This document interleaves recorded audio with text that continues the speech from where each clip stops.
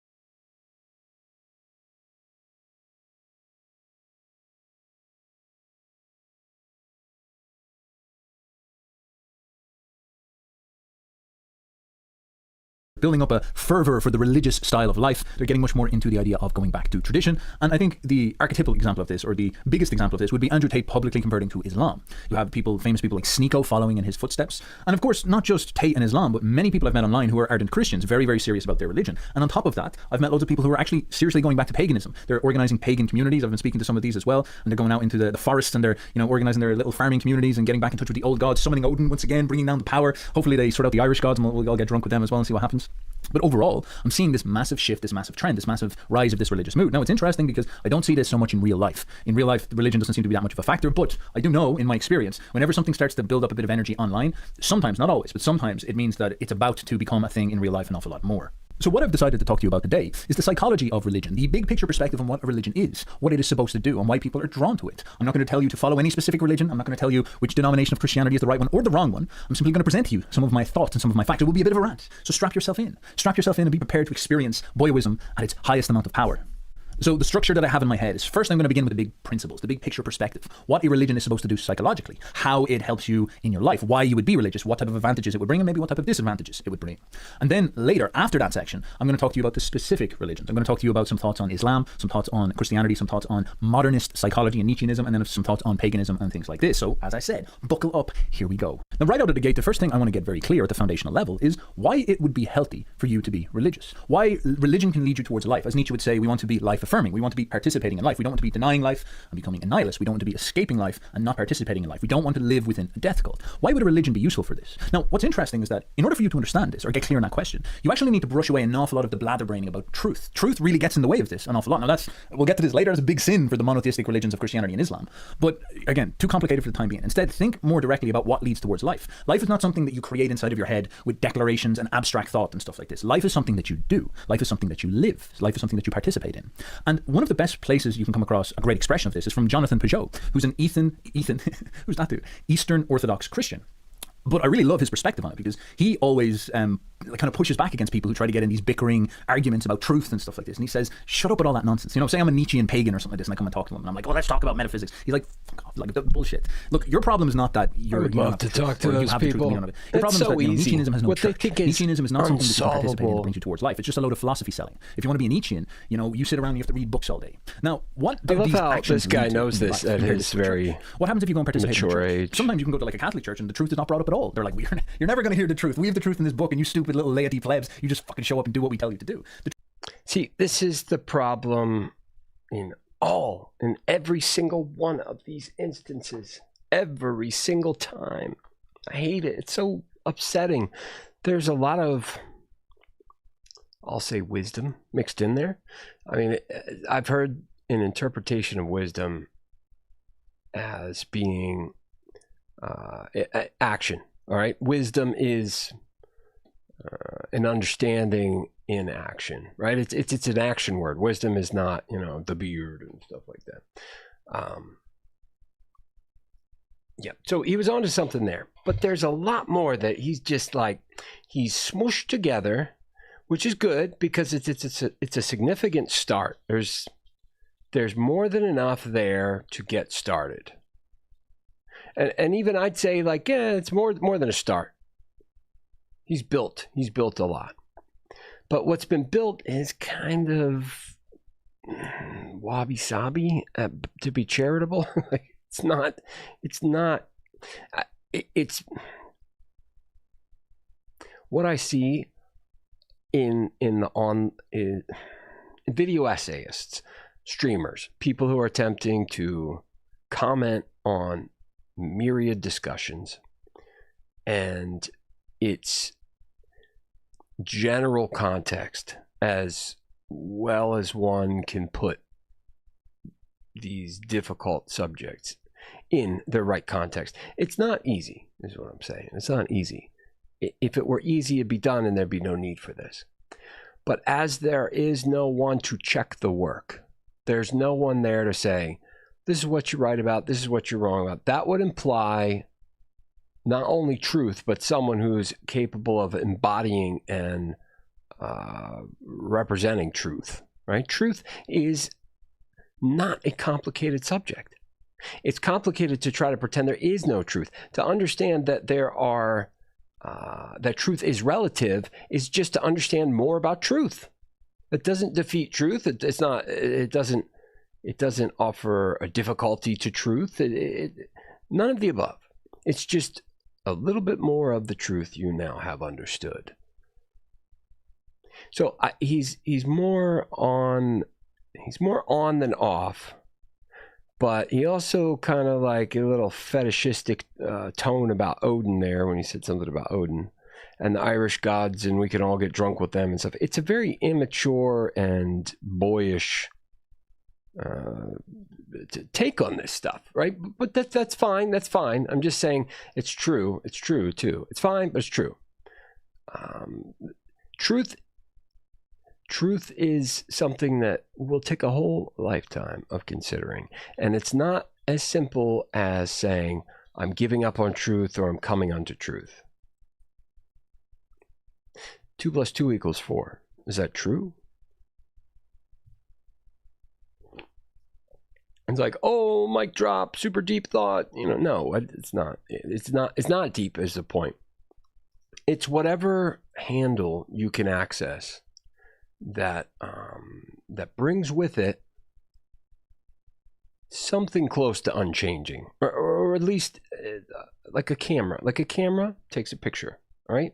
The picture is not the thing itself. Now, this is Nietzschean, okay? Nietzsche was not just about the Übermensch. It was not just thus spoke Zarathustra.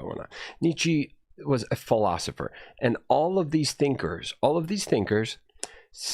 sit in the time that they're in. And their access to academia, this is an aspect of Western heritage as well.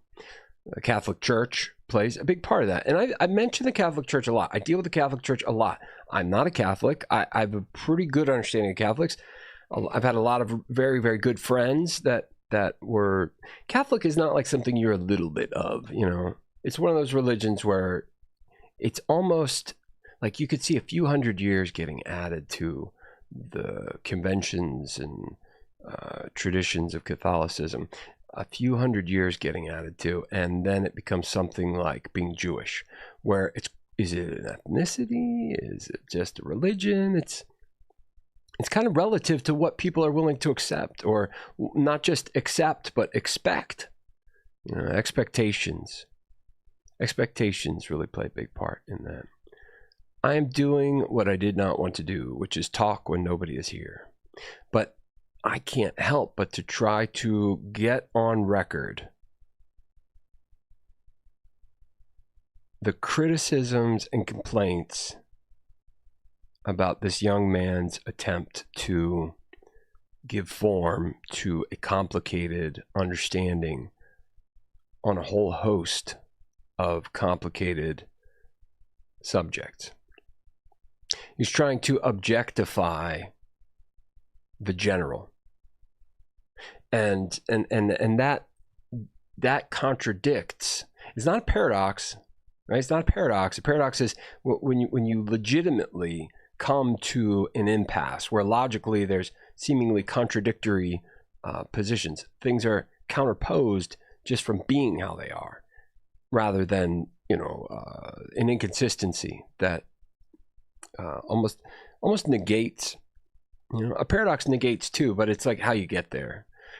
This one is a tourist trap, sunglass hut type thing on the roadside, whereas a paradox is all the roads have been traveled and this is where you're going to end up at. That is where we seek a synthesis.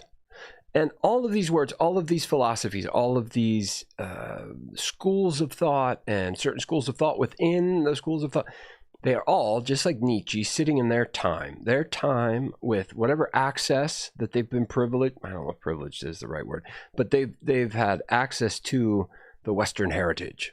There's depending on what point you are in history, there's a consensus within learned groups. What those groups are change. Is it the church?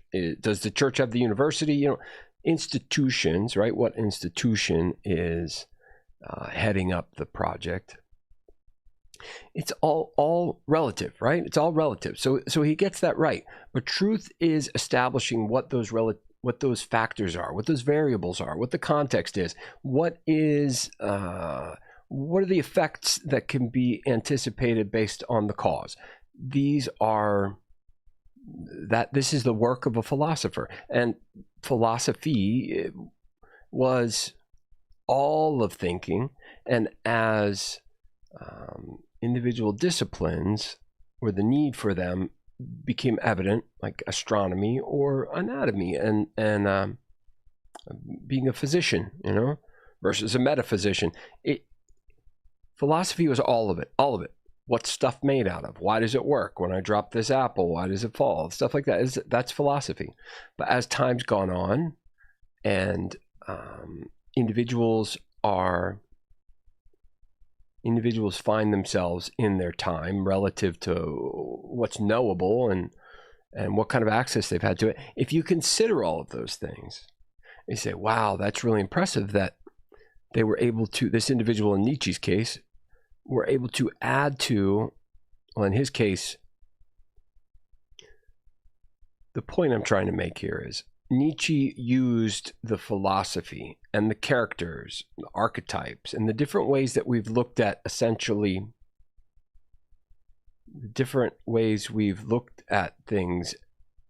essentially to look for the essence. Right? I'm making a nod at the Platonic theory of forms again.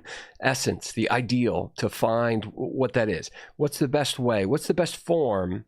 What is the best way to give shape to this thing that is as of yet undefined? There may be aspects that have been defined, but even in those regards, they'll be relative. Nietzsche dealt with linguistics too, not just power dynamics and things like that. In fact, it speaks to ignorance when people use words like Nietzschean. You're summoning more than just Nietzsche when you say that. Look at how wrong the Nazis got Nietzsche, and that's a fact. Look at the breakdown that Nietzsche suffered. The horse that was being beaten looked into the horse's eyes and cried, and apparently never came back from that, not mentally. So, these men in this case, they represent more than just this school of thought that you're attributing to them. They tried to update or give a take on, like this guy, what's his name? Uberboy. He's doing that Nietzschean thing. Man, I would love to talk to this guy. He's very, very off about a lot. But he's on about more because he's on the path. He's looking, he's working stuff out. But I just wish I could be in there to correct these people. And I didn't want to talk because ain't nobody here. If somebody does pop in, please speak up. Let's talk. Let's chat. Let's see if we can solve some of the mysteries of life. Or just chat, Tell me why one would find themselves on the internet at this hour, or if it's not this hour where you're at. Like we're out here, we're people out here either trying to figure things out, past time. We're just here just cause. But let's try to entertain one another, shall we? It sucks to have to watch this guy's video because it's attempting to represent some very complicated things as if here's the good information, but it's really just a take, and it's wrong. There's a lot that's compelling about it. There's a lot that's interesting that I appreciate and enjoy, because it is a process-oriented discussion. That's like it's the mirage of a discussion, but it's certainly not authoritative, is the thing. And he's already all over the place. He's really just admitting where he's coming from, and admitting some of his local impressions made by local, the things that he's coming across, the things that he's seeing as a representation. And there was something smart that I will try to isolate. He said, if you see these patterns, and earlier on previous stream, that's what I said. He's basing his patterns. He's counting by 100, 200, 300, where he hasn't learned to count by ones yet. And that's true, but it sounds pretty brutal. I'm not trying to say he's dumb or I'm smarter than him, but as it pertains to this religion and how people are responding or not, and the cyclical nature of the interests that bring people to religion, all of that, he's just wrong. The idea of truth is solid, and it's not a Catholic or Christian thing. Truth is truth. Churches aren't able to maintain themselves if they're saying truth doesn't matter. So this conversation is much more significant than we're seeing it being treated here. But onward, and not upward, unfortunately, just onward. Truth is not a part of the church at all. Instead, they just get you to go through all these rituals, you'll notice. They get you to do things. Now, these rituals are not something to cast aside. A lot of people like to think they're better than them. But these rituals are incredibly deep and profound. You go in and you are baptized, you're introduced into a community. Now, a community is a network of people, and humans are tribal animals. You get introduced to all these people who will help you, who will be your friend, who will take care of you, who will give you jobs, who will introduce you into community. Now, you're not going to get that out of a Nietzsche book. You're not going to get that out of Beyond Good and Evil. You might get some interesting perspectives in the world, but in Beyond Good and Evil, there's no... Wrong. Yes, you would. If you were teaching in school, you were in the philosophy department, same thing. You've got Nietzschean communities. You've got online. You could say that I'm watching this guy because I have the same interests. I've possibly got jobs available for him, and vice versa. Okay? He's wrong. He's wrong. He's talking about how deeply profound certain rituals are. It's not the rituals that are deep. It's something underneath of that. Like, people die. People get married. People have children. You don't have to get married. That's more of a construct. But birth and death are certainly necessary. And, rituals are a way to do a lot of things. They're not just deeply profound. It's the underlying cause, I'd say, that makes them profound. People's importance, the importance that people attach to those rituals is problematic. And I'm sure Nietzsche would agree. This is where he needs to be going right from the get-go. Being someone that we're looking to as a champion is a moral state that speaks louder and has been spoken longer than the Christian God that is now post-Enlightenment dead. Even if people, here's the idea, even if people are still like pious and worship and whatnot and get baptized and proselytize or whatever they're called to do in their denomination, even if people do that, they've got a lingering doubt that it's a choice. It's a choice now. Religion becomes more of a choice, right? Post-Enlightenment, during the Enlightenment, it becomes more of a choice. And the effect of that, the thing that we find afterwards, is disillusionment. Disillusionment that underlie the outward superficial behaviors, people dressing up, going to church, having the funerals and weddings and whatnot, reading their prayer books, all these things. They're lying, though, now, Nietzsche is suggesting, because God is really dead. We know that the soul, it's a choice. Is God real? Just asking that question means God is dead. Whereas before, people saw the presence of God in so many other things. And Nietzsche uses all of the Greek and Homeric and other examples to show how we think about our relationship with God and strength and immortality, and really how it's the spirit of man. And you can see how the Nazis get this wrong, and how it's a very masculine philosophy, Nietzsche, but remember, this guy broke down because of a horse that was abused. He was so raw at the end of his life, sensitive Nietzsche's a very complex man, right? He's a very complex man. So to attach this Superman idea where it's like, I think this guy's getting it wrong. I think this guy's more of a should be anyways, expressing himself as a Nine Inch Nails fan rather than a Nietzschean. It's just, I'm not seeing anything. I'm not, maybe he'll get there, but I'm not really hearing any understanding of Nietzsche yet. I'm hearing a memification, a memified, memified. Maybe that's the right word to put that. Because apparently mimesis is a different word, right? Mimesis is not mimesis. You're allowed to be wrong, Uber Boyo. You're allowed to be wrong. You're going to be wrong if you're going to be right. That's the way it works. Truth is out there. It's not something that you prescribe to or not. It's not like this person uses Amazon, this person uses Walmart. That is not what it is, man. It is a potentially, at least according to our capacity for awareness, it is potentially an infinite array, not just of individual choices, but spectrums as well. It's not a bunch of memes, man. Like Nietzsche ain't a meme.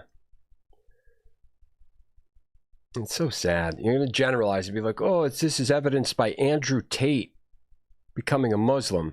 Andrew Tate, like I said in the last stream, just got out of jail. Everyone that goes to jail that needs like help becomes a Muslim. That's just what happens. It's an easy religion to follow while you're in jail. It gives you some structure that you're committing only to God, not to man's rules. Man's rules become secondary. The psychology behind jails and Islam are interesting, right? But you're not onto it here, Uber Boyo. You're not onto it, my friend. I would love to have a conversation with this guy. And then Sneeko, of course, follows Andrew Tate because Andrew Tate calls this guy. I hate that I know this stuff, but Andrew Tate calls Sneeko and he's like, oh, I'm leaving the mantle to you. You speak the truth now. That's not truth. They're not talking truth. They're not doing what truth wants. They're not doing God's will either. They're not understanding God's will. But perhaps going to jail and being stressed by a bunch of groupthink, confirmation bias, and actual threats on your life, being vilified and giving an opportunity for your ego to become hyper-inflated.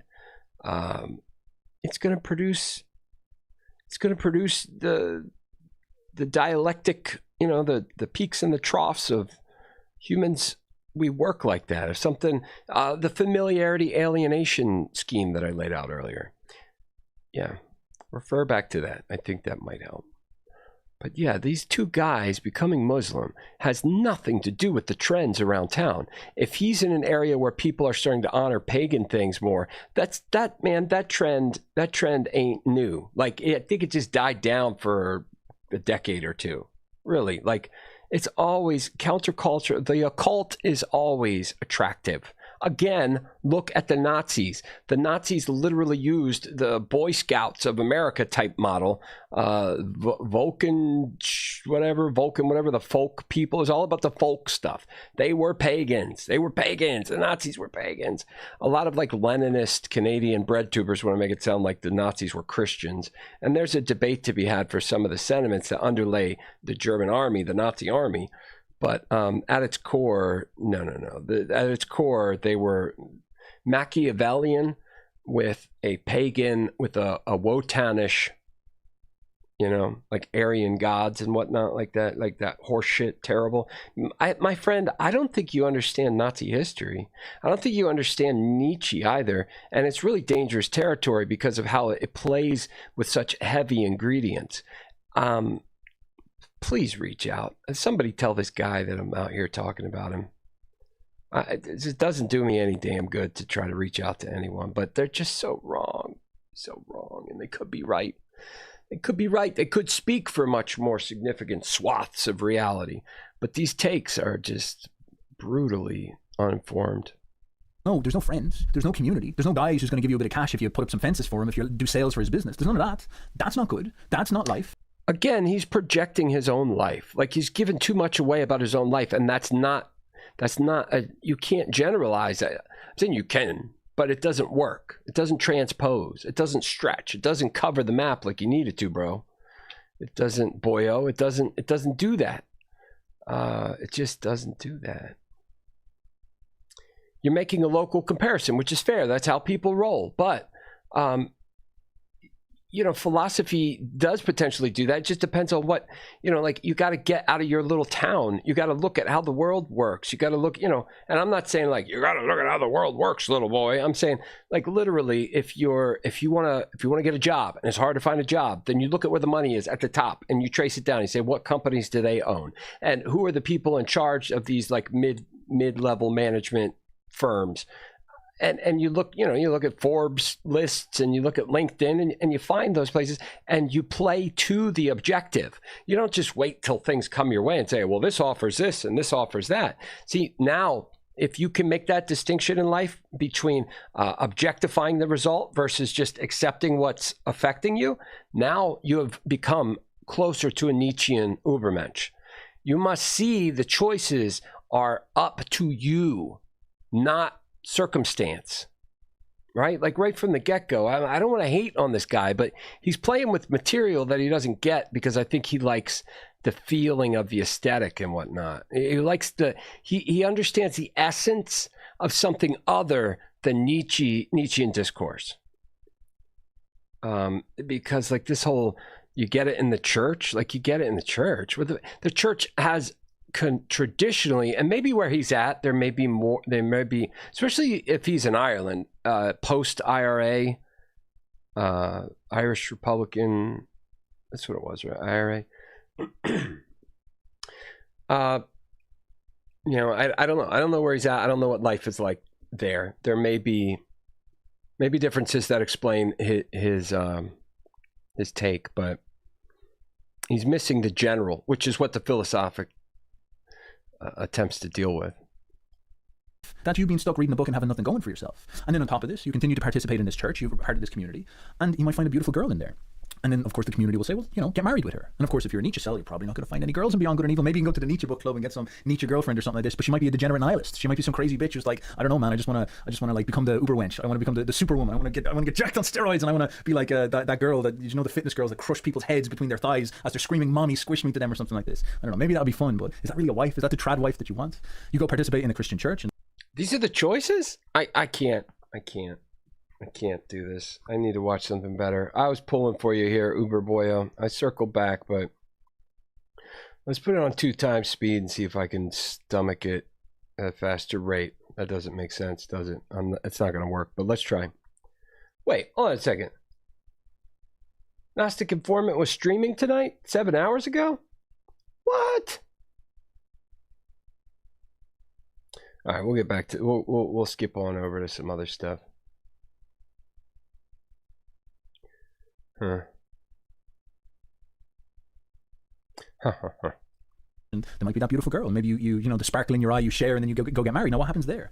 This ritual of marriage is encouraged by the church, by the community, and all of a sudden now you're married and you have kids, and that's life succeeding on its most fundamental level. Life is succeeding. You've created children. You've propagated yourself. That's a big win. That's very interesting. And then say if your parents die, they give you a funeral. It helps you process this. It's very psychologically sophisticated. I can't do it. I like the guy's presentation style.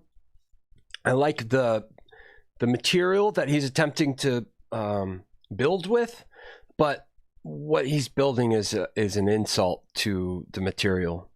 It's really sad. It's really, really sad.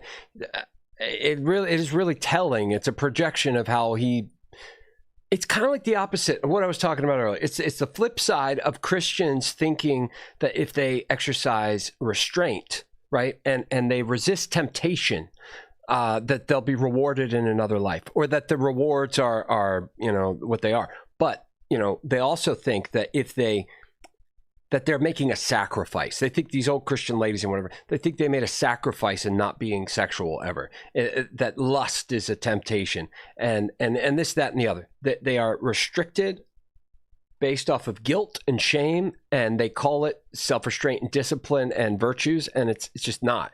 Human nature is such that if you say, do not think about this door, it's a gold door, don't think about it, it's got a purple handle on it, It's got a knocker with the face of a goat on it. Don't think of it. No matter what, do not picture it. That's the best way to ensure someone does think about something. So that's human nature, right? You can't change it just because you don't like it. That'd be very cruel of a god to organize someone's brain where mental health, which is conducive to channeling, more of a spirit-driven connection with gnosis, baby, gnosis. To get that sweet, sweet gnosis, you need your spirit channel tuned in. It's like our bodies are radios. The spirit is a frequency. It wants to get through where it can. You can help it. You can hurt it. You can be limited through no choice or fault of your own, genetically, whatever. But the frequency is going to try to get through as best as it can. He's reflecting, projecting a misapprehension based off of a local comparison, just like, except maybe the other side of the coin, just like Christians will think that by sacrificing, by resisting temptation, they're doing the right thing, and then they could sell their soul to Satan to have riches and power on earth. When it's like, no, that's not true. You don't get riches and powers on earth. You just don't, unless you figure out how to get them. Now, you can be unethical, but hopefully you're not tempted to be unethical. Some people think, I could be killing people and stuff, but whoa, bro, if you're thinking about killing people and stuff, that's not normal. That's not normal. And when I say normal, I don't mean like, so you're a weirdo. I just mean you shouldn't be having those thoughts. If you are, there's probably a chemical imbalance, or you've been impressed conditionally to really not think about this. You're not supposed to think about dark thoughts. You're not supposed to have this. So again, human nature being what it is, if you're compelled not to do something and it's a straightforward thing, then you're at least it's gonna feel like something to think about or indulge in that. But you don't let yourself, This thinking is that if you let yourself and you committed yourself to the enemy, which would be Satan, which is not real, and we could get into that biblically anytime anybody wants. You commit yourself to the adversary, then the adversary will give you all these things on the earthly plane. No, it's just not true. It's just not true. In this guy's case, in that guy's case, he's thinking that these straightforward, that you might meet a beautiful girl. Is it not necessarily beautiful? And you could still meet a beautiful girl. And if you really fall in love, and you're having kids and stuff, and you think that church isn't true, then you can leave the church, right? So his perception of how limited these options are and what they're based off of is, and he's talking about the uber wench and the steroids and stuff. He's fetishizing. He's indulging in the essence of something that is not what he thinks it is. It's not that he's lying or that he's wrong, but it's not making the point or case that he thinks it is, and it's certainly not. It's certainly not using Nietzschean, or it's not using any understanding of truth. Nihilism, which everything is power. That's what nihilism means. That the influence and contest over power. I think Machiavelli. That's what that is. Okay, nihilism is you don't see any truth, right? So you got something right. Like truth does not matter. Let me backtrack. The truth would be that power is everything. So it's not that there is no truth. It's that the motivations and the motivation and the cause of everything human can be explained by power. That's what nihilism is. It's not that you don't believe in nothing. It's not that you don't care. It's not that you're some guy that wears black all the time and reads Nietzsche. It's not about that at all, even a little. Now, because Nietzsche was a philosopher, he covered a lot of ground, and he also pushed forward many lines of thinking and commented at a very significant time when both mores and values in society, particularly in his neck of the woods, the post-idealist, you had Kant and Hegel before him. I think I'm getting my timeline right there. I think they preceded him. But either way, they would have been an influence on the process, and being disillusioned with idealism. This is where we need to be.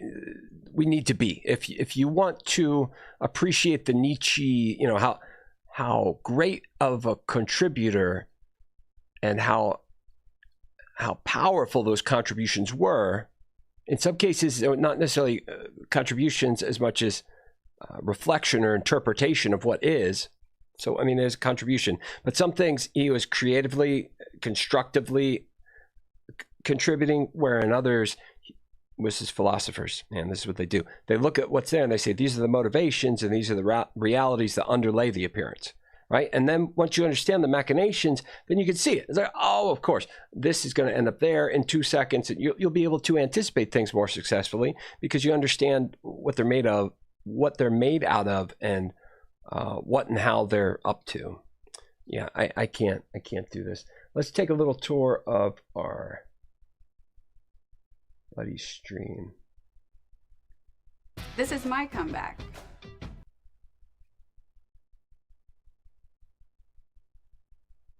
Boy, restore the kingdom. You just have to rise to the occasion. These are good actors. Aliens and God. That is the question. Do aliens and God have any overlap at all? What do they have in common? Are demons actually aliens? Maybe that's what's going on here. We're about to find out because we have a whole book written on this subject from some very smart guys, some really good friends of mine. So stay tuned and check out those links in the description. We'll be right back.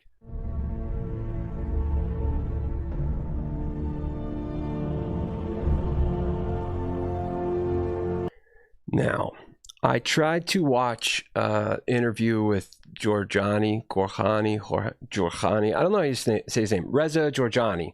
And the other guy's like an astronomer. They're talking about Venus being the Lucifer, the morning star and whatnot. And that's all very compelling. But I don't think that guy's got gnosis, man. The smaller, younger American cat, he's smart and all. It's interesting. But listen. Demon, here's the breakdown. We got this up on the screen. Look, it's like this. This is how it works, okay?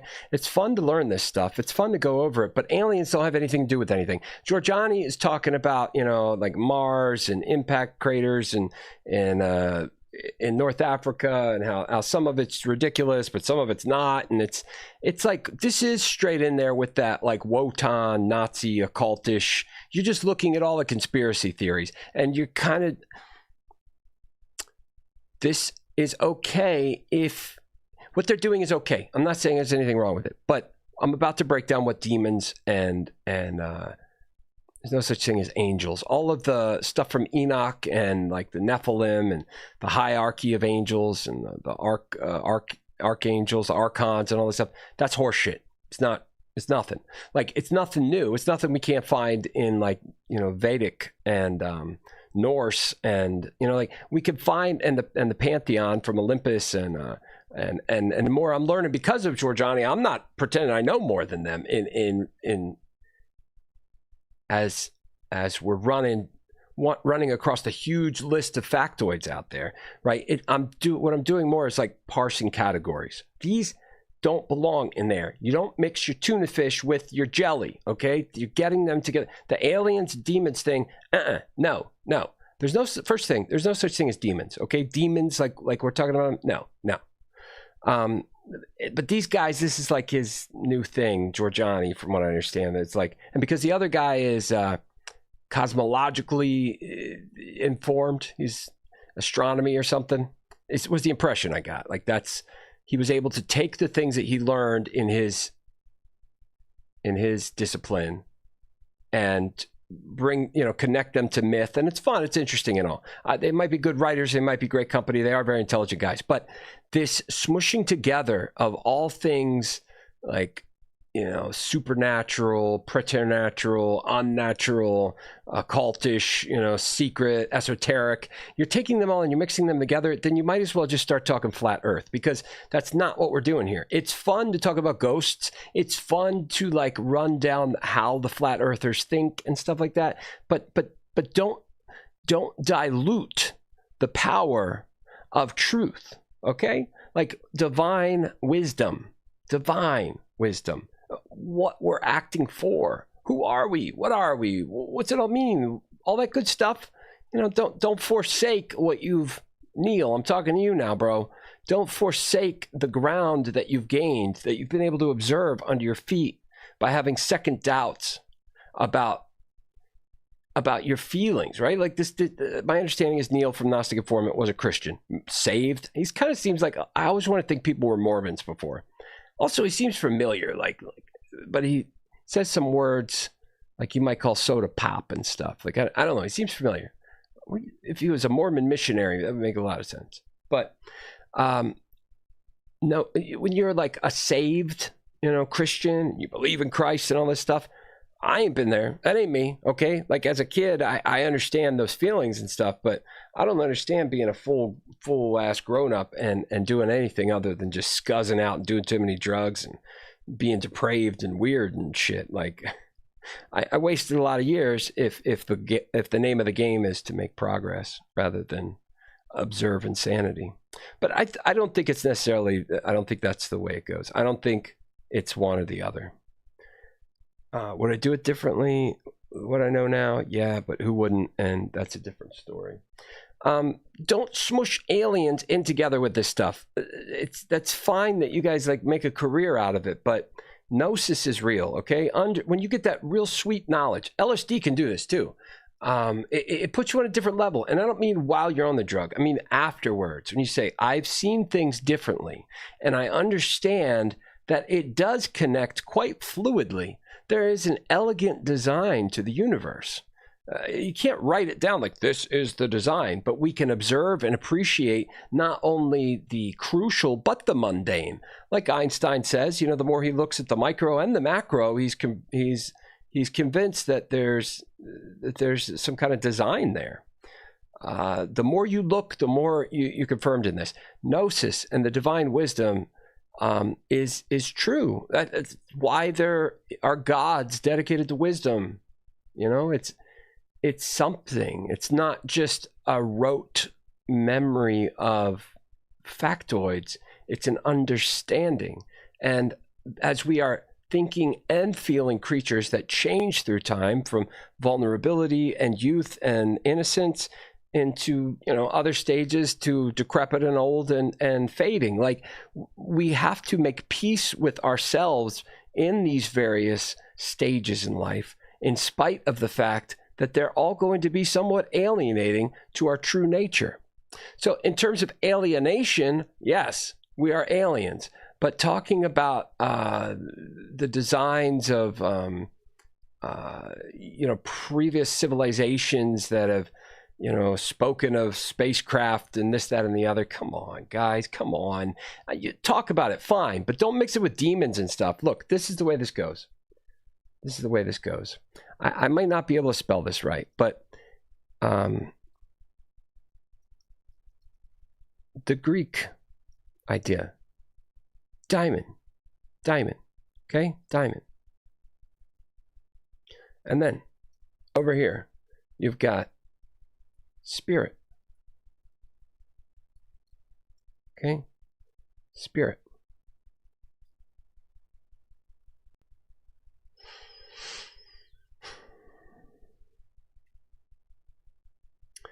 This is subject to all kinds of potentially temptation.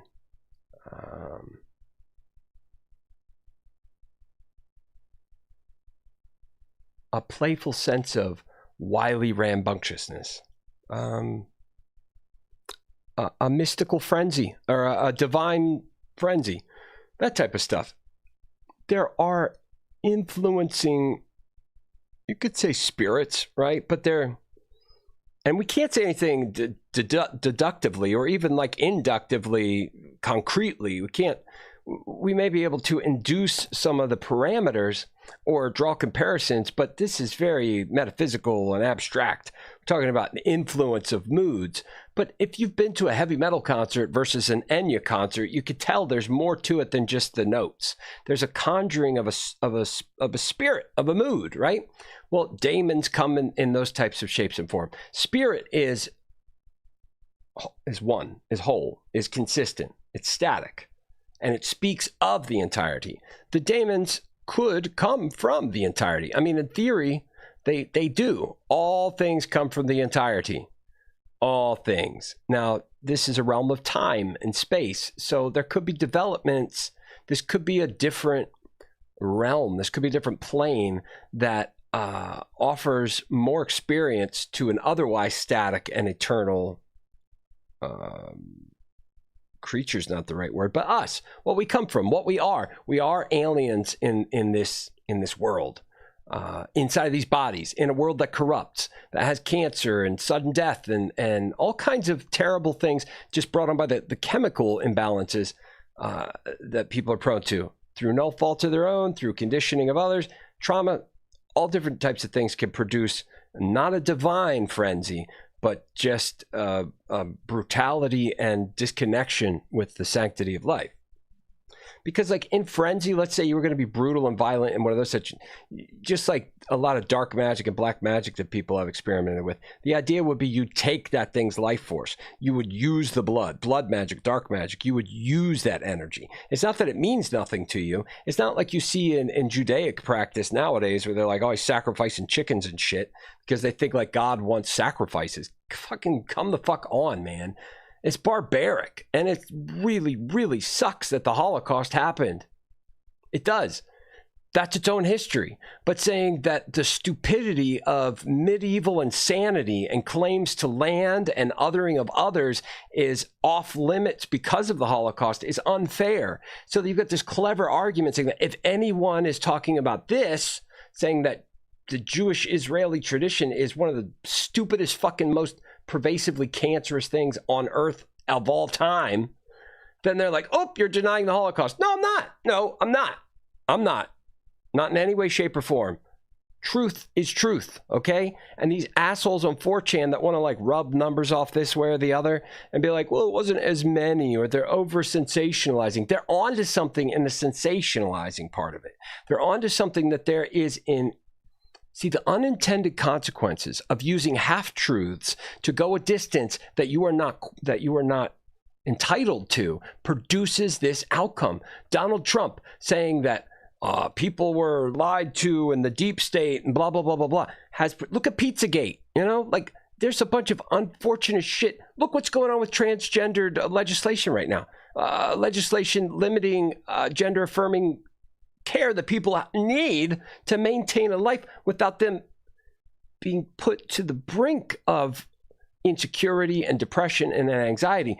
They were going to lose access. They already lost access to medicines that totally shape who they are. Okay. Now you could be, that's a different argument. But my point here is that when you use a half truth to say that, yeah, there's some aspect of transgenderism, which isn't a thing, except now it is because kids online hate right-wing people so much that they're willing to do what the right-wing people think that they're doing just to put it in their face, and it's fucking out of control. It is trendy, yes, in some instances, but some very exceptional and public-facing instances, the overwhelming majority of people that are affected by this, not even the overwhelming majority, all of the people that are affected by this, except for the 3 or 4 people we see online, propagating the trendiness, the unintended consequences of taking a half-truth and then outrage farming or shutting off discourse around something because this is too sacrosanct to talk about, or that behavior is just a little blah, blah, blah, blah, blah, shouldn't matter because truth, all right, the remedy to bad speech is more speech, right? That doesn't work now because people have exploited so many half-truths to get a sensational, emotional outrage from people because it's much easier to produce an outcome with those negative vibes. You know, Judaism is totally fucking fucked, man. They're just cutting chickens' heads off and shit. They cut their throats. Kosher style, though.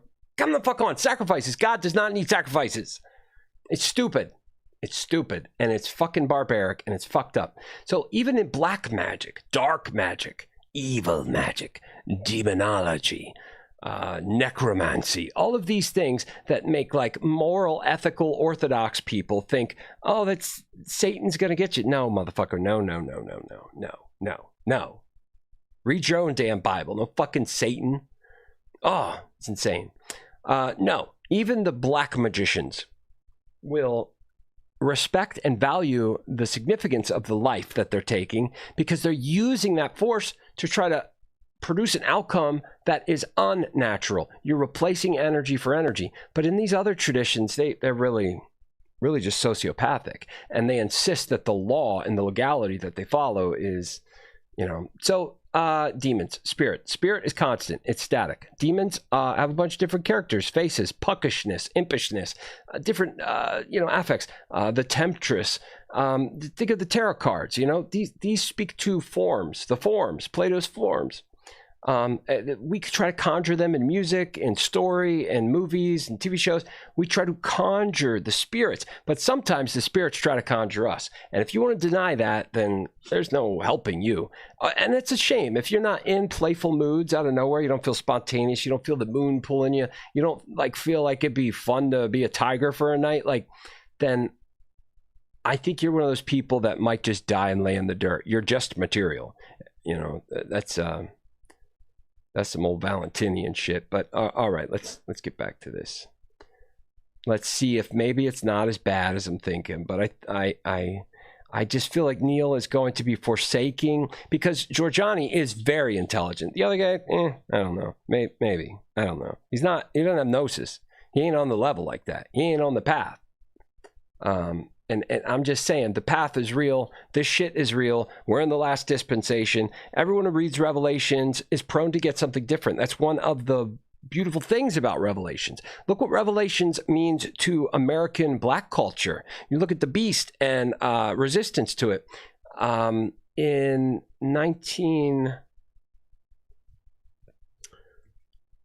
This was interesting.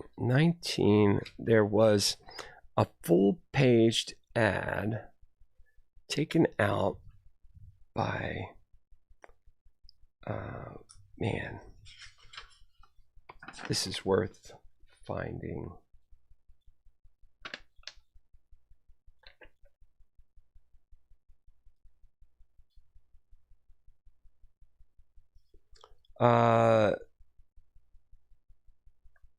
BLTM, Black Liberation Theologic Movement, took out a full, this was 31st of July, 1966. They took out a full page in the New York Times with the heading Black Power. And it was a call for the United States to stop letting death and destruction happen in their name, when equality, civility, and legality were supposed to be in effect. Anyways, Revelations plays a different part in the hearts and minds of different people at different times. We are in the last dispensation, though. And the stories that we tell ourselves, particularly that of the reconstruction of the Third Temple and all this just terribly poisonous thinking, Benjamin Netanyahu, AIPAC, how people have to be silent in Congress, like Dick Durbin and Katie Porter and all these people that would otherwise be like champions, are limited because of what was once a half-truth is now a full-out lie. And the unintended consequences of every half-truth that people use to their own benefit when it is unjust and they don't have the claim that they're making, but they're taking that half-truth to make it work.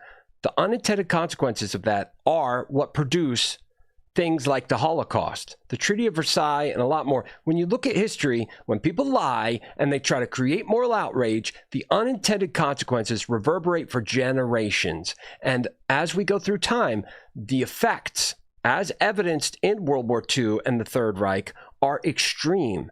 This is not peanuts we're playing for anymore. And before, those peanuts were bloody. So even still, peanuts weren't cheap, but we ain't playing for peanuts no more. And the thing that William Blake's entire life was a manifesto. All of his work acted as a manifesto to the fact, to the truth that humans must make this change. We can't let somebody else do it. We can't make an appeal to a system. We have to make this change. We have to do this. We've got everything we need.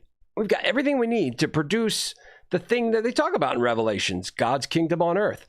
But Republicans, say like, oh, they're trying to create utopia on earth. It's like, yeah, we are. That doesn't mean we'll be able to do it. That doesn't mean that we'll lie and tell half-truths and farm outrage to produce unintended consequence. No, we're going to look at history. We're going to look at fact. We're going to look at reality. We're going to look at what we need.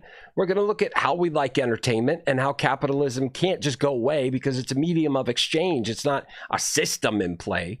The incentives to people who have disproportionate amounts of capital and the profits that are generated there, the financial inequality, the status quo that's in effect is certainly not working. But this is not about capitalism. This is about the status quo.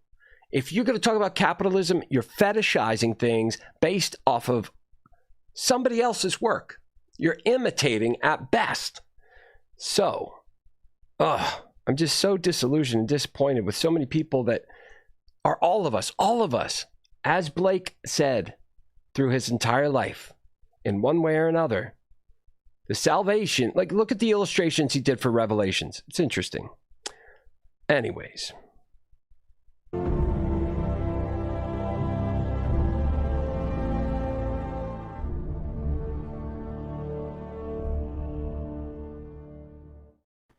And welcome back to the Gnostic Informant, and you are about to attain true gnosis. Today I got Jonathan M.S. Pierce and Dr. Aaron Adair. Links are in the description for both of them. They both have their channels and websites, and they have a book that's out, Aliens and God. And we're going to talk about that today. Let me get a full screen of that. Okay, not Giorgiani. I thought it said, I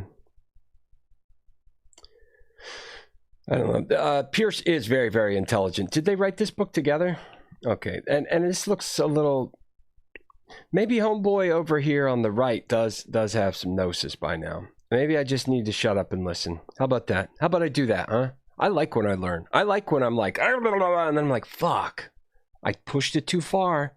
I put my whole ass out there, blah, blah, blah. I like that. I don't like to do it on purpose, but I like that because it has to really get through. It's got to break through the human inclination to maintain your preferences. Even if your preferences are constantly being pushed outside of your comfort zone, we as humans need to toggle between, if not keep like a harmony between the two, between divine madness and the forms, anyways. So even if your comfort zone is to stretch outside of your comfort zone, you're still going to be inclined to become situated. And the alien thing is just like, I don't know. It's just, it doesn't do it for me. And because the spiritual testament of our own experience is such a loud testimony to the existence of something more than the material. And we're at a time when you've got this divide between the secular and the fundamentalists that don't understand the fundamentals, and the secular who don't understand the secular. And yet you can't be neutral on a moving train. This train is moving. I feel like it is fair to be to remind everyone all the time that urgency is in effect, people, because it's got to be us. It's got to be us that take responsibility, become accountable to reality, not some crazy old fucking story, because reality means that these crazy old fucking stories mean something to us, but none of us have figured out, number one, none of us have figured out why and how completely. We haven't synthesized an understanding. And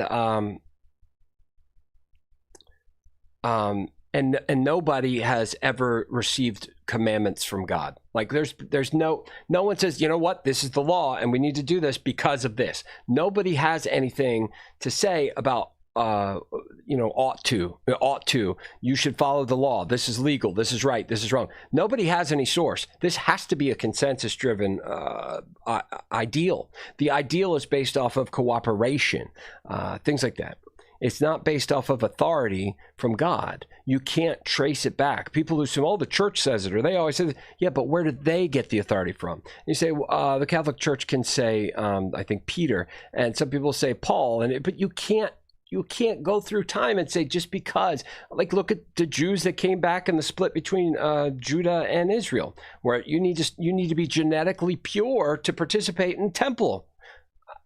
That put the Samaritans at odds, right? So, and then Jesus comes later and talks about the Samaritan, and that's a good thing, because it's like you're following this law, while meanwhile God's law is in effect that if somebody's hurting, fuck your funerary incantations and whatnot. Those things don't matter compared to somebody suffering and dying on the side of the road. Like, because the law, the Torah says this, that, and the other, you're gonna let someone die on the side of the road? Like, whether the story happened or not, the importance of the story is there for all of us. So these stories are not an account of authority. They are tools. They are devices there that are for us. That for us to pick up and use and put in the right context, or to put ourselves in the right context to then empathize with a plight that is much larger than our inclination towards preference. We're in the final dispensation. This is not a game. Hashtag not a game. But that means I need to admit when I'm wrong. So let's find out what's up. If you don't mind, I'll do John's because he was first. And I've got the prettier face, of course. So yeah, let's. I disagree. I have a face perfect for radio. All right, let's get you on for a second. Let's get you. I'm just joking. All right, so this book is interesting, and I just want to, before people are dropping questions already. I want to get to those. I want to keep this an open discussion, but I want to give a little basis on this book so people can go out, and if they're interested, they can go out and buy it. Links in the description. So whoever wants to take the mic and tell us about this book, and what is it that got you to write this? Well, I wrote an article for Only Sky that was looking at a paper that two Christian philosophers had written, a guy called McNabb and McIntosh, and they looked at 6 areas of challenge that the existence of intelligent alien life might have for Christianity, Christian theology. And so I took a look at the paper and wrote an article on that, saying, I'm not too sure. And then Aaron read it and said, yeah, this is a great subject. Let's do a book. So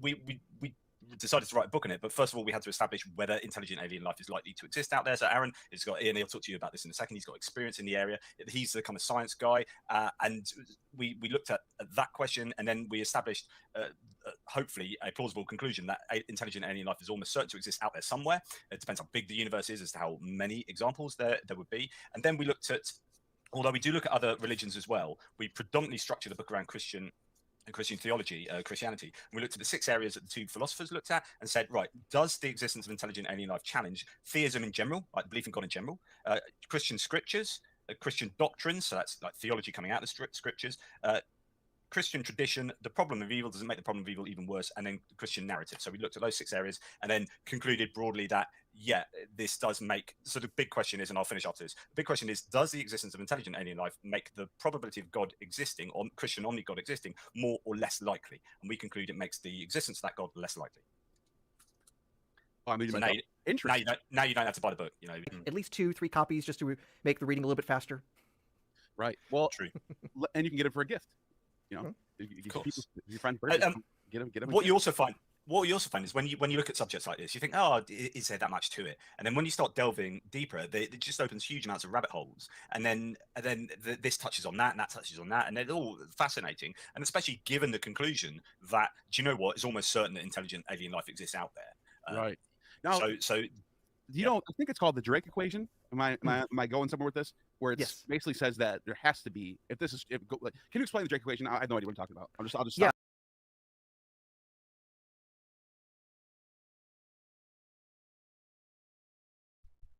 Look, check it out. Okay. I don't know anything about the Drake equation, but there almost certainly has to be life out there. No, there doesn't have to almost certainly be life out there. This is one of the things that's most interesting about our plight as humans. The watchmakers,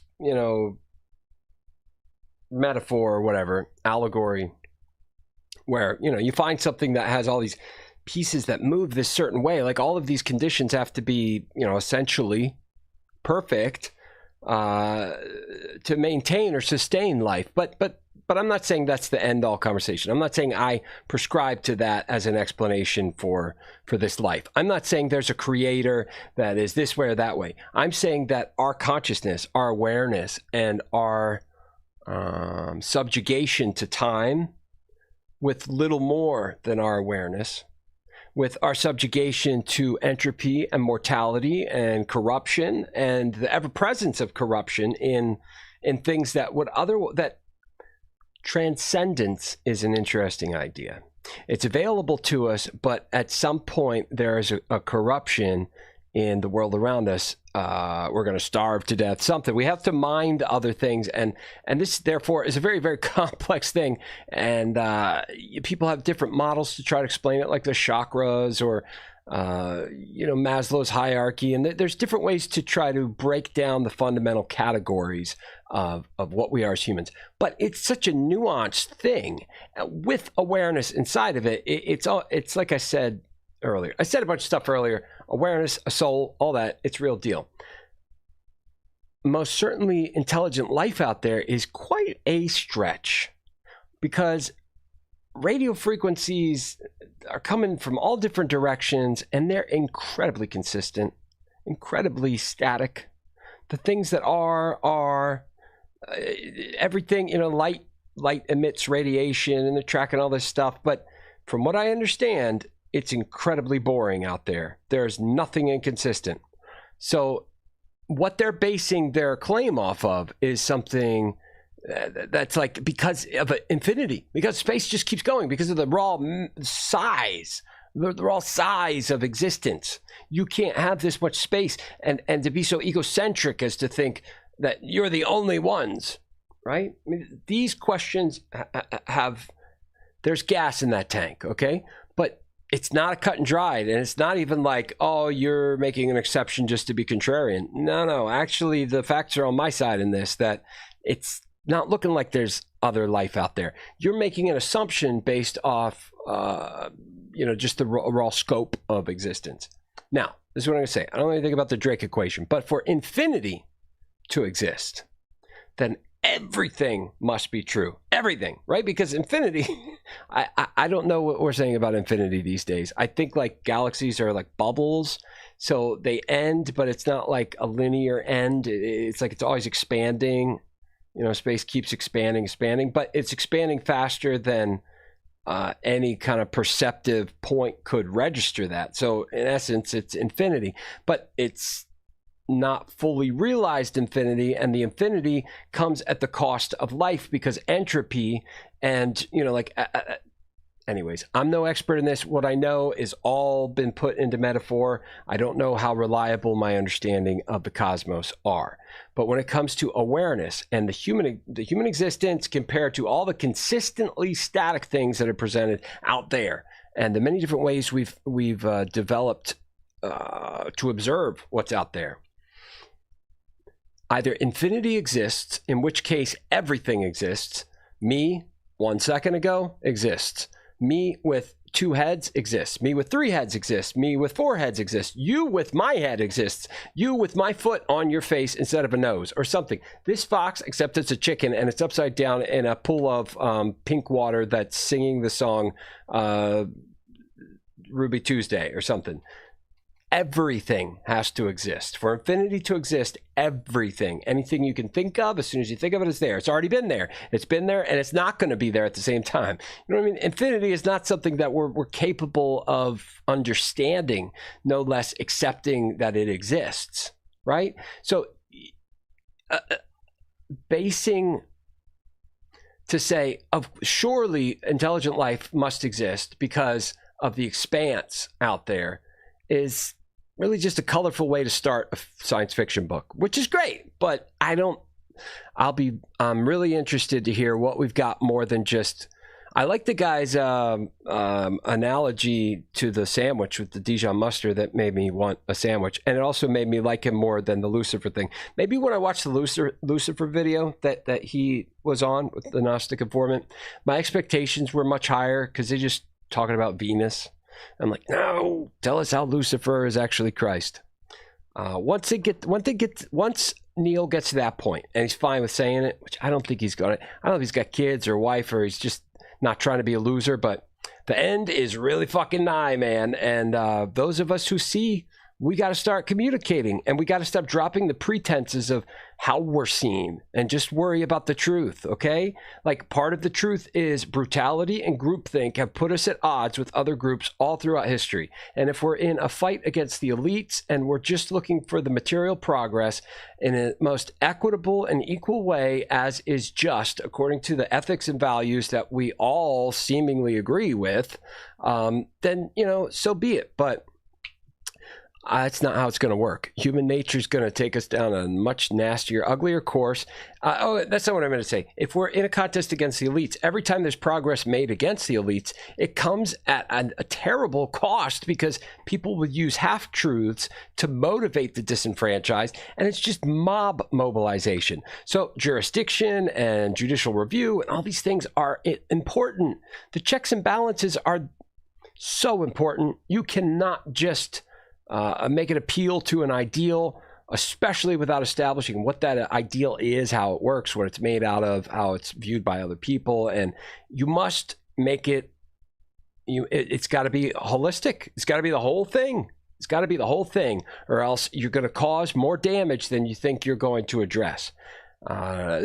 Life out there, blah, blah, blah, blah, blah, blah, blah. If infinity is to be true, then of course there has to be everything, not just intelligent life, but everything, right? So that's one extreme. I'm willing to concede to that, to say, yes, infinity, if that's the case, then of course infinite things exist, which include not just intelligent life, but very strange, bizarro versions of life too, and everything in between, and everything at all times at once.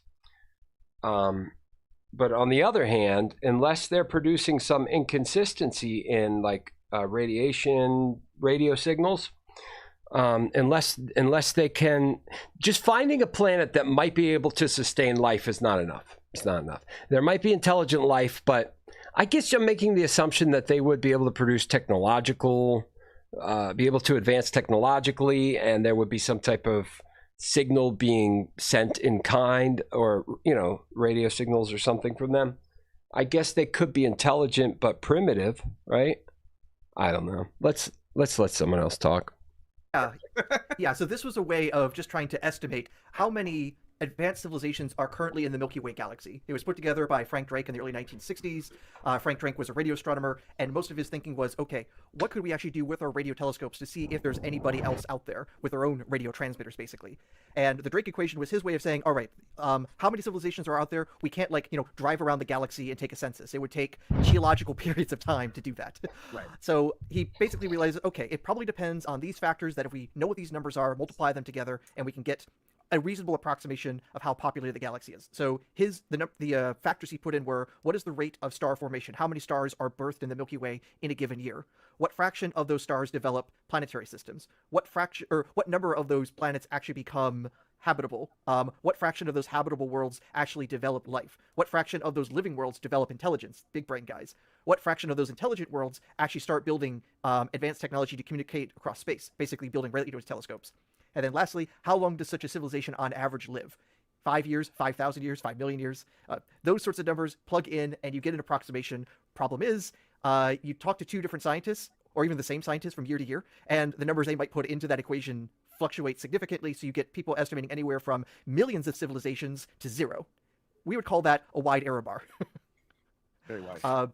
And it, you know, when you consider these numbers, of course, the size of the universe will have a huge impact on these statistics, or on the conclusions here. So if you believe the universe is infinite, then of course there is going to be, potentially, if you think there's going to be at least one instance of intelligent alien life out there, then that becomes infinite, right? So the size of the universe has some impact here. Yeah. I will specify that the Drake equation was specifically for civilizations in the Milky Way galaxy. You can extend the numbers out to the rest of the universe. So even if you say there's only like a 1 in a million chance there's another civilization in our galaxy, would say, well, there's 100 billion galaxies in the observable universe. So even with numbers that small, it still says there's somebody else out there. We just may not be able to chat with them.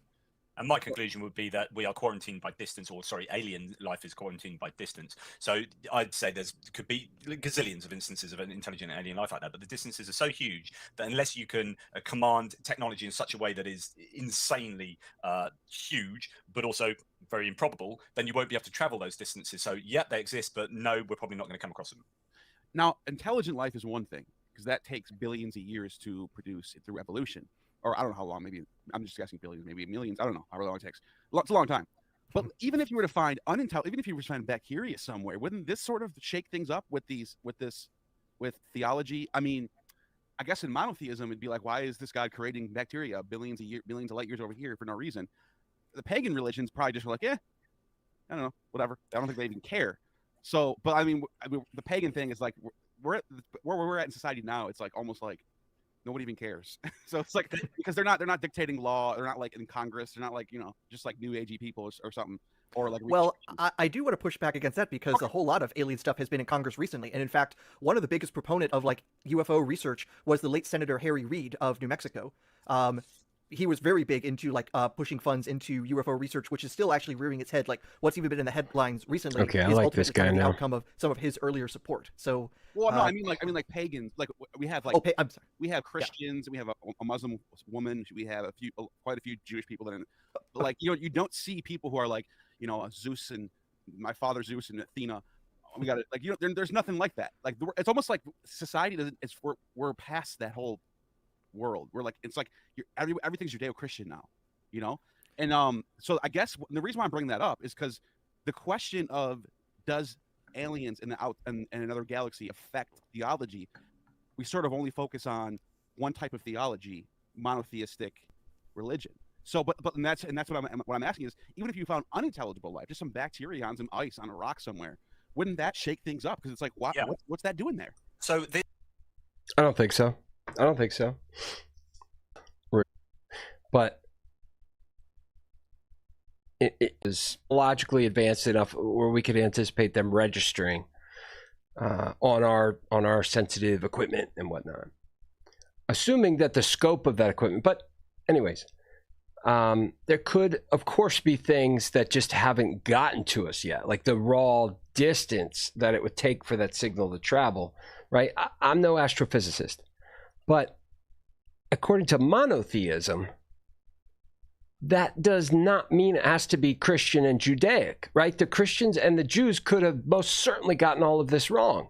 Every assertion that's made that has utility to our spirit and our understanding of life and its purpose at its best, because remember, if you get the cause right, if you understand the cause and you can make your motivation objective, then you're going to be able to produce greater than the sum of your parts. But if you're just traveling, you're going to get what you get, and you might get happy accidents, but without awareness about it, you're not going to be able to bring out its value in the way that you're going to represent it as greater than the sum of the parts that you're working with.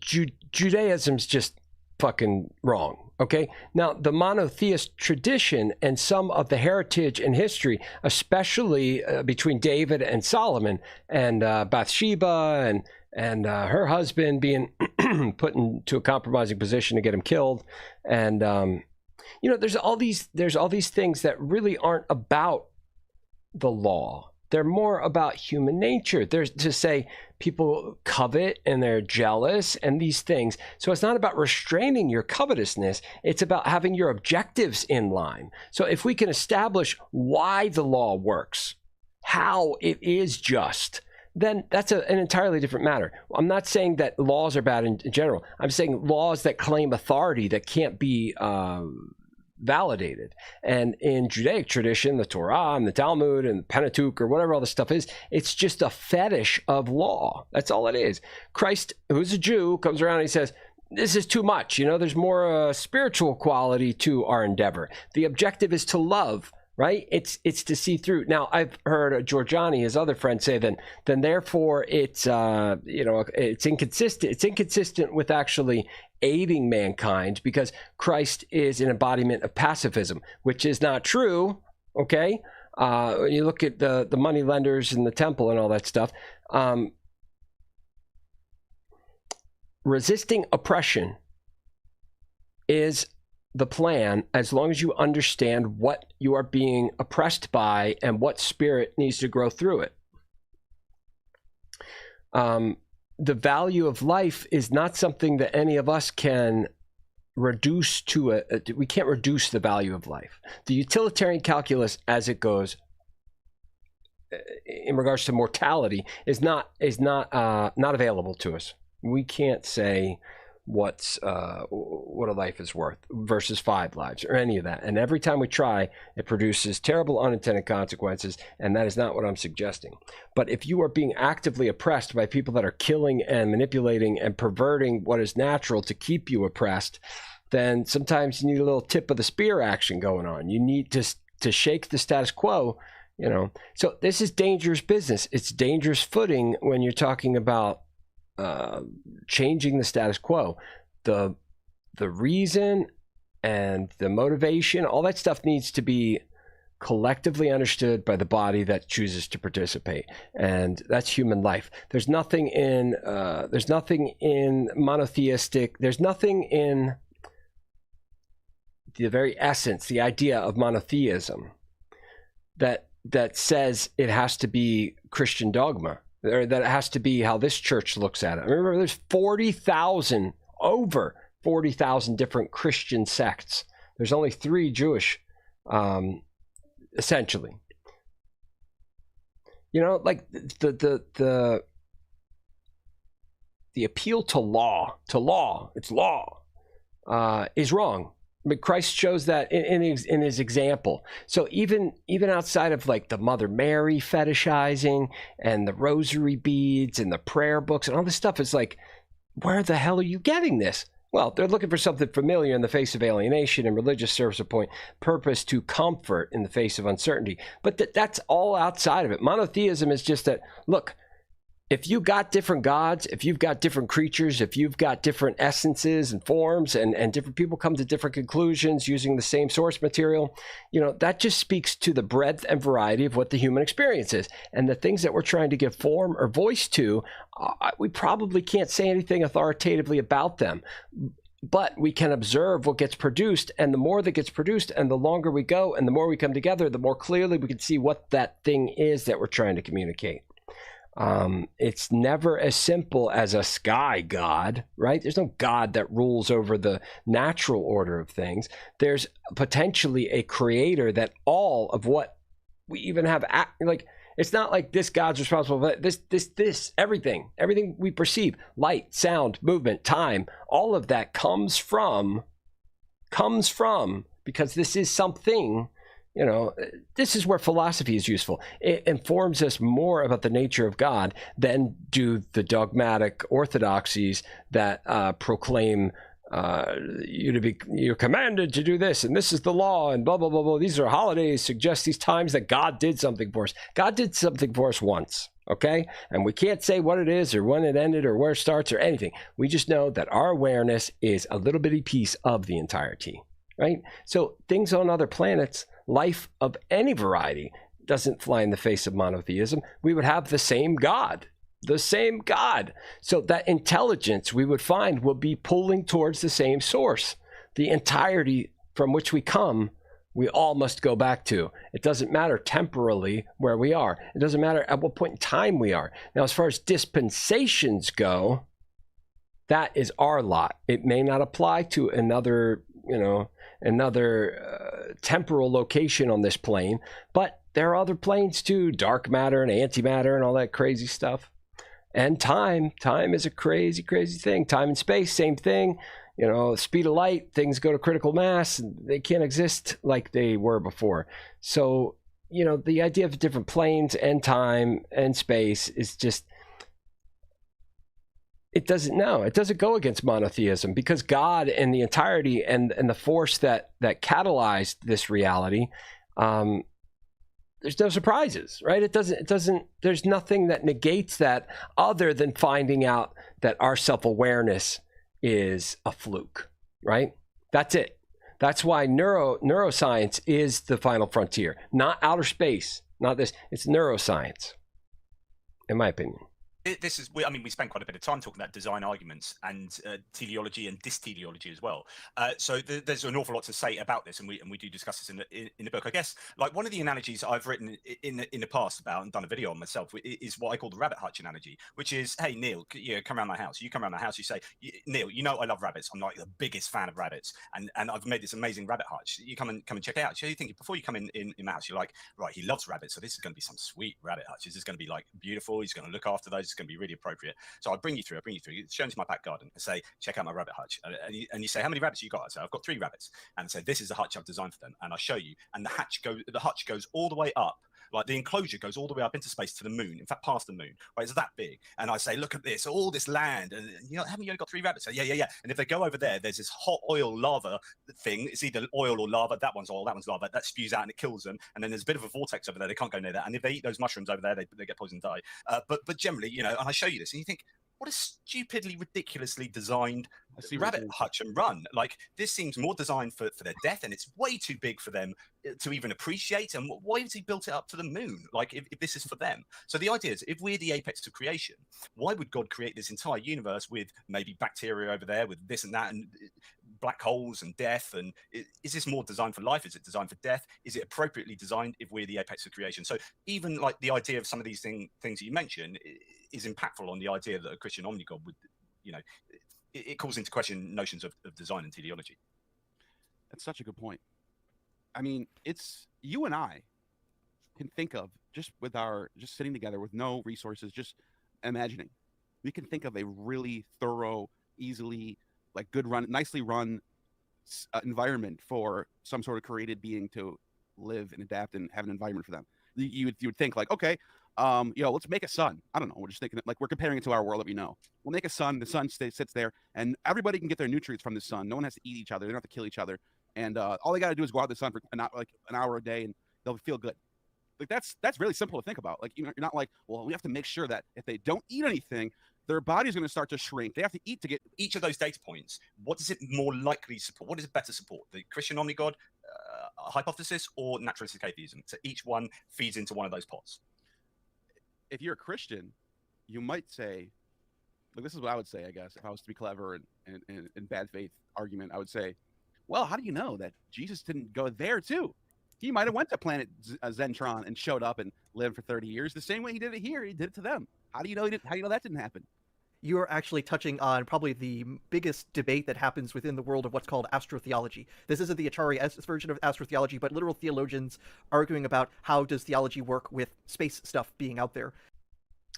And it's a very Mormon suggestion too, that because, okay, in Abraham, right, which is a Mormon book. All right, let's get a little kooky here, since no one cares. That's fine.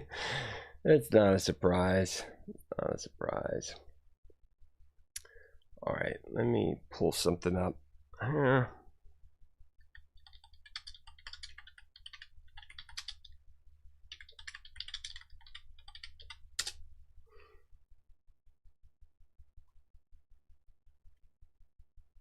right. Let's see, is this it right here?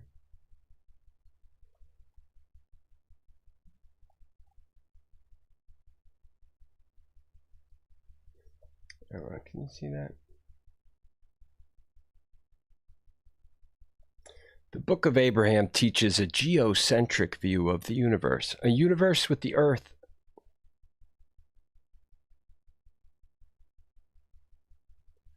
No. That's not what I'm looking for. There's a theory in there. There's a little piece of information in the Book of Abraham. Astronomy and the creation in the Book of Abraham. There's a theory that the book is saying that macrobes or some source of life came from potentially because I think Abraham looked at the stars and they were like, you'll have as many children as there are stars in the sky, and let me see here. Man, this is a long paper. I hate to have to go through all this.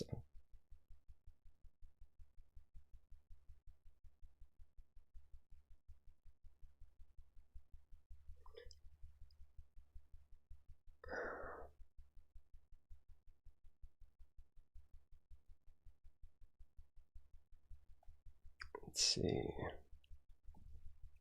Change some words here.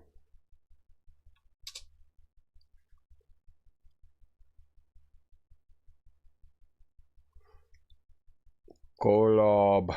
That's the star they say is the throne of God.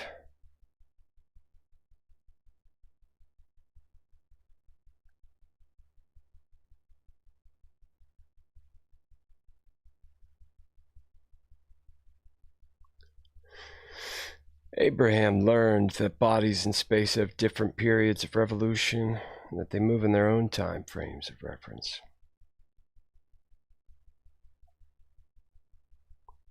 Urim and Thummim comes from the Hebrew word. These are the stones on the breastplate of David. Supposedly, Moroni had them buried and would have been like the Ark of Covenants type thing, but Moroni was chased. See, the Nephites and Lamanites, blah, blah, blah, Mormonism, what a hoot. Urim and Thummim, Hebrew words meaning light and perfection. The title Urim and Thummim was given to an instrument the Lord prepared to assist man. Okay, the name of the Great One is Kolob. The Lord made known to him the following facts, that Kolob is the first creation and is nearest to the celestial, or the residence of God. It is the first in government, the last pertaining to the measurement of time. This measurement is according to celestial time. Celestial time, okay? So that there are differences in how not only time works, but space works, so that, space is so infinite. Their dispensations and the relevance of certain revelations are relative, but nonetheless varied. I think the measurement is according to celestial time. 1 day in Kolob is equal to 1,000 years according to the measurement of this earth, which by the Egyptians was called Jahwe. Iliblish, so called by the Egyptians, stands next to Kolob in the grand governing creations near the celestial, a place where God resides. This great star is also a governing star and is equal to Kolob in its revolutions measuring. I think this is other governing stars. Abraham learned that, like Kolob, there were other stars that were, quote, very great, and that these great stars were governing stars. The Lord taught Abraham about, quote, the set time of all the stars, unquote. Abraham also learned that there are other governing stars located nearer to Kolob, and that they rotate more slowly or longer than many other stars, but not more slowly than Kolob. The same order as that upon which thou standest. The Lord's teachings about stars and planets helped Abraham understand more about this earth and its relationship to Kolob. For example, he taught Abraham that 1 day on Kolob was equal to... The measurements of time may vary, but the Lord identified by the name of several of the planets or stars in his creation, speaking of his numerous and marvelous works. There are many worlds that have passed away by the word of my power. Now, this is Mormon stuff, right? But it's the book of Abraham. And this is a very interesting thing in the mythology of Christianity. The Mormons, as shady as, the situation was with Joseph Smith, he definitely understands the scriptures. He understood. And, there are other sources that I think, at least sources based on those sources that he's pulling on to try to fill in some of the gaps and answer some of the questions that people are still answering today. The Mormons have these answers. That's why Mormons attract a lot of intelligent people.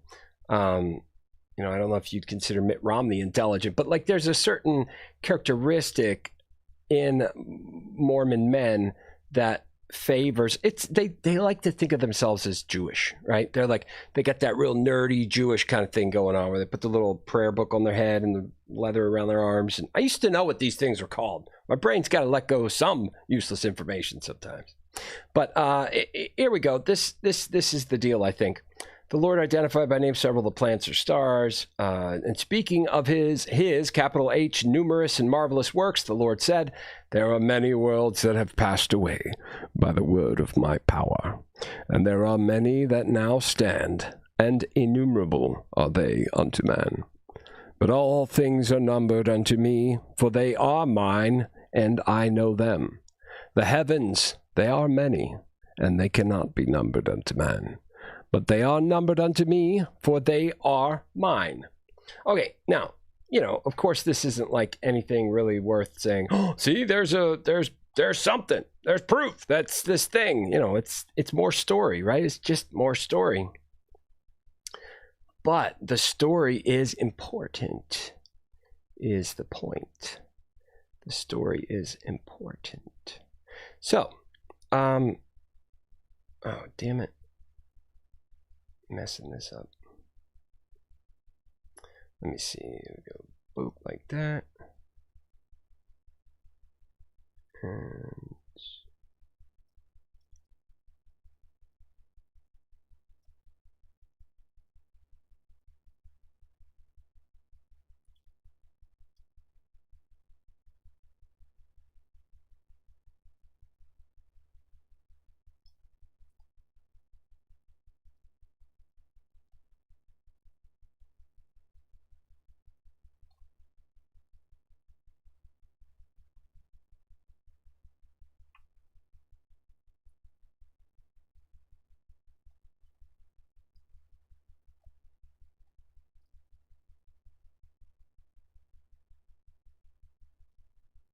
okay.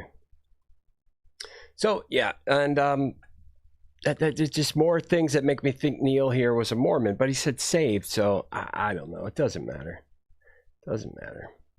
So the issue that they're thinking of, okay, it's more likely than not there are other intelligent species out there in the universe right now. How do they fit in the salvation story? And the key question then becomes, did Jesus come only to Earth and do his whole sacrifice here alone?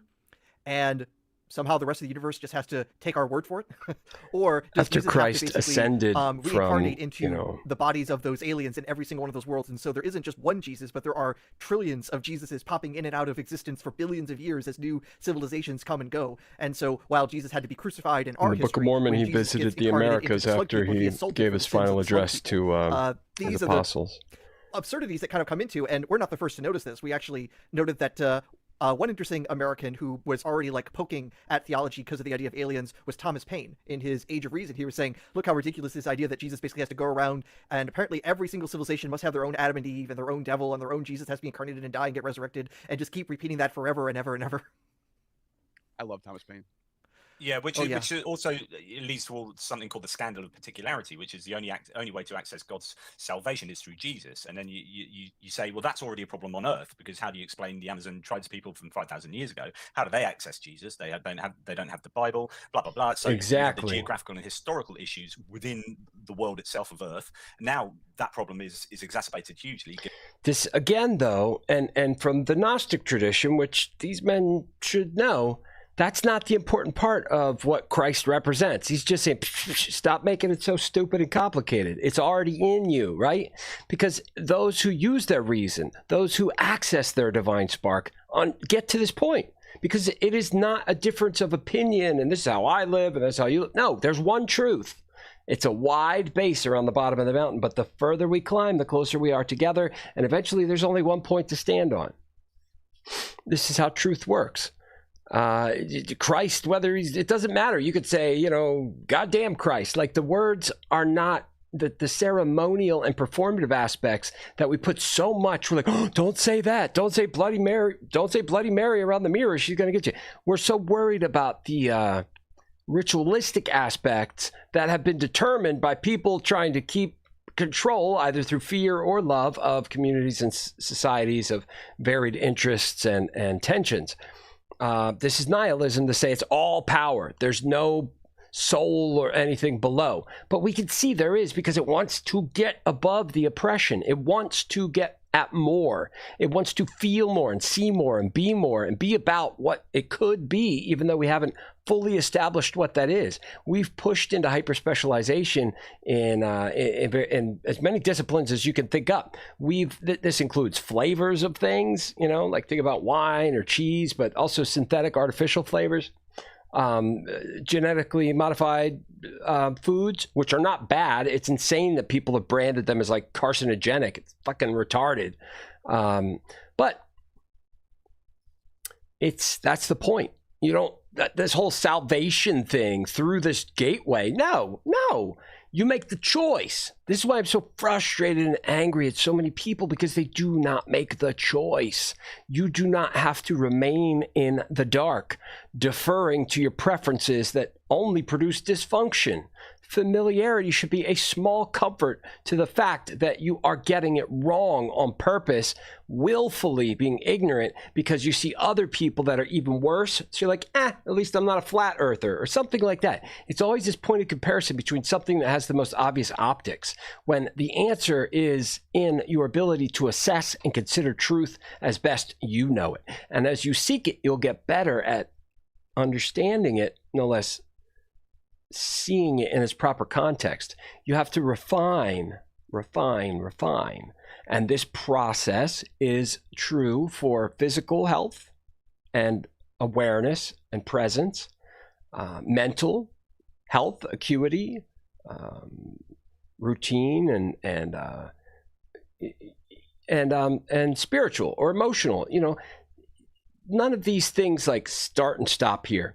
They're just an aspect of the whole. This is where the idea of the Trinity comes from. The Trinity is not a thing like that. Mother Mary, the Virgin Mother Mary, give me a fucking break. Where'd the virginity come from? That shit comes later. It becomes fetishized by horny men that have now insisted self-restraint and sacrifice are some of the most important things you can do on this earth. And it's the opposite. Neil here got that, where it's like, once you begin questioning that was what Plato designed. And Tick History got close by seeing that, you know, yes, these considerations and what other religions are built on do trace back to Plato.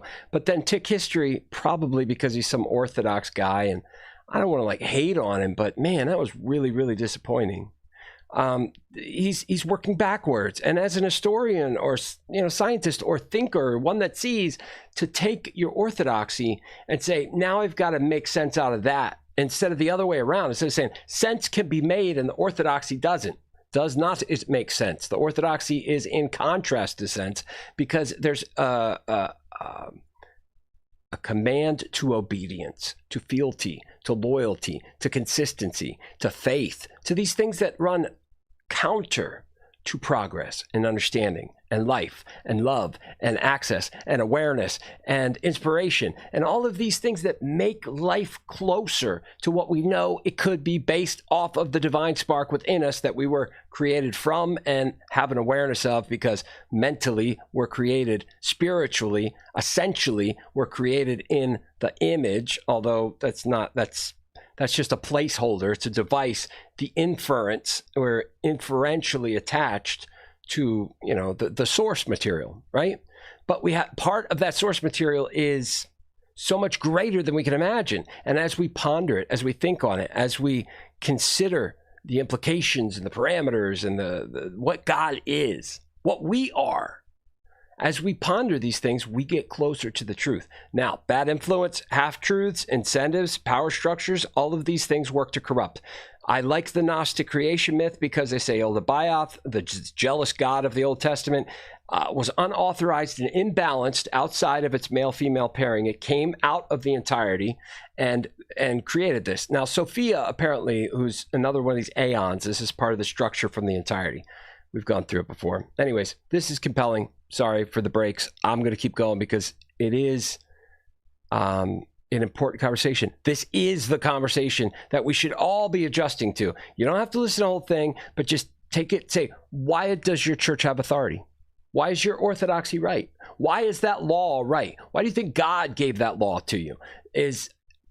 It doesn't work unless it actually works. If it doesn't work, if it doesn't produce better outcomes, if it doesn't help people, if it doesn't help people flourish, if it doesn't help in the process of creating more than the sum of our parts, in a way that isn't just quantitative but qualitative, if it doesn't lend itself to that outcome or that process, then it's not of God. I mean, by your very own rules as Jews and Christians, and I'm not real sure if Muslims think like you shall know them by their fruits. Like, I think they're more just like all law and structure and the beauty of the structure. It's such an unfortunate pit for one to spend their lives in, thinking that they're doing the best they can, when really they just need to turn their mind in a different direction and realize that there's no Satan over here offering you riches to defy your God. There's no incentive for white knuckle gripping yourself outside of a thought you're not allowed to have. To think of sexuality as if it's something counter to human nature, as if it's conducive to human behavior, or as if it is a just effect to project shame and disgust on people for things that may be morbid. Sex is morbid, right? The fluids and whatnot, it gets ugly quick. But it's close your eyes, okay? It's not about the morbid. It's about the experience. And because we're connecting with both our sense of, that's a very psychosexuality is no simple. I'm not going to be able to bumper sticker that one. Here's the bumper sticker slogan. I can't do that with that, and nor should I try. But this is a conversation we should be having, and it really just, if you don't have patience for it, it comes down to this: make a better choice over and over again. That's it. Make a better choice over and over again. When you realize that you made the wrong choice, or it's based in pride or shame or insecurity, then you realize, please, that that's the wrong choice, and to look more honestly at it and to understand how doctors get over seeing naked people. If you can't get over seeing naked people, you're never going to be able to help them. Or how artists watch figure life drawing naked people. Sex workers, porn stars, people who work in adult film industry. It's not like there's no demand for that stuff. So it's a craft. You're trying to find the balance between a variety of different things. So those who say, "Oh, that's wrong, that's bad, there should be shame," are just being stupid on purpose. It's like saying a doctor should never look at naked people because it's wrong. No, once we learn to accept the reality of things, we can both see the beauty and start to constrain ourselves in accordance with the purpose and function, objective, motivation that we choose to operate by. You're not just getting like dragged around by your dick, right? That's a divine madness, perhaps. You can have orgies and all that stuff, but the objective would be to attend to a divine frenzied orgy, not to just say, "Oh, everyone's doing that everywhere except for the godly." Like and the reality is, the horny priests and Catholics and Muslims and these people that are so choked by like self-restraint and commandments, they're the ones that are like the horniest and the weirdest and the most traumatized and traumatizing when it comes to sexuality. Fact. It's a fact. Given all of these other civilizations. So then, and this is genuinely an issue within astrotheologians, as Aaron rightly said. They are kind of split. It's somewhere in the middle. It's like some astrotheologians think there only needs to be one God, and it just happens to be the Earth. It's very Earth chauvinistic that we've got the one kind of Jesus incarnation, and that sorts everyone's sins out. Or the other option is you have trillions of Jesuses and all the problems that entails. And one that Aaron didn't mention there was that yes, there'll be lots and lots of Jesuses, but also lots of Jesuses at the same time. So you are going to have like perhaps billions of civilizations existing simultaneously that need that incarnated salvation atonement story. And so Jesus has to actually exist in many, many places at the same time, but in one mind. How does that work? Yeah, and you can just Occam's razor that with why even make this universe? You guys are thinking, you're thinking in terms of sensory data. Like you're saying, look, why and how and all this stuff. It's almost more creative and destructive mentally to entertain that line of thinking than it is to say this transcends the natural law. It creates the motivate. It's the first cause. Of course, a million Jesuses could exist at the same time, and Jesus could look very different or have a different name. It is a spirit. It is a spirit. You should know this, Neil. Gnostic, I think you jumped from Christian to atheist, and that's it. Like, it's not gnosis, bro. Which is insane. You guys have gnosis, okay? You guys do. You guys see. But the point of it all is to anchor in who and what we are. That's where the proof is. It's not in the assembly of authority, the signifying chains of authority and myth. Those are examples of the truth. There's no structured arrangement of thoughts and practices that speak to this truth. It's just us and our experiences. And the better we get at relating our experiences to one another and transmitting those ideas through art, truth, beauty, goodness, these things speak more of the divine. And the idea of the Trinity, that there are these three, I'm saying it's mind, body, and soul. it is at the same time one. There are different ways to organize ideas. They don't always transmit as cleanly as possible, but get over your resentment for the stigma and dogma of the Orthodox and insistent 40,000 Christian churches. Get over that and get back to the Gospel of Thomas. Get back to the myths and see how people put themselves into these characters. And the more that they've done that, the closer we are to get to, okay, we got a sky god, we got a sea god. There's a difference between the sky and the sea, right? Like there are different laws and a different spirit, essentially, to these categories and quadrants of the physical realm. But the main thing is observing the physical realm and recognizing the divine spark are completely different realms of thought. So you don't need to square all the natural world with any dogmatic prescriptive scripture, because there are none. There are no scriptures that outline it all. We as humans do. And the closer we get to truth, the more utility and value that it's able to contain. Making it accessible is another thing. And that's a power and collective and communal structures, law, governance, society, economics, stuff like that. That it's a political conversation. But the proof is in the pudding, my friends. The proof is in the pudding. This is not meant to be an ideal sphere. This is a corrupted realm. But with pain comes pleasure. There's a duality. There's, in fact, more than a duality. There's a multiplicity of effects that explain this existence that are beyond the natural and linear. And that's not a jump. That's not a cop-out, because I'm not saying go to church. Fuck the sacrament. Fuck words and prayers and all that stuff. Like, those are highly relative. Yeah, they're relative. They're a device. Just like a song. You like this song, they like that song. But maybe there's better music. And if someone turned you on to a different depth, you could have gained a deeper insight and appreciation of the ubiquity of the divine in this realm. It is not this realm. It is able to communicate through this realm, but it is in imperfect structure, so it doesn't give an ideal voice or form to that which we are from. Right? Come on, you guys got to know this. You do know this. I'll be back.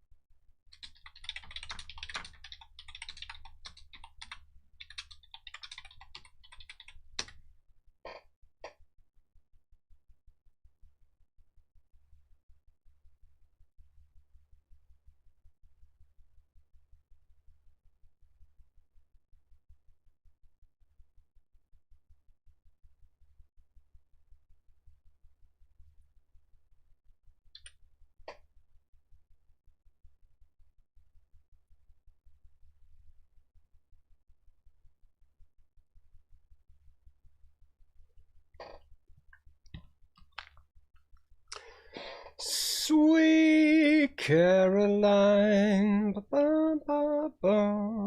Good times never felt so good. Ba-ba-ba-ba-ba-da-ba-da-ba-ba. I'd be inclined. Ba-ba-ba-ba. Do do do do do do do do do do. Boom boom. Boom ba-dum. Boom ba-dum. Boom ba-dum. Boom ba-dum ba-dum. Touching me, sweet Caroline. Neil Diamond, he's a whole breathy, and like that.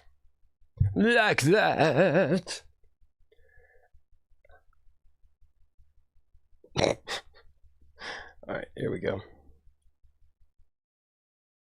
The goal, like your main goal, is salvation, and to choose the people that pick the right path. Like this is some sort of testing ground or something. I don't know. That's what it seems like, I guess. Then why even do it? And especially if you know everyone's hearts and minds, you know what they're going to think, you know what they're going to do, you know the ending. You give prophecy. If you give prophecy, that means you know the end. So what the hell are we doing? We're just playing your tape through. Yeah, that's it. Neil, come on, bro. Hit me up, man. DM me at Timothy Peer on Twitter.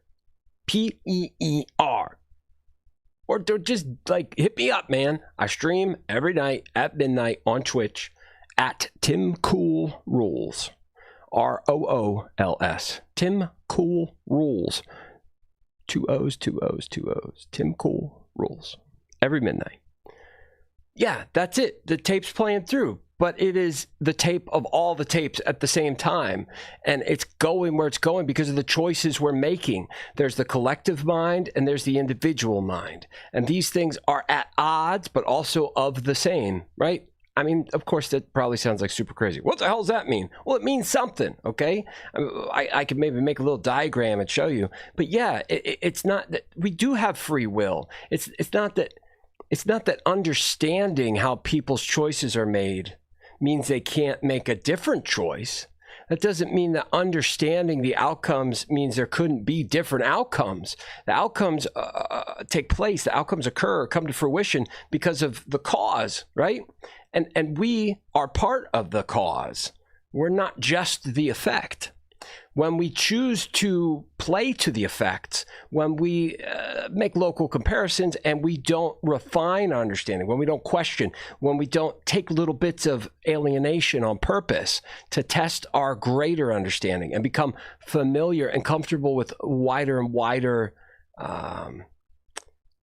portions of this experience, when we don't seek to understand, when we don't seek gnosis, when we don't value wisdom. And as you know, Neil, not that anyone gives 2 fucks about little old Tim out here, but you know, when a prophet knows, they knows. It doesn't mean everything that you imply that it necessarily means. Being able to understand God's will and communicate that in a way that gives people value. This is not like, believe me, I'm telling you. I'm like, test it, test the knowledge, test it. It'll work. I'm not saying search your heart. There's feelings that you're going to understand. You know, like that's part of it, but that's also highly. Okay, and I'm going to relate the Mormon Church because as far as I know, it's the last one that has come that has any kind of like, it's the last valid iteration on an attempt to be holistic using the most powerfully inspiring white European. I mean, because, you know, it's like Joseph Smith, of course, is thinking in a very Eurocentric fashion. He's a creature of his environment. He lived in New York during the second Great Awakening. Is that what it's called? And this is the post Jonathan Edwards era where all these people are trying to like do their revivalist camps and put the Spirit of the Lord in you, which is a uniquely American thing, a uniquely American affect. Get to Jesus in your soul, boy, and all that stuff, like the urgency and that you're trying to recruit. You know, there's an incentive to get people to So on one hand, the urge and the need and wanting to collectivize and become greater than the sum of our parts is in our bones and blood. And we also benefit from building a community on purpose rather than being subjugated by a law that we didn't okay, right? Like you're playing by rules that we didn't okay, but we determine the rules that we play by. And the more that you do that, the more you will understand the will of God. Some people can communicate that will. See William Blake. There are others that understand the spirit or the essence or the daemon that they run with. See Jim Morrison. There are, or the Reverend Martin Luther King Jr. He was a prophet. He was a prophet. I'm not saying that to fetishize Black Americans. I'm saying that because the mix of oppression, of alienation to where the power base is, and yet looking to appreciation and love and humanity and coalescence and the better aspects of human nature, that you must choose, brother, you must choose the better aspects of human nature. You must choose to participate in what you alone personally know is the right. The right choice is not determined by the law. There is no law. The law is to love. Love is the law, right? Aleister Crowley was a prophet. He understood the will of God. That didn't mean he was obedient to it or it was perfect or he had a perfect, transcript. It's just like if you, Neil, in whatever background you come from, can interpret, say, Mithraic texts or something, or you have an understanding of like even just how to ride a plane to Israel, like you're familiar with the process that it takes to produce the result that, that is the objective. You're familiar with it. Since you've been through it, you can speak to it. If someone makes this choice and it's not going to help them produce that outcome, you could say, that's maybe not right. You could speak to an understanding of what objective we're working towards. In this case, the will of God is for you to become truly who you are. And the design is already there. It's already there. Having limitations physically or mentally, say you're mentally disabled, you'll notice that a lot of those people get closer to this understanding than those who have more dynamic faculties available to them. I mean, the kids with Down syndrome is just the best example. Their spirits are so light and full of joy, and they seek comfort, and they don't get to live as long. Down syndrome comes with reduced life expectancy. So I think it's important what standard we're using to establish what's what. Saying that an orthodoxy or a prescription of laws is on one side and the natural biological, reality is on the other. It's both. It's not the orthodoxy and dogma, but the desire to know God's will and then not have to worry about it anymore. This is the best way to see how this works. Not wanting to have to worry about it anymore. I just want to do things I want to do, watch movies or whatever, right? That's the if there's a crime. See, I'm trying to think of a word that's not loaded. If there's a less than optimal decision made on your part, based off things that you full damn well know better because of, then that's an example of the opposite of what brings us to this. It's the good wolf, bad wolf thing. You feed the good wolf or the bad wolf. Whichever one you feed is the one that wins. You become that. You become what you choose to be.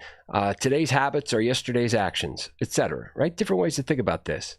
But this is a philosophic matter, not a comparison of obedience.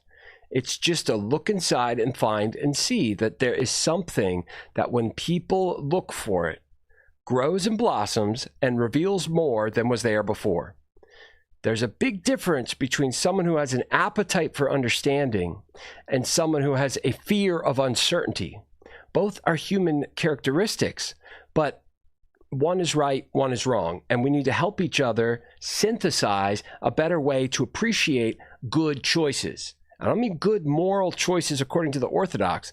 I mean good choices that produce fruits, that bear fruit, that help make people's lives healthier, that offer social mobility in places that it's restricted. I mean to reduce the systemic racism that misinformation has choked off from being accessed by the consensus. Identity politics have driven our potential into the ground. Because identity does affect how we look at one another and how society is constructed. But now we can't talk about it. We can't reason our way through it. We can't make mistakes on purpose to then, refine our understanding to make less and less mistakes. You don't start with the end product. You don't start with the finished painting. You start with the shapes. You start with the just whatever, and you refine and you refine and you refine. But eventually you get to the top of the mountain and there's only one place to stand. Truth is truth. We're not going to come up with different truths. But right now I see that these guys, the English guy, he's about here. He's about here on the mountain. Okay.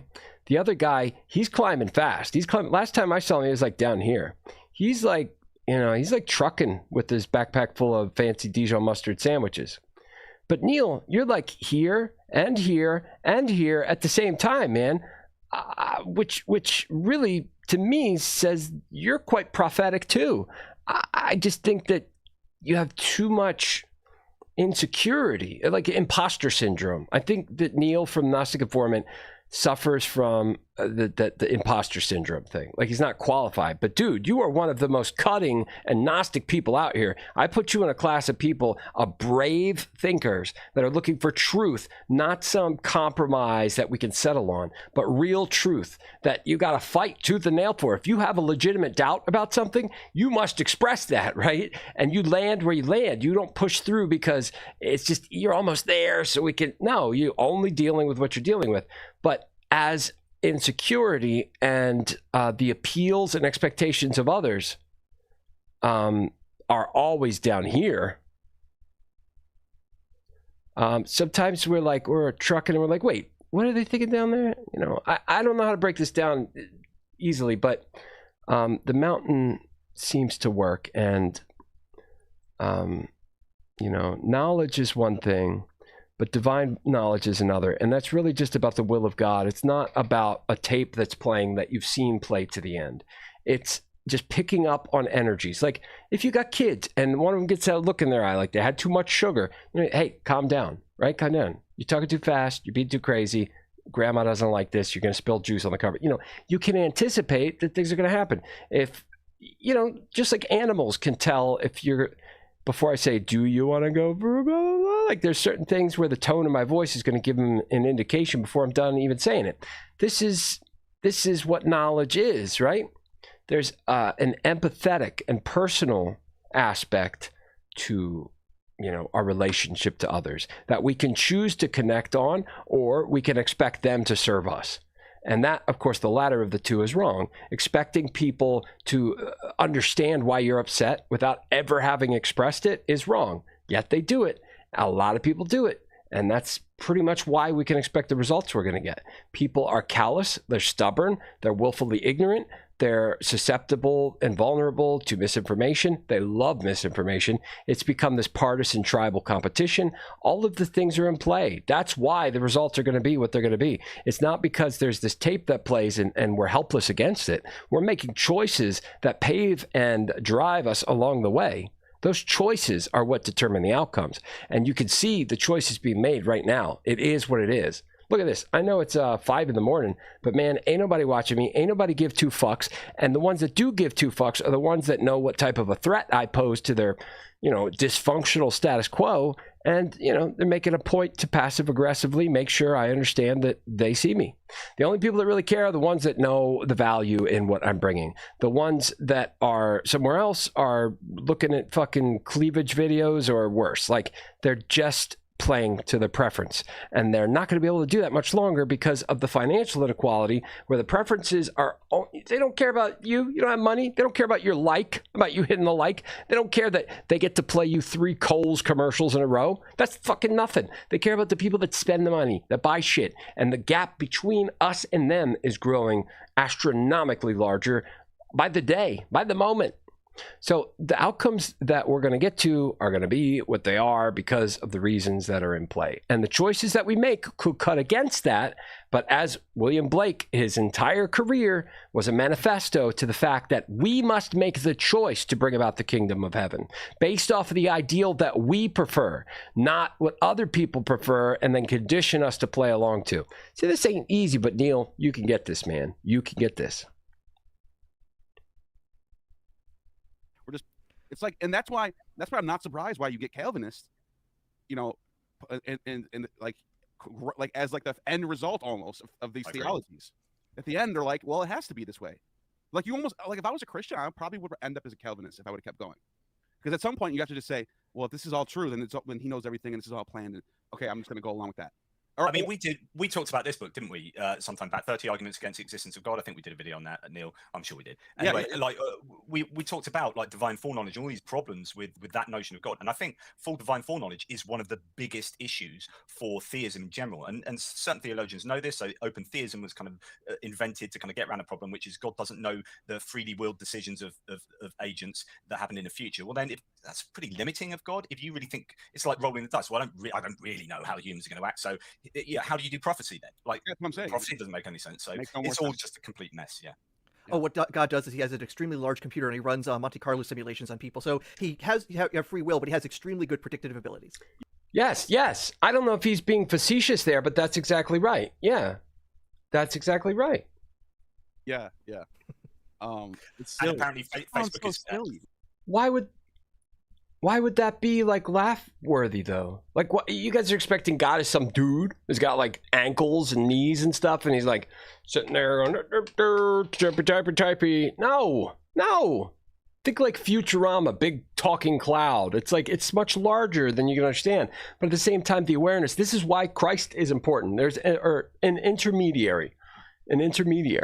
Not for sacrifice. And this is why the atonement is an important part of the story, because the suffering and sins of man are not just, that's not like, I looked at a lady and her titties were hot. That's not what that means. That means the anxiety that you caused over the pain, when you're aware of the damage that you've done, when you could have made another choice, or the time that you wasted. Think about the conventional story of demons and whatnot. Demons supposedly want to possess your soul because they don't have agency, and they're jealous about that, right? So they just want to produce an outcome despite your agency or your choice. So the story, according to folklore, is you play a Ouija board by yourself, which, come on, bring me a Ouija board. I got no fucking fear over that horse shit. It's fucking stupid. Now you can conjure a spirit of fear, which might be a little fun, but you know there's a certainty there. The certainty behind the LARPing of uncertainty. You know that no harm is really going to come to you, not from this thing. However, you're making the choice to do something dangerous, and sometimes that's the right choice, because what determines right and wrong, it needs to be tested. People do not do that, though. They seek certainty. Hedonism. We seek pleasure and avoid pain. People are predictable because in rule of large numbers, too, you take the patterns that play out, people follow certain patterns. They're not hard to predict. This could be why I am who I am, because it's not that difficult to see. The patterns reproduce. People play to their own, pursuit of pleasure or avoidance of pain. And then you have, standing outside of that, you have people that commit themselves to orthodoxies. And there's a whole host of reasons for that too. But it's very rare that you find people, and the way the world's been set up, it's really just been able to accommodate men in this feature primarily. We've tried to address that recently with extra resources for females to get involved with STEM, like whatever STEM stands for. But typically it's been men who have had the privilege to exercise their gnosis, right? These philosophers through time, Kant, Hegel, Marx, they had gnosis, right? That doesn't mean they're happy. Happiness is contingent upon certainty, and in many respects, that's an illusion. So a better medium to be looking for would be, or a better median, an equalization of all the different factors in play, would be an equilibrium, okay? We're looking for equilibrium. And you guys know the different self-help spiritualist ways to categorize those, but forget it, because it's mind, body, spirit. You must be concerned with the health of all three of those things. And if one's out of whack, the others are out of whack. So it's a balance. You're looking for an equalization, an equity of purpose and function. And it goes against the grain of what we're normally distracted with. That's all aside from physical pain. If someone has, like right now, I feel like totally fucking shitty and it makes it hard to concentrate and all that stuff. But I'm very fortunate because some people would have to feel like this and, you know, go out right now and, I don't know, shovel shit or something. It's like, it doesn't matter. Your kids need you to buy that turkey bologna, right? You don't have enough money for the regular bologna. And if you don't go to work, then you're going to lose the job. So the incentives that are in play help predict outcomes too. But that's not the determinant of somebody's agency waking up. Feeding the agent, that is you. I think, therefore I am. Feed that. Feed that. Be honest about what you know and what you don't know, and keep pushing into the unfamiliar, and you will achieve a higher and better vantage point. It's just, that's the path. Not everyone chooses to walk it. And the only way that we save ourselves from the outcome, that we are inevitably positioned, that we're on this trajectory, it's inevitable when you're pointed this way and moving at this speed, you're going to come to this point. The only way out is if we all stop and say, oh shit, let's all pull the brake at the same time and decide where we want to go. That we might need to build the track, but we've got the materials. We got a whole we're pulling, in fact, to complete this metaphor, we're pulling a bunch of carts full of materials. So there's all this extra weight it takes to burn. We're traveling slower. Doesn't matter because we're going the wrong direction anyways. But the only way we're going to change it is if we all make the choice to do something different.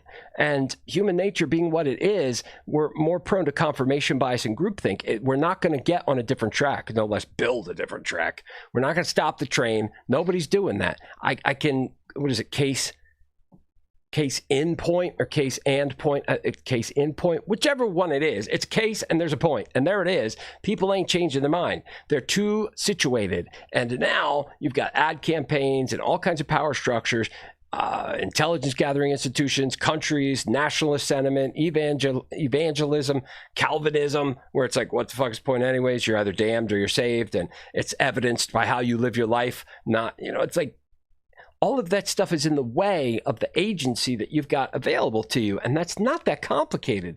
It's even less complicated to assume that the outcomes will be what they are, and everyone gets something different out of revelations, but it's the same at the same time. What I'm proposing is a twist on the beast, a twist on the whore of Babylon, a twist because those whom see, those whom look, those who know that the status quo is broken are the oppressed, are the Black Americans. This is why their Mother Emanuel Church is more right than all the others. Christ means something to people because he's the mediator between the infinite and the eternal, and the personal and the significant, right? It's not a prescription of ordinances and laws. You know, earlier we got into the spirit versus the letter of the law. This is a great example of how complicated we as humans are. We are the law, right? We are the law. The law is internal, and we want to give voice to that externally. We create gods, we create myths, we create stories, we create kingdoms, we create. Sometimes we get seduced by an indulgent interest in securing as much certainty and glory and things that feel good to ourselves. We indulge. We let our ego, id, superego, we let all that get jerked around by either other people's standards and expectations or something that we have the false perception will never run out. And that's when we get into William Blake. The path of wisdom is along the road of excess, or something like that. The palace of wisdom is on the road of excess. You can never know. You won't know until you've had too much. You won't know what's enough. Things like that. He didn't say like restraint, self-restraint, stuff like that. Satan, the devil, Paradise Lost, all this stuff that has been a contribution to the poetic understanding. And poets are the secret legislators of the world. You either see it or deny it, but it's not a binary terminal thing. It's not like you make that choice right now and that's it. Neil, keep climbing, brother, keep climbing. Once you think about it. Facebook has better predictive capabilities than God, it appears. You know, if Facebook can predict our behaviors after 300 likes or whatever, How is that true? That's not true. What God are you talking about? The God of the Catholic Church? Why do you insist on shoving him into one of these orthodoxies? Why do you insist on saying it's just like you're straw manning God? Like it's some simple thing. This church says that, so we're talking about him. What do you mean? He predicted it perfectly. To a really high degree, better than our partners know us, then, if God's like, well, I don't really know how humans are going to act, it just really belittles God of him. Yeah, it's like, is God the one that's behind YouTube analytics that knows which video is going to go far and which one's not? That's what it is, So yeah. I'm trying to think of any more questions. No, that's man. That's Ildebaoth. You should know this as a Gnostic. This is Ildebaoth's realm. The incentives and the perverse group thunk. This is not a legitimate, or this is not organic. This is not, if this was perfect or ideal, we would see different outcomes. But people not only play to their own preferences, but are led by the nose by other people's agenda, right? We see this like bizarro synthesis based off of all these incentives that are not organic. It magnifies and amplifies all these aspects of our character that then produce a model for others to become complicit in. This is the system. There's no changing it. The status quo is dysfunctional. This is why we need to think for ourselves, and we need to step outside of the laws of man and this secular laziness and recognize that we as humans can create something greater than the sum of our parts. And just like capitalism, the YouTube algorithm and all that, which is not hard to figure out how to propel things into the algorithm. Really. Like, you just need to separate from what's important or significant to you and play by the game of other people, their expectations. You need to learn how to talk like, yo, what's up? Yo, today I got this new puffer jacket. Look at this puffer jacket. Oh, that's so funny. Yo, that nigga be saying this, that nigga be saying. If you do that, boom, you're golden. It's not hard, but as long as you care about reality and you care about speaking to that part of humans that is not some fucking piece of shit worldly arrangement of dysfunctional status quo loving nonsense, as long as you play against that and not to that, you will be as I am, with no love at all.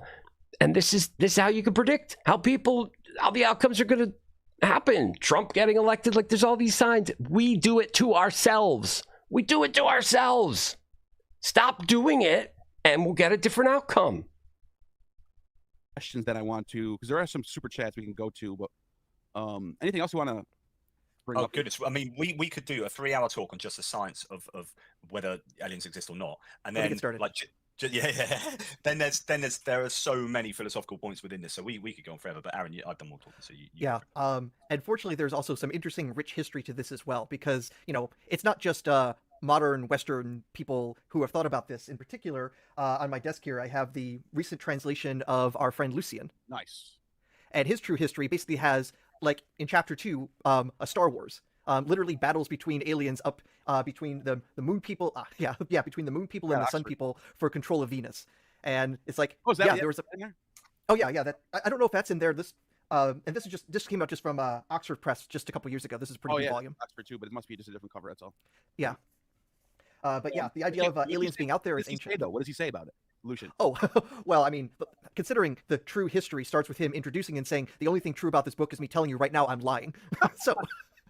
So besides that little bit of things, I mean, the idea that this ship goes out into the Atlantic Ocean, some waterspout shoots it all the way up to the moon. They land there and they find the Selenitai, the moon people there, who are actually being ruled by another early traveler from the Mediterranean, because these things just happen. Right. And there is this giant battle that's going to happen between the moon people and the sun people for control of the Morning Star. And they have these giant armies of, like, spider people and cabbage wing creatures and people with mushroom shields and asparagus spears and things like that. It's trying to be absurd on purpose. Right. But clearly they had no problem with the ideas. Like, yeah, there's stuff up there. That's totally imaginable. And there are more serious philosophers doing the same thing. Which goes to a really important point, and Aaron's really good at explaining this, which is, and you find this with slavery. So, okay, let's rewind a little bit. So for me, there are two really big issues with the Bible that allow me to dismiss the Bible almost out of hand. One of them is slavery. It cocks up slavery so much that I find it morally inexcusable. So I can dismiss the Bible based on the fact that it can't order us, it can't command us, that slavery is bad. If it can't do that, then whatever. But okay, biblical cosmology is another thing. So it gets biblical cosmology so wrong that's it's inexcusable, and you can't understand. We talk about this in the book. There's a section on biblical cosmology, and that's what Aaron he knows his onions with that. Now, for both scenarios, the Christian apologetic is quite often, while it's a progressive revelation, and they wouldn't have understood it at the time, right? So slavery, the humans wouldn't have understood at the time that slavery is bad. So God was working within the accepted kind of constraints of human understanding. It's like, well, that's BS, because we've got better understanding of slavery in contemporaneous cultures and blah blah blah blah. But the same with biblical cosmology. It's like, they wouldn't have understood that that he. I mean, I guess this is a necessary part of their process, but it's just more of the same, in my opinion. Like, it's just more of the same. It's holding the orthodoxy and the contributions of man as the evidence against God. And that's just weird. That's resentment and bitterness and disillusionment rather than observation and holistic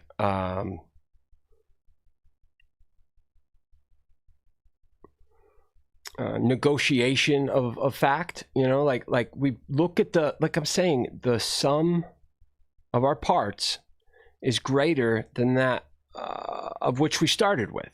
You start with 3, but you end up with 3,000. Come on. I'm not talking about people. I'm talking about the effects of people and the affects of people. The characterizations and exaggerations that we've given life and voice to have been a cumulative project, right? I mean, think about Shakespeare, right? Shakespeare was able to give voice to so many different complicated situations and characters that now lend utility to humans building off of that understanding and correcting things that are wrong, which they haven't really been able to, understanding the context that the Homeric epics were,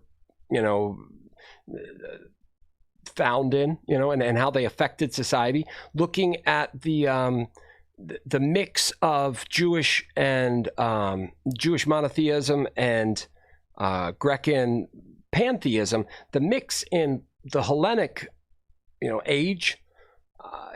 These are ingredients. You put them together, this is what you get. The more different combinations we see come together, the better we can anticipate what we can make. And now we can categorize all of these different things in databases and have algorithms dance around in them.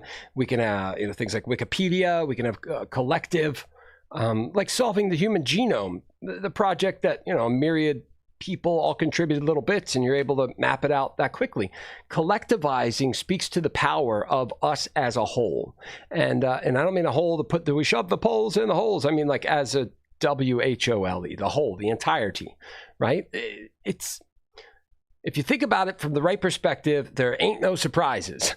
Now, where it's difficult because we don't have time to really wax existential all the time. That's not how life's designed. If we're holding God accountable for not having time to all be monks, then, go ahead. He's guilty.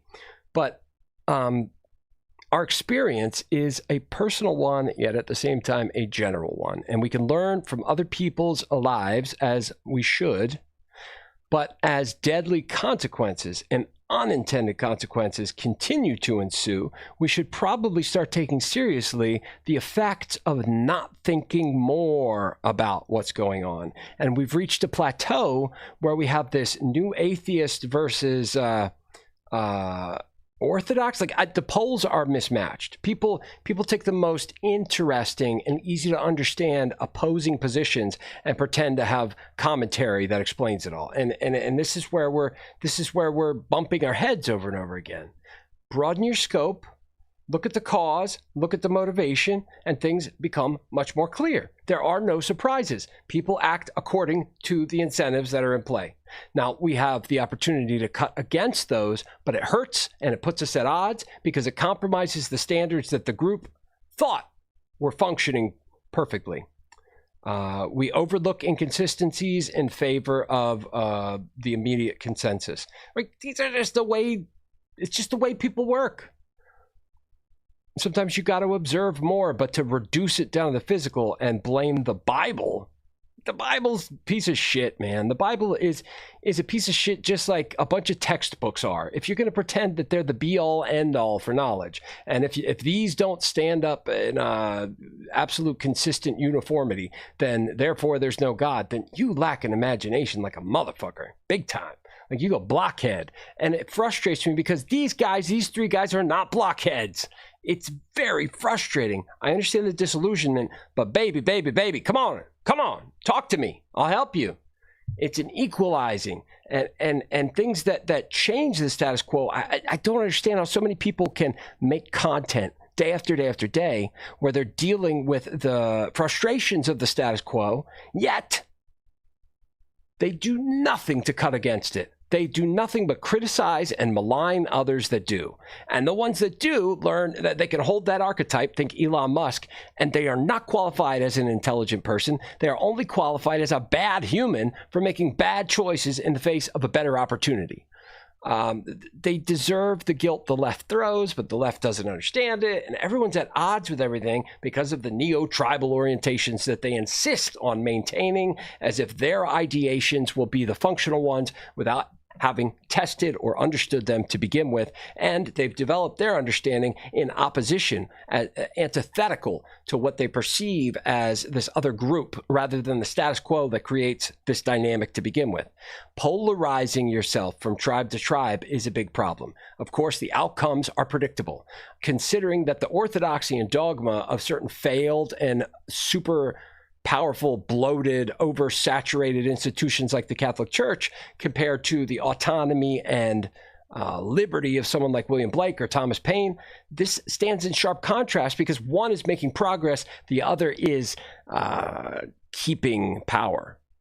And they're doing whatever's necessary, just like the Democratic Party. They're doing whatever's necessary to make sure that people at least maintain the appearance of things are at least working. Don't if it ain't broke, don't fix it type thing, where it's like it's broke, but you don't see it because you're privileged. That's another dynamic. Produces the outcome it produces.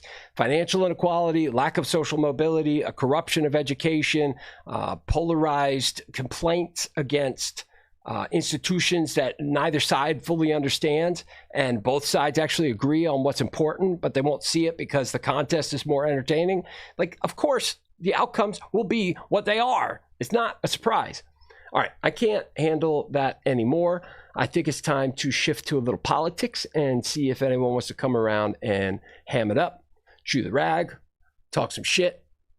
What is wrong with other people? What makes them wrong? What makes Republicans wrong? What makes conservatives wrong? What makes leftists wrong? What makes women wrong? What makes men wrong? What makes other people wrong?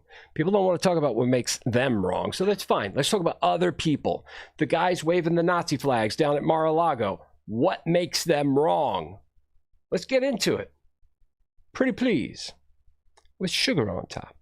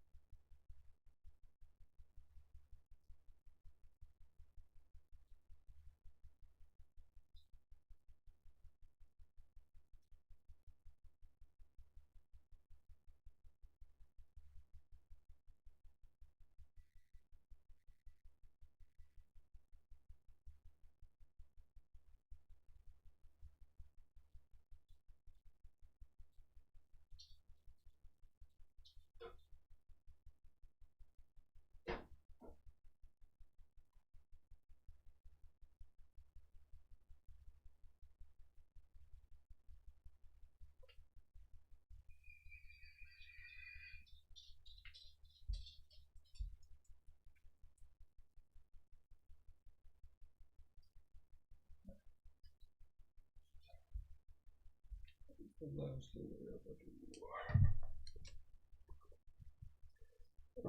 get out of this place. There is a better life for me and you.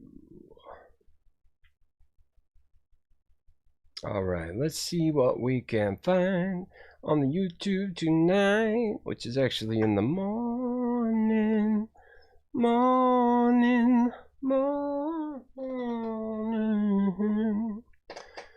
Okay, let's see what we got. I say, fuck you, Sup Dog's employee, for kicking me out. Man, dude needs to chill, man.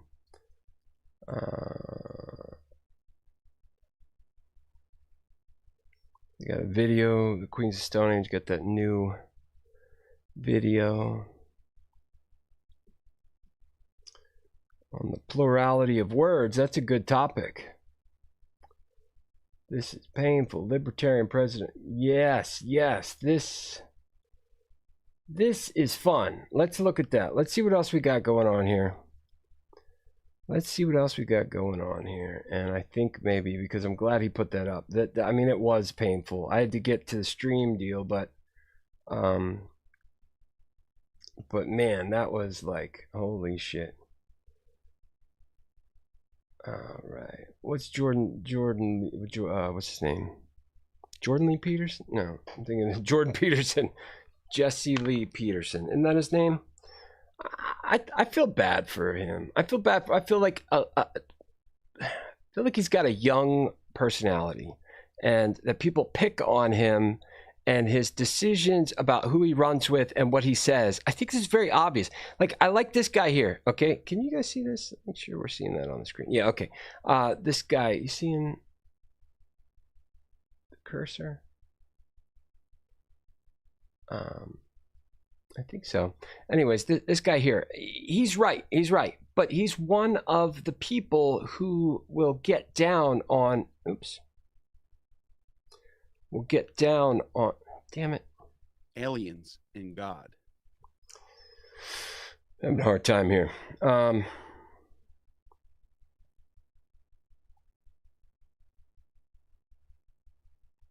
What a mess. What a mess the stupid internet is.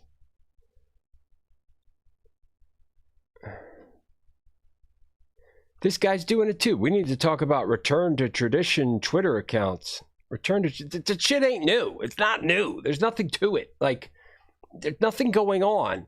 People are so easily seduced by the most basic of aesthetics. If something looks, if they don't look into it, They just see the general impression, and they fit it into this pattern or category that they've not even like defined the receptacle they're putting it into. But it goes in there. In other words, they're pigeonholing shit, and they're using really bad examples of why they think their case is valid. Like, I saw 2 examples, kind of in passing, so this needs to stop. Dude, both of these personalities that this guy, I really hate this Tabernacle guy. He's just so wrong. And he looks at himself as a socialist, as a leftist. So guys, as socialists, we need to buy things this way and not buy things that way. If we don't, then we're not a real socialist, right? If you got to be a real socialist, then you got to buy real socialist things. Or even better yet, don't buy anything, because a real leftist doesn't do that. A real leftist, see, the problem with the people and the oppression of the people in capitalism, you don't know what you're talking about. You don't know what you're talking about. You're taking very basic points of comparison, and you're blowing them wide out as if it makes sense all the way across the board. The 7 people online that really actually let Andrew Tate's decisions affect their life. Like, ooh, we got to make this up. This is not new. Jordan Peterson, Andrew Tate, not new.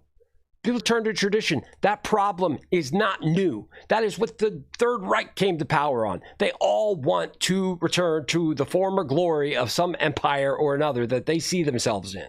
It is an age-old problem. It's not new. We need to start cutting to the quick instead of just policing the effect. Look to the cause, not the effect. How fucking basic is this? Causation, not correlation. Do people not know this stuff? This is like basic shit. I know people are smarter than this. I know they are. I feel like the internet is so much to blame for magnifying and amplifying these disgusting, like impressions, because that's what everything is based on, impression. I'm going to respond and react based on impression instead of, maybe being a little more careful, right? It's a bad scene. It's a bad scene. And the only thing about it that people really accept is that it's other people. Other people are making these bad choices. And it's like, okay, let's talk about that. Let us talk about how people are wrong. Nope, can't do it. I got to show you a meme or some shit like that.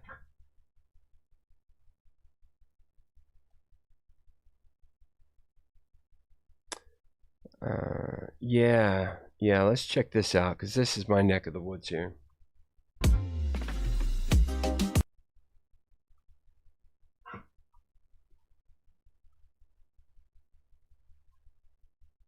Affects commuters going to work every day, but truck drivers, people traveling up and down the East Coast. CBS News Philadelphia's Jan Carballo is live near the collapse site again for us with advice, Jan, from AAA for how to work around this. Good morning. What you're seeing behind me, that's local traffic getting through. There are so many roads that are closed in this area near the collapse site. It's very hard to get around. And if you hear me say that, just imagine what it's going to be like later on today, because very few people are out and about on the roads right now. And if we're having problems, you're definitely going to have problems as well. Here to talk about the troubles we anticipate happening today and for the foreseeable future is Jana Tidwell with AAA Mid-Atlantic. Jana, thanks for getting up early for us this morning. This is unprecedented for us. We have to get up today and imagine that I-95 just doesn't exist. So what's the advice for people trying to get to work, to school, or anything else? AAA is recommending that motorists have a plan, and that plan could very well be fluid as the weeks and months go on. I wonder how that happened. We'll have more on that later, because it's pretty likely that there was some neglect, right? People would have seen it coming, but it's nothing that I'm aware of yet. So, oh man, so much more of the same. So much more of the same. It's like, look at these crazy people we've already established are crazy. Look at somebody say things that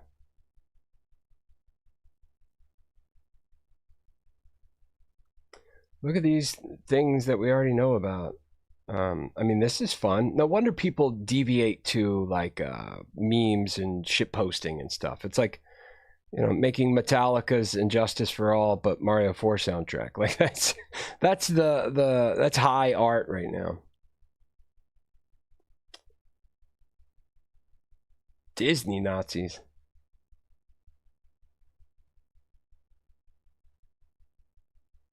The White House is fallen. Yeah, wow. Okay. Let's open this up and see what's going on if I actually click on news. Sometimes that's the way to go.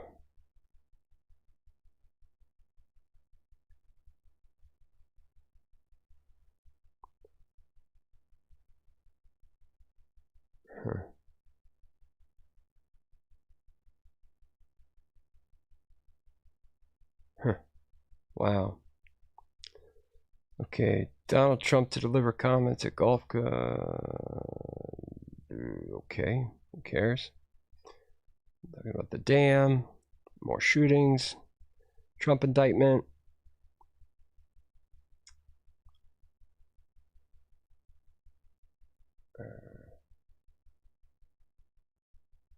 Why the fuck would you be in Russia right now if you were an American?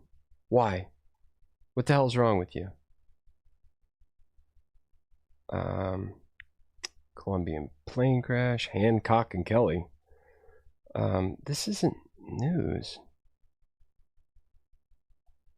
Well, this is kind of interesting because, following power and how power works is important.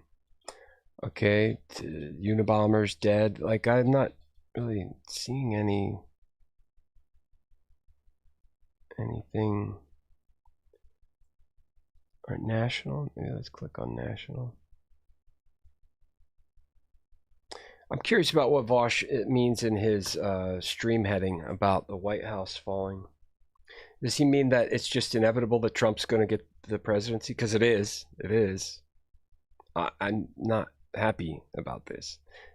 We know, like we're talking about the Gnostic informant. Like Neil is saying, well, if like prophecy is true, then it's already known what's going to go on. So it's a point kind of thing. It's like, we don't have to make the same choices we're making over and over again. We don't have to reinforce the status quo that's producing the ill effects it is. We don't have to keep buying into narratives like the elites versus the blah, blah, blah, blah, blah. These things might be based on truth in some way, shape, or form, but they're not the points of access. They are not the cause. In many cases, it's really just the effect. And although it's entertaining and stimulating and all that stuff, if you really were bothered by the effects that we're in line for, forget climate change. I don't know if we're going to live that long to be for that to be the problem. It's crazy how calloused and disconnected we are from the point of flex that we have available to us. It's like, this is not. There's nothing.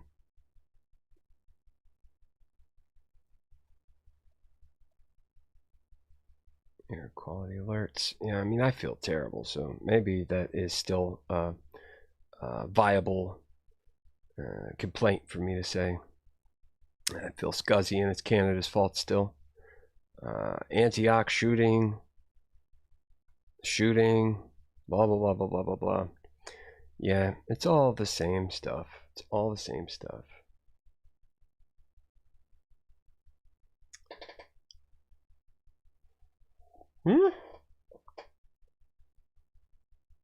What? Sam Shamoon? Oh, fucking Sneeko. What a stupid ass. Okay, let's do this. This is fun. So don't give me Sam Shamoon. Sam Shamoon's he's not a literal, he's not a Bible expert, he's not a Quran expert. He's just somebody who sits around in his bathroom calling people's mothers whores and things. This is not true. He is an expert. Sam Shamoon knows what he's talking about. You should be scared. If you're going up against Sam Shamoon, you better have your shit right. Now, I do have complaints about his the cause and motivation calculus, but he is a man that understands what objective he's working toward, and he is a man that is confident and comfortable and well-versed in the cause, okay? So if you're going up against him, it's not just a subjective pissing match to see who sounds cooler. He's going to beat you in that regard. His rhetoric is on point. Next up is his knowledge of scripture and verse. That's on point.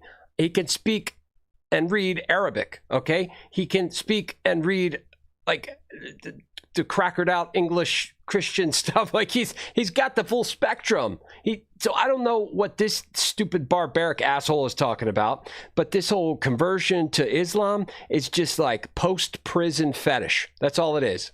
You get the inside prison Muslims, and that's a power structure, right? And in some cases, it's a necessary power structure to resist otherwise bad people, right? But outside of jail, then you're talking about a direct relationship between you and, let's say, Allah. I don't mind saying Allah is God. It's the same idea that we're talking about. Monotheism alludes to the same principles, and that's why it's survived for so long. It's not complicated. Scripture is in the way of what is true and real. And if that's Christianity, I'm good.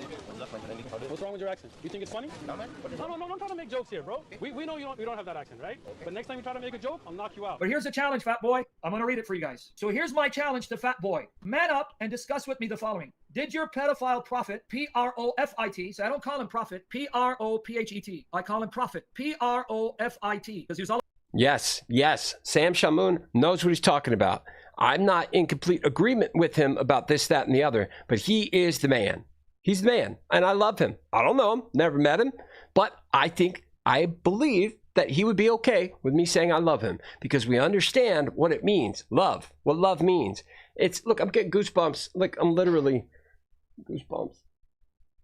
Because the spirit is real, guys. It's not the spirit that they sell you on TV. It's not the spirit that's in line. Now, I would disagree with Shamoon on where and where the spirit comes from and what it is. We would have flat out disagreement all day long about it. But the cause and the motivation are in place. So it is good faith argument because we have a genuine disagreement. Sneeko and Tate and all those guys don't know what they're talking about.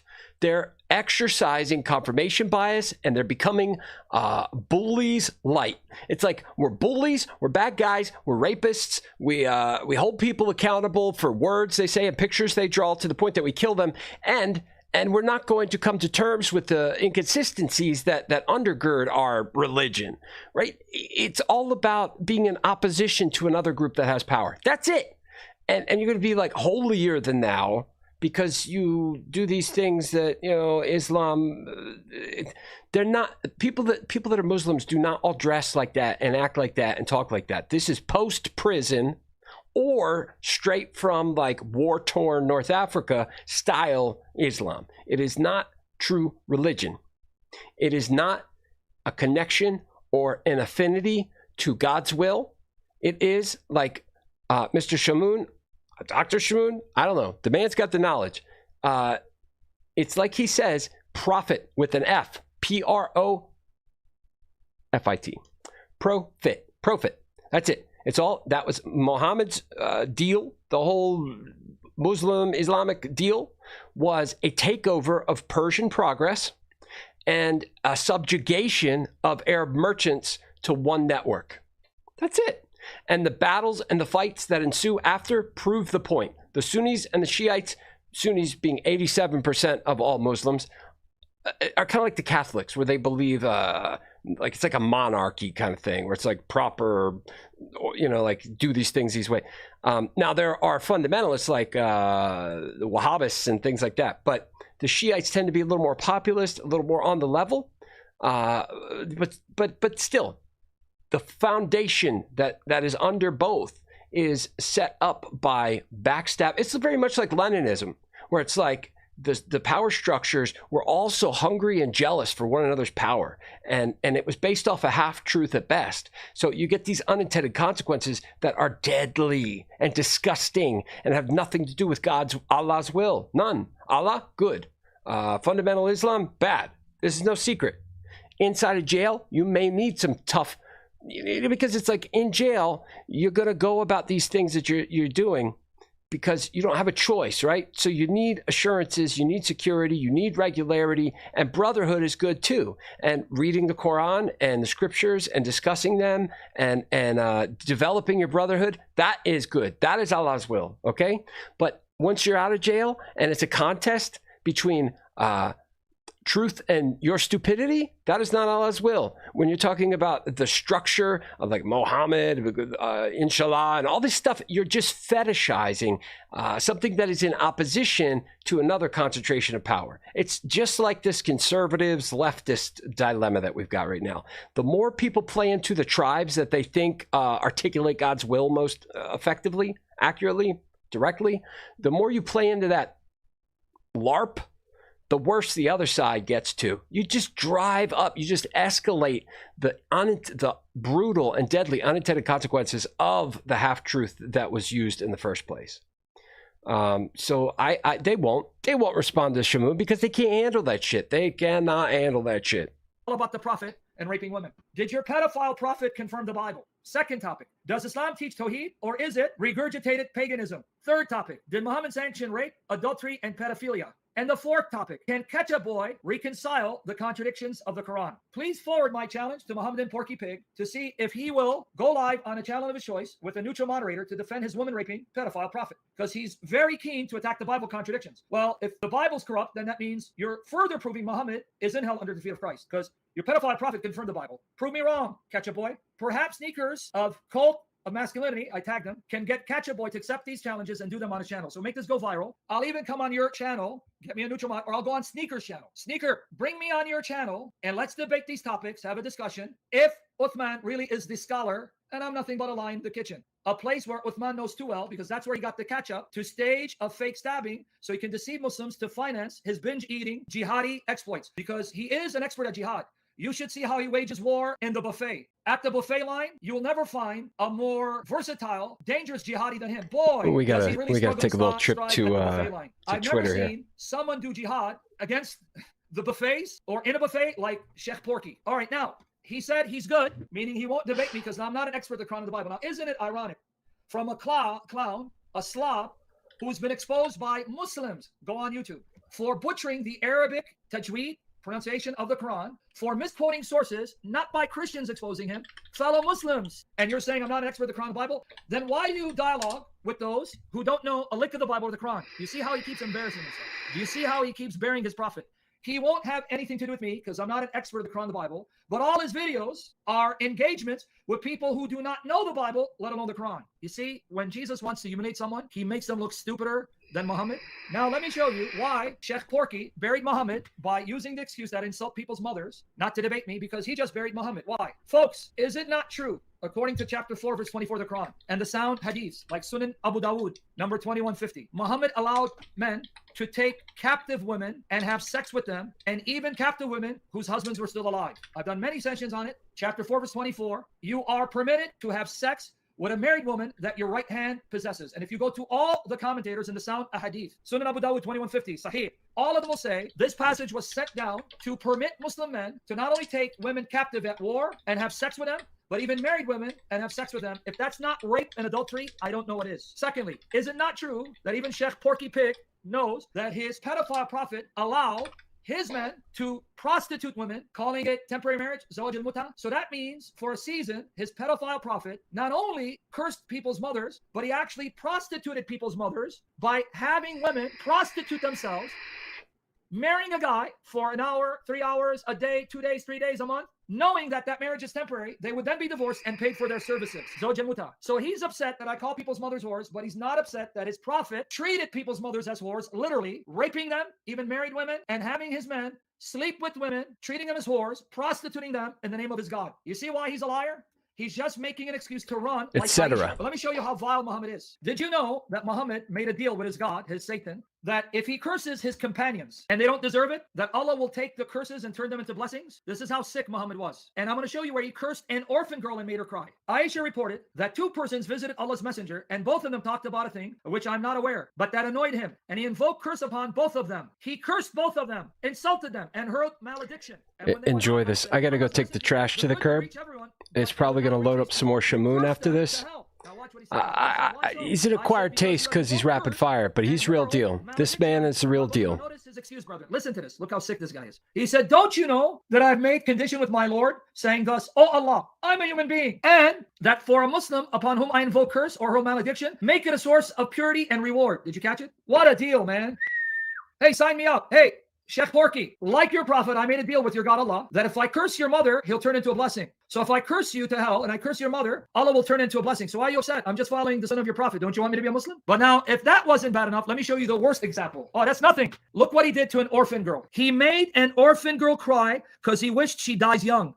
He prayed that she would die young. And she didn't understand why he did that. So she went crying to the woman who was raising her. This is Muhammad. Sahih Muslim. In both hadiths, there's Sahih Muslim. Anas bin Malik reported that there was an orphan girl. Now let your heart break. An orphan girl, people, with Sulaim, was the mother of Anas. Allah's messenger saw that orphan girl and said, oh, it is you. You have grown young. May you not advance in years. Now notice, she's not only an orphan girl, she's a slave girl. She's an orphan girl who doesn't know her parents are, who's now a slave. Talk about having a miserable life. The slave girl returned to Sulaim weeping. Sulaim said, oh daughter, what is the matter with you? Look what she said. She said, Allah's apostle has invoked curse upon me that I should not grow in age, and thus I would never grow in age, or she said, in my length of life. Now, Sulaim got angry. Sulaim went out wrapping her headdress hurriedly until she met Allah's messenger. He said to her, Sulaim, what is the matter with you? She said, Allah's apostle, you invoke curse upon my orphan girl. He said, Sulaim, what is that? She said, she, the orphan girl, states you have cursed her, saying she might not grow in age or grow in life. Allah's messenger smiled. You see what a dirty bastard he is? This is the man, right, that they want us to follow. He smiled. He smiled and then said, Sulaim, don't you know that I made this term with my Lord? And the term with my Lord is that I said to him, I am a human being, and I am pleased just as a human being is pleased, and I lose my temper just as a human being loses temper. So for any person from amongst my ummah whom I curse, and he in no way deserves it, let that, O Lord, be made a source of purification and purity and nearest to law on the day of resurrection. You see his justification? Here's a warning to you, fat boy. You can act tough like a street thug to little teenagers in your booth, and you can run your mouth, but surely as the Lord Jesus lives and Muhammad is dead and in hell, may the Lord continue to make us warriors and use me as his lion. I will muzzle you and stuff you with your vomit like Jesus has stuffed your prophet with the fires of hell. You've been warned, fat cow. Okay, Sheikh Porky, Ibn Ketchup boy. Now go back to your Blackstone and lick it and shh.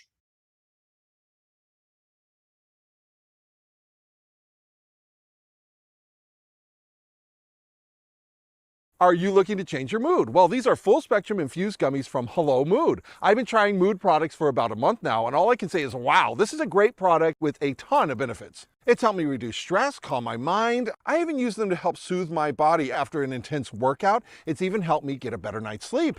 Now, in the past, I've tried other brands of infused gummies. It was a very negative experience. They didn't taste good. They were very unpredictable. I didn't know when they were going to start, when they were going to stop. It was a nightmare. But with Hello Mood's full spectrum gummies, they have a rapid onset for a quick euphoric experience that only lasts about 2 or 3 hours, which for me, they have a variety of flavors and treats too. Hello Mood's gummies are vegan, non-GMO, gluten-free, and low in sugar. Now,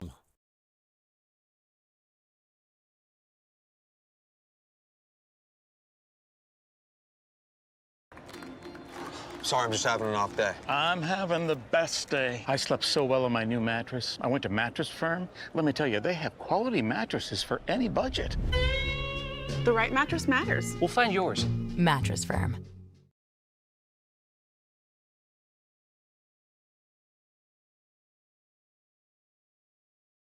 You cannot, in Sharia, you cannot insult the Prophet or you're going to die. Are you telling me that's not true? In Sharia, can I insult the Prophet and not be killed if I'm living in an Islamic state? No, you will. I will what? You said you will. But at the same time, I will be killed, right? I mean, that's why I respect you. Honestly, you're being honest. So in an Islamic state, David Wood and I saying Muhammad is false prophet, we're killed, right? Yeah. Yeah, okay. Your respect now went to the roof. You know how much I respect you? Because you're so honest, honestly. I appreciate you. Thank you so much. You're honest. This kind of leads into another topic that Muhammad here brought up. He said that when people insulted Muhammad, he just remained silent. He let Abu Bakr respond. Tying it. What's that? Go ahead. Sorry, I didn't say he let Abu Bakr respond. He just said silent. He didn't tell Abu Bakr to respond. Abu Bakr responded on his own will. And that's when the Prophet, he was upset because he responded. So, but you're saying... Okay, let's find something a little more secular, shall we? I'm just saying, Sam Shamoon is awesome. He's awesome. And just watch what he does. He's not fucking around. He's not fucking around. Let's see what we can find. Kind of want to find that that Vosh debate.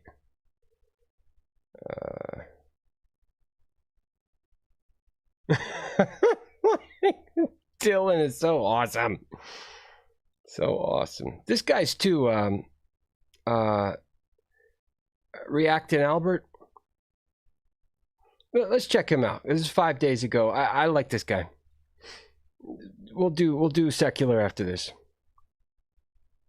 Any Muslims who watching up to this point, how in the world is Muhammad the best of men when it comes to morality, but yet the brother don't know where he's going to go? If he's the best of men and he could wind up in hell, where are you going? Where are you going? You just ate bacon last week. What's going on, everybody? It's your boy Albert, man. I'm coming at y'all with another reaction. And this one, man, this one's probably about to get spicy. I ain't going front.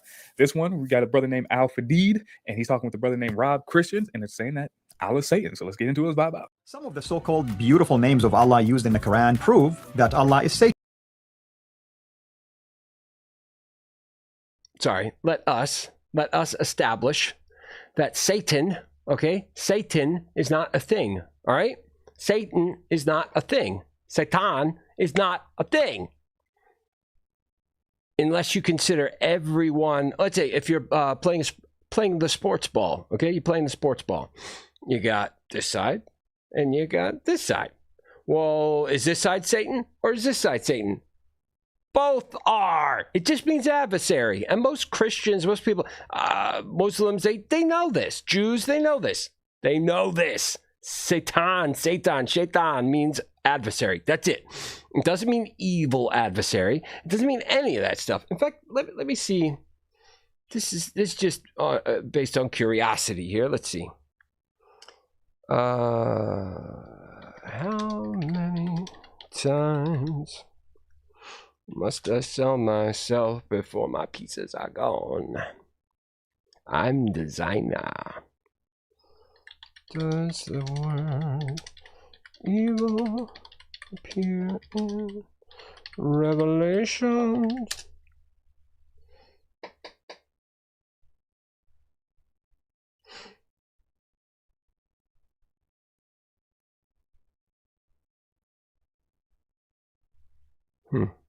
Okay, in the New Testament, it is used as as interchangeable with diablos.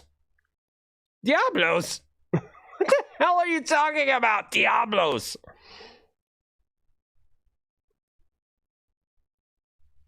Okay, and there's just so much bad information. I don't want to call it like misinformation. It's just bad information. The first appearance of Satan in the Bible is Job, I do believe. But let's see what kind of bad information there is. Like all this organized religion is just men fucking around and getting it wrong and waiting until they're forced to reconcile with this miss on truth. It's a miss. It's a swing and a miss. And until they're forced to rectify. Like you get a referee on the scene and they say, oh, that's a Protestant and we're Catholics, or vice versa, or whatever. And this isn't just in church. This is men. This is humans. We will look for the thing that allows us to dismiss that which is greater or more powerful than us. And say, oh, it's just crazy. No, but you're close. It sounds like crazy. Lazy. You. And not you, because no one's here. And if they are, then God bless you, because your curiosity and conviction are more than noteworthy. You stand aside from I don't want to use Bible talk, okay? I don't want to use these words, but you stand aside from the sin and the corruption that other people are willfully ignorant of and complicit to. You know, the trick here is, if I use these words like evil, I'm using their words. All right? I'm using their words, which they have obviously failed to understand. And it's not an intellectual jab. That's not like they're too stupid.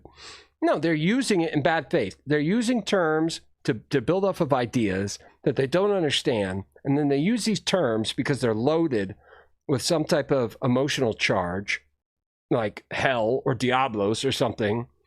And all of this is an invention. It's just like the X-Men, right? X-Men are the X-Men, and then all of a sudden Bishop shows up. You know, he's got the M on his eye, which is super cool, but then we find out it's a tattoo from the future, and it just means mutant, where they're put in the concentration camps. You know, this is a story, right? Now Bishop is part of it. The difference between angel and archangel, after Apocalypse gets to archangel, like, what's his name? Warren Worthington III or whatever. These are parts of the story. It develops. But that's like saying the original X-Men, the original 5 X-Men, that's everything that's true about this, that, and the other is there. Now, people like it so much, they start to add on to the story. And the story grows, and it becomes what it is, and there's a wealth of characters and ideas, but it's just a story. It's just a story.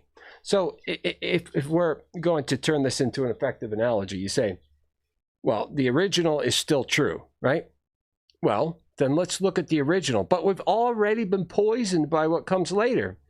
So it's impossible to do that in some sense. But if you're going to try to isolate the beginning, look for what is valuable there, take it out, and see if you can build and then you find out that there's no way that you can fit a character like Bishop in, because using the original, you know, this analogy's falling apart in real time. But the similarity is it's all imaginative. Comic books are better than Orthodox scripture. All this Orthodox scripture is just horseshit. So the first appearance of Satan, capital S. Now, there's a big distinction there. Capital S versus... we see a picture of the world where everything is very good. No pain, no suffering, no disharmony. Things wear down. Genesis 2. Evil. You know, here's a better question. What is the word evil in Coptic or Greek.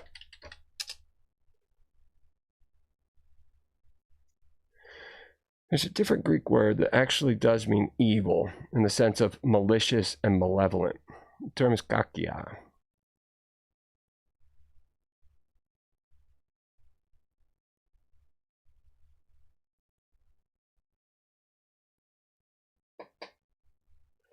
Okay, so already we see that Christians have reduced what was much more complex into one word.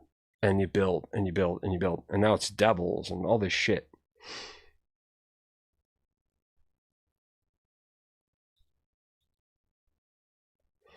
Okay, evil or bad. Most of these words have more specific and less. Make sure it's showing up on the screen there. Yeah, so of course. Let's see. Most of these words have a more specific and less moralistic meaning than the English concept of evil. One is used much more commonly than the others. Two of them are very specific and fairly uncommon. Without distinguishing among them, we lose the point that Jesus is making. For example, in Matthew, Jesus describes both the tree and its fruit as bad. But in Greek, we see two different words. He's contrasting two negative ideas. One is a source, and the other is the result. But we cannot think about his meaning because his ideas are lost in translation. Okay, so evil or wicked is poneros, which means oppressed by toil, burdened, and worthless. Of things, it means toilsome, painful, grievous. In a moral sense, worthless, base, and cowardly. There's no sense of malevolence. Okay, but then there's one that does mean malevolent.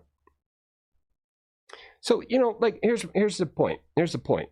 When we're talking about evil, we're talking about Satan and all of this. It does not come from the Bible. It doesn't come from anything these people swear is sacrosanct scripture.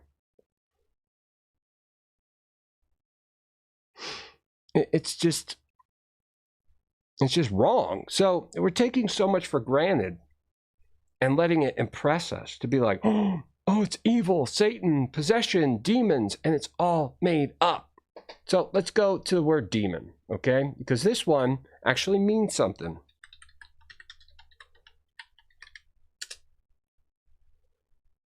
Daimon denotes a spirit or divine power, much like the Latin genius or numen. Daimon most likely came from the Greek verb daistai. Daistai, to divide or distribute. So then there's arch rebels or supernatural being. Spirit. See, like I was saying earlier. In fact, I think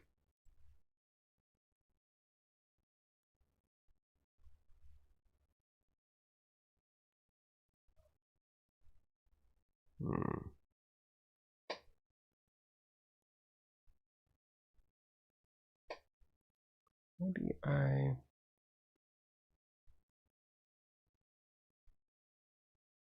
I erased it, but that's okay, because look, it's just this easy. It's just this easy. Oh, Mr. Eddie. Cat down here being a pain in the butt. Just this easy.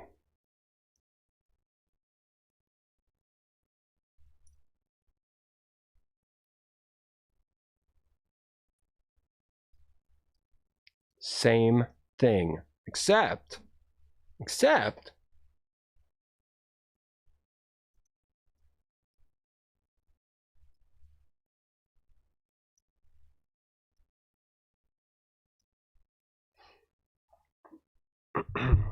Damon is a bunch of different, so you got like Pan or Bacchus or Hellboy or Temptress or Hercules. You've got all these different types of characters. They're like archetypes. Okay, archetypes. These are tied to the earth. Okay, tied to earth, which has a lot of power in it, and we can access it because we're made out of it. There's no sorcery. Okay, there's no magic.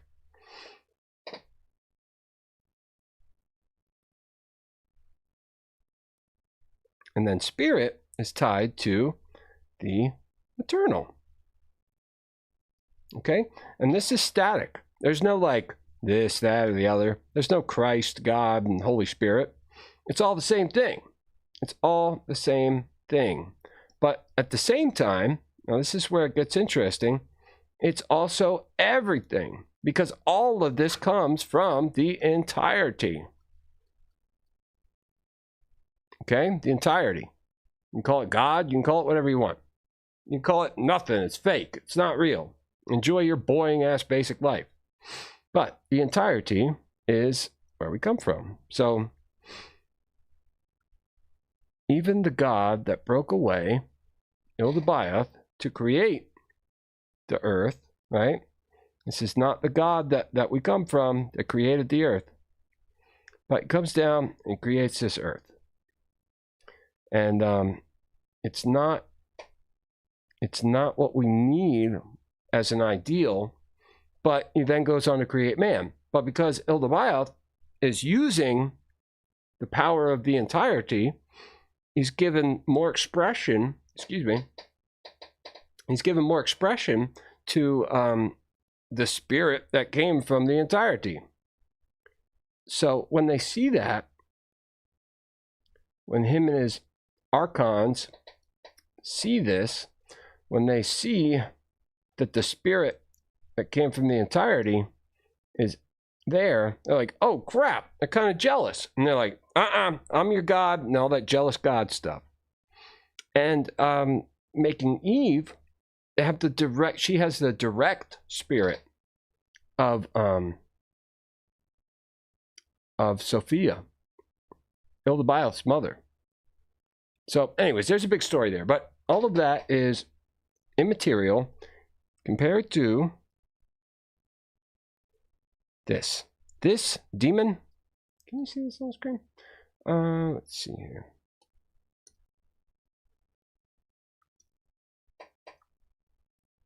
Okay, this is not this.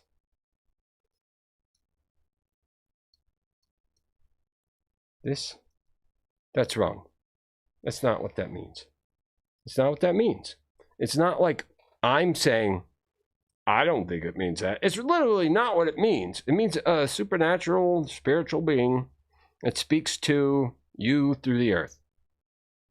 It means getting all worked up. It means getting a little crazy. It means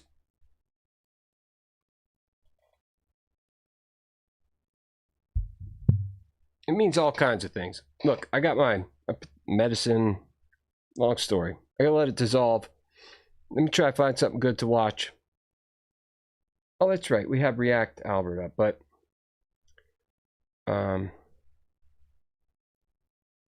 perhaps.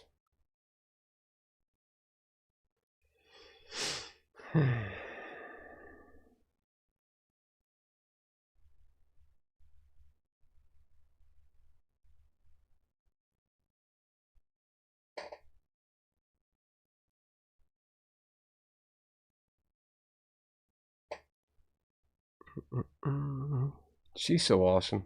This Astrid Lundberg gal.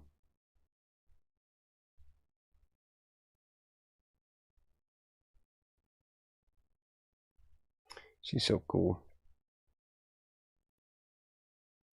Hassan is racist.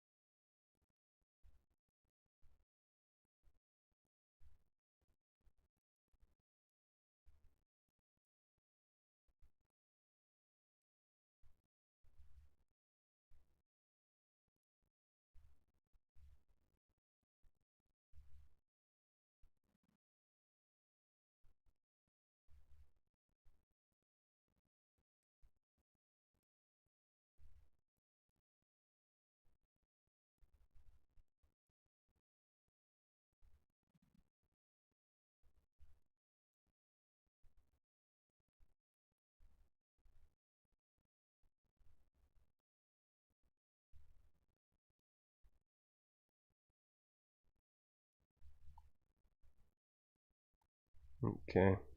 With a graduate degree from Walden. Make an investment in your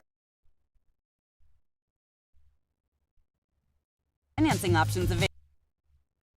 In your work, you quote Nietzsche quite a bit. His line, "He who has a why to live for can bear almost any how." What do you think he meant by that?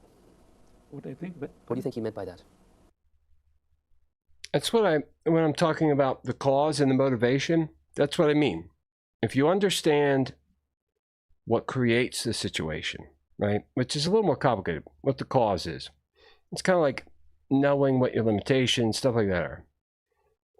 Knowing what types of functions and environments complement our output, but what you want when you're done. If you know what you're going for, if you know what the reason and the objective are, then everything in the middle it's not necessarily easy, but it's sustainable. You can endure it. That's what I'm saying. The same as I intended to convey to my readers and students, that the vision of a meaning ahead of someone, a meaning in wait for someone, to be fulfilled by someone, that this contributes most than anything else under equal other circumstances for survival. Meaning is the most important thing in our lives? Certainly, because what I call a will to meaning, the wish to find and to fulfill meaning, is the basic motivation in human beings. Well, this certainly runs counter to much of the determinist notions that are being bandied around these days, as man is a machine, man is a computer, man is a product of instincts. Man is something like a rat in experiments, psychological experiments. Of course, you're right, but not only against the so-called deterministic concepts of man, but also regarding the motivational theories of certain psychotherapeutic systems. Let's talk for a minute about logotherapy, which arose out of this notion of a search for meaning. Logotherapy, as one among other types of psychotherapy, is, we may say, a meaning-centered psychotherapy. Inasmuch particularly as logotherapy sees a human being not predominantly determined, not to say dominated, by the will to pleasure, as you were mentioning, nor by the will to power along the lines of Adlerian teachings, but basically, fundamentally, by a will to meaning. That is to say, the desire, the impulse to find, to discover in life, or better to say in each life situation, concrete life situation confronting someone, the desire to find a meaning therein and to go on to fulfill it. I was very intrigued. One of the most surprising things I've read recently was that you said that when you talked to European students, only 40% said they had suffered this sort of inner void, and yet 81% of American students experience the same thing. This was decades ago. We think of it just the opposite. We think of the Europeans as being buried under this existential dread and sense of purposelessness, and Americans as being optimistic and upbeat. However it might be, whether the ones or the others are suffering more or less respectively from this existential vacuum. The ones who seem to suffer less should not look at the others with contempt, but look at the others with compassion and look for anything possible to help the others. Now, this void manifests itself as in apathy, in boredom, lack of initiative, lack of interest in the world, or initiative in changing something within the world for the better. Yep, there you go. That's it. That's why you all fucking suck. Because you don't. You don't.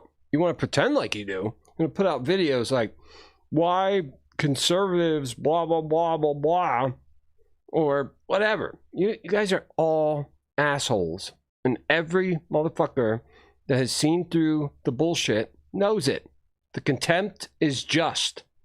You are the problem. You are the reason for the outcomes we are experiencing. It's not like you say it is. Occupy Wall Street, your fault. Trump being elected, your fault. Israel being what it is, your fault. China being what it is, your fault. Consumer fetishization. What is that what it's called? Consumption. Commodity fetishization. Your fault. The 2008 financial crash. People buying houses they couldn't afford and be like, the government should have given us money. Your fault. Not Wall Street's fault. Taking a loan that you had no business taking is not on other people. However, the opportunity for meaningful homeownership or successful possession of a property to maintain as a dwelling is a necessity, and access to and the rigmarole around that is busted. The status quo is busted. But you guys are just waiting and blaming everybody but yourself. And it sounds stupid to say it out loud because you've heard this before. You want to say it's everyone else. No, my friends, you're not here. You're there. It's your fault. So it's kind of like, fuck apathy. I just want to get my kicks before the whole shit house goes up in flames. Well, no, I can't do that either. For some reason, I feel obligated to you assholes. Pearls before swine. Day after day after day after day after day. You prove my points. Frustration is a proof of the existence of a will to meaning. Unless we were imbued by will to meaning, by the wish to find meaning and discover and fulfill meaning in life, we never would be able to experience an inner void. So this is in a way also something positive. Now you've listed 3 types of values: creative values, experiential values, and attitudinal values. And you may find a meaning. The average man, the man on the street or the woman on the street, may find a meaning day by day in doing a deed, in creating a work. And that's the creative. Creative. And in experiencing something, the beauty, the truth as a researcher, or the good in dealing with people as a teacher or whatsoever. There's an extraordinary moment in Man's Search for Meaning where you talk about being in one of the Nazi camps and all of you going out to look at a sunset. Is that exactly? This is a paradigm of experiential values, of finding a meaning in experiencing without doing anything, without achieving or accomplishing anything, but just in giving oneself to the immediate experience of something, say, beautiful going on in the world. Okay. This is the second avenue. But there is also it's transcendence. Also, another aspect of experiential values. Excuse me. Not only experiencing something, but also experiencing someone. More than that, experiencing another human being in his or her very uniqueness. And it is the main attribute of a human being that he is a person in contrast to any animal. He is a person, and a person is always something absolutely unique, irrepeatable in the evolution of the cosmos, as it were, incomparable with any other human being. And this uniqueness. Yet, you choose the opposite. You choose to be like the animals. Because if you're not, then the animals are going to make fun of you. It's really that simple. You're not that complicated. You can rehearse patterns, and you can say, this is this out this way and that way, and it's just not. That's not the reality. Oh, Eddie. Come on, buddy. No. That's not for Eddie's up there, buddy. That's not an Eddie platform.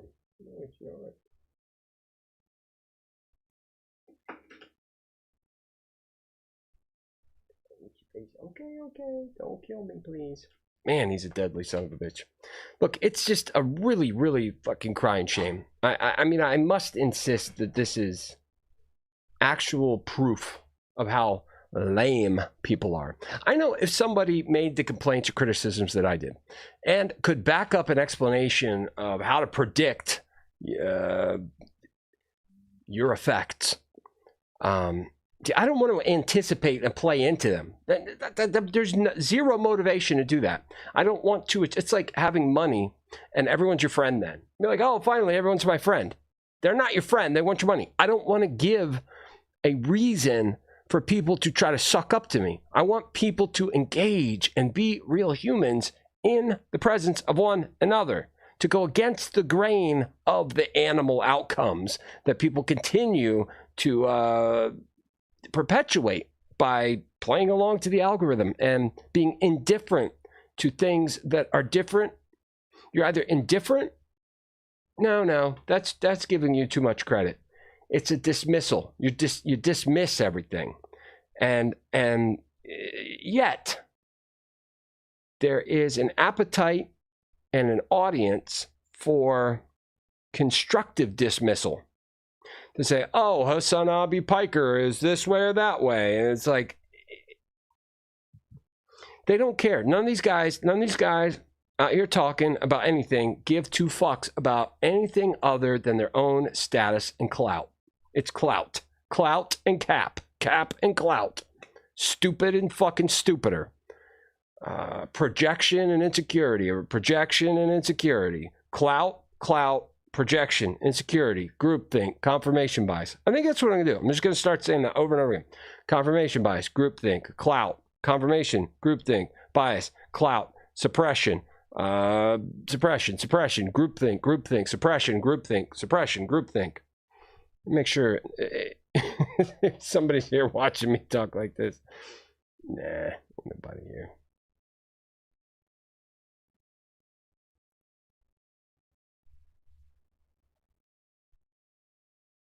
Ain't nobody here.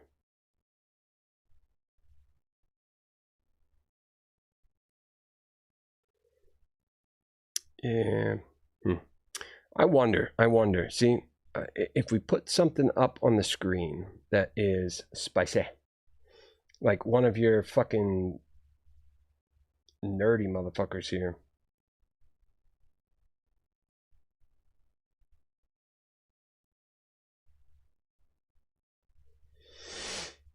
I want to see the debate.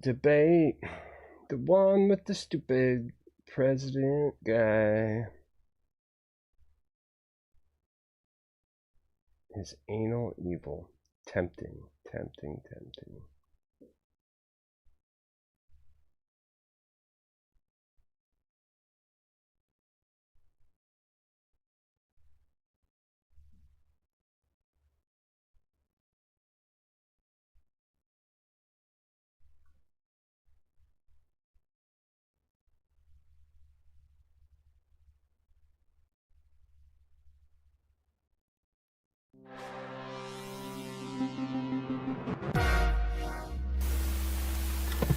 Tonight's debate is against Vosh versus P.F. Young on topic of Jordan Peterson. No idea exactly where it's going to go, but On the topic of, yeah, no thanks. I'm sure it's interesting, but fuck these snotty motherfuckers. They're all snotty.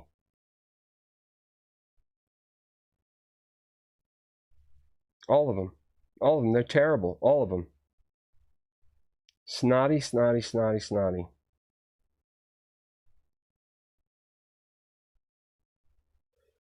Now, okay, this is something. This is Democracy Now!, democracynow.org, The War and Peace Report. I'm Amy Goodman. Well, the 2024 presidential race is becoming more crowded. Former New Jersey Governor Chris Christie and former Vice President Mike Pence have both joined the Republican race. Meanwhile, the philosophy professor and civil rights activist Cornel West. Oops.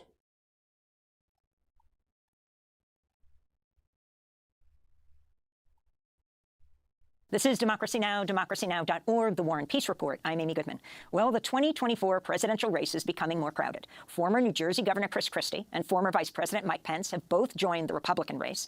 Meanwhile, the philosophy professor and civil rights activist Cornel West has announced he's running for president as a candidate with the People's Party. In a short video released Monday, Dr. West criticized both the Democratic and Republican parties. We're not talking about hating anybody. We're talking about loving. We're talking about affirming. We're talking about empowering those who have been pushed to the margins. Because neither political party wants to tell the truth about Wall Street, about Ukraine, about the Pentagon, about big tech. West's announcement surprised many political observers. In 2008, he endorsed Barack Obama, but later became a vocal critic of the Obama-Biden administration.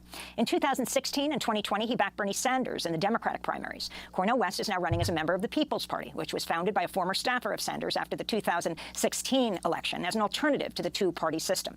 This will be the first time the party has fielded a candidate for president. According to the New Republic, the People's Party has ballot access in barely a handful of states. Dr. West is one of the nation's most recognized public intellectuals. He's a professor of philosophy and Christian practice at Union Theological Seminary. He formerly taught at Princeton and Harvard universities. He's joining us now from Irvine, California.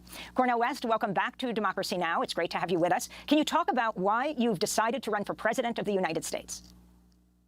First, Sister Amy, I want to salute you. You are an exemplar of longevity, of integrity, and consistency. And, you know, we go back many, many decades. So I just want to always begin on that note. You're putting a smile on Brother George and Sister Dorothy's face, your precious parents. But no, my announcement of running for president of the United States to be head of the empire, to help dismantle it in such a way that poor and working people would be at the very center, at the very core of our vision of what a good society actually is. It has to do, as you can imagine, with these very bleak times, these very desperate times. So it's a kind of act of desperation. You know, I'm 70 years old. I've been at this for 55 years, and I have a calling that flows out of the legacy of Martin Luther King Jr. and Rabbi Abraham Joshua Heschel and Edward Said and Chief Joseph and Dorothy. Me too, brother, me too. But they don't listen. They don't listen.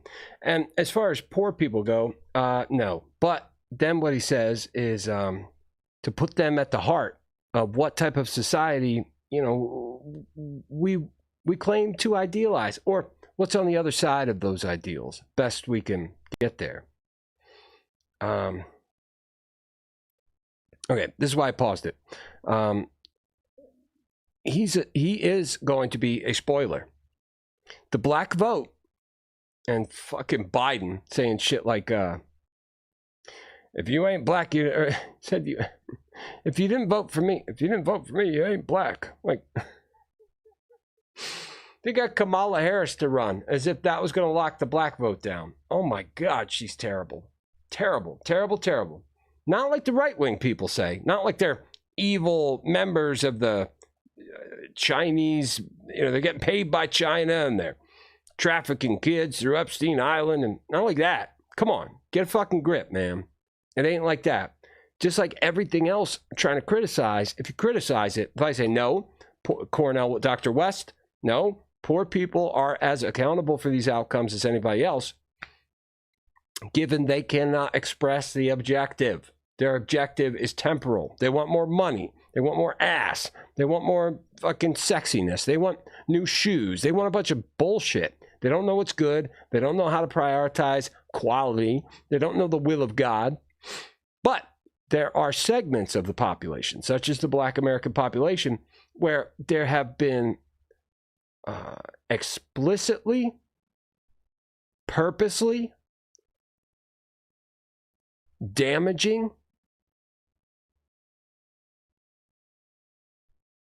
inhumane, and it wasn't just trauma. It's not just trauma, but an entire system, systemic racism, a systematic collection of difficulties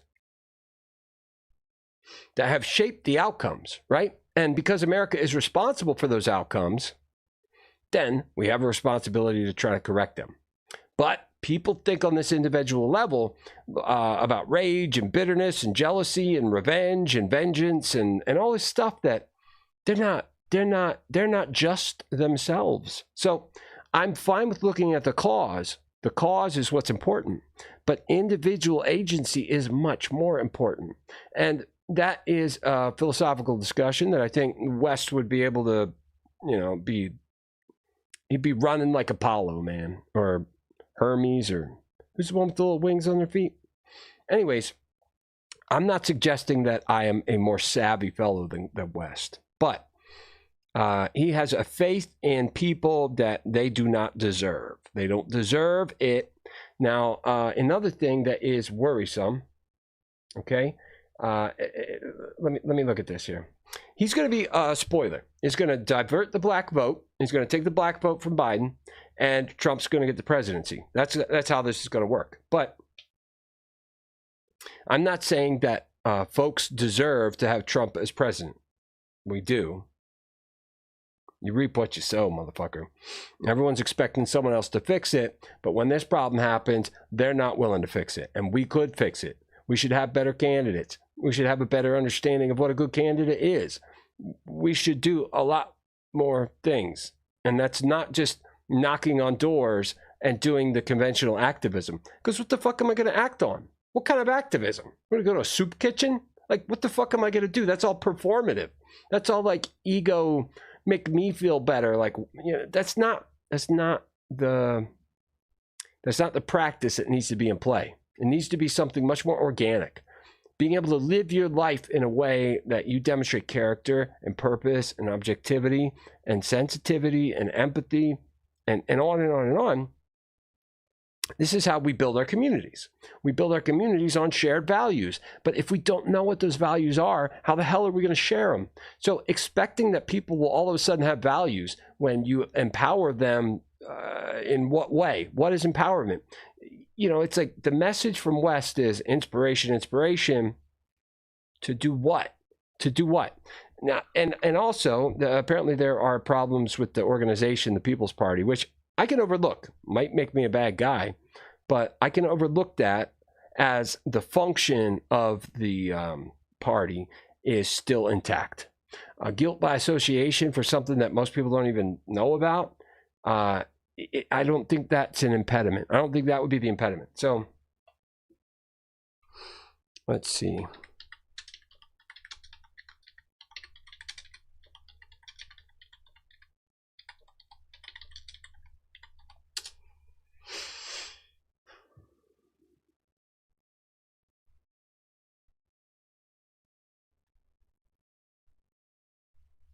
Now, there's information and there's arguments, but it's kind of like,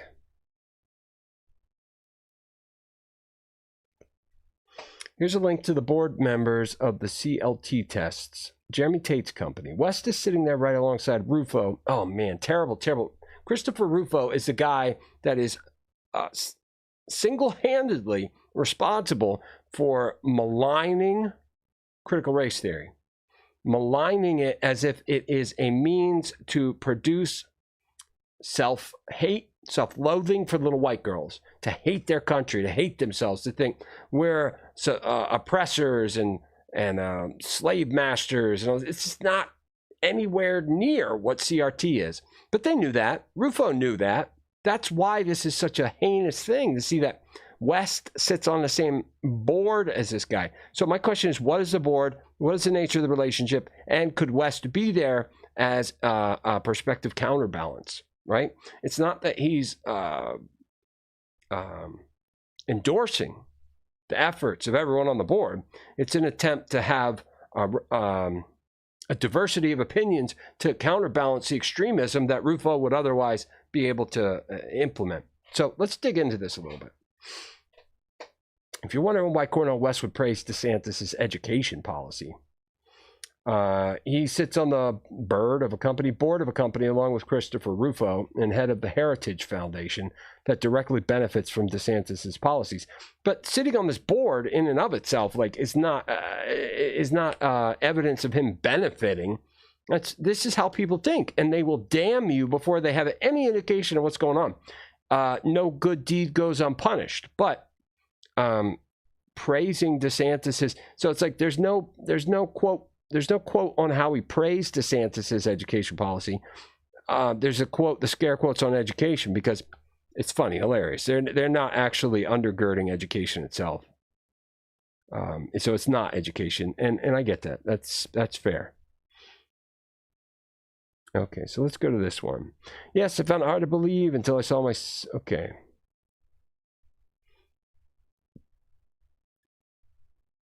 Cult leadership.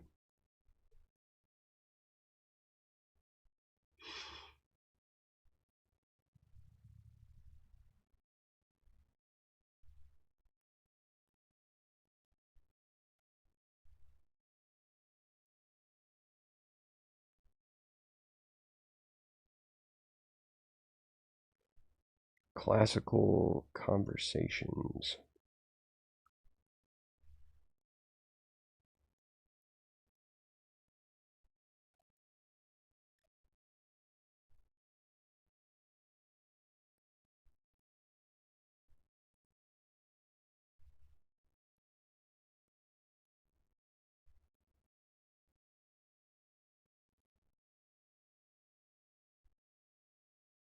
This is a lot of people. This does seem to be quite the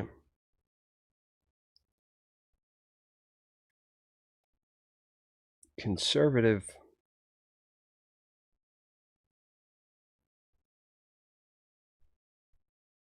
orgy. What do they do?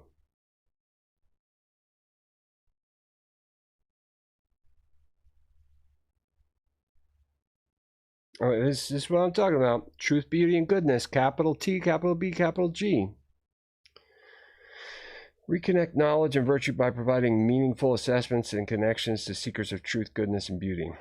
2015, Jeremy Tate embarked on a mission to provide alternative standardized tests rooted in tradition while taking advantage of modern technologies.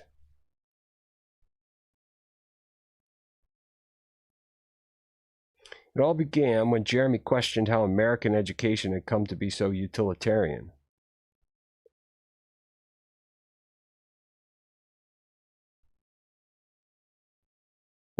No. Finding utility in education is the whole point. What do they expect?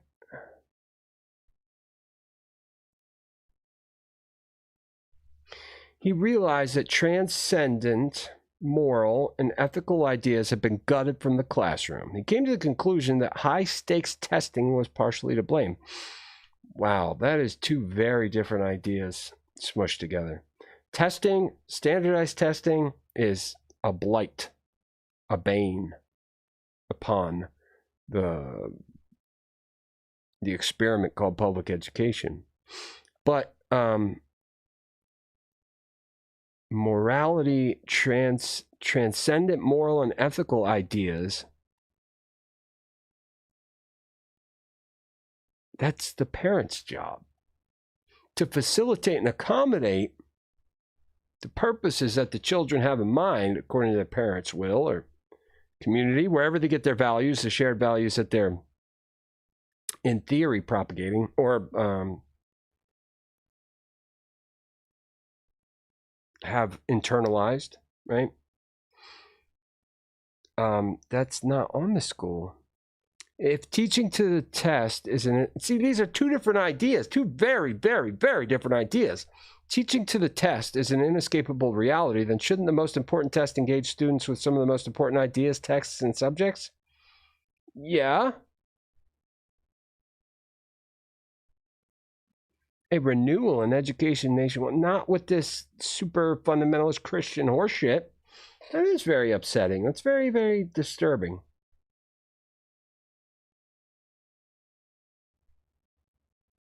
But then people take this way too far. They don't understand what they're talking about.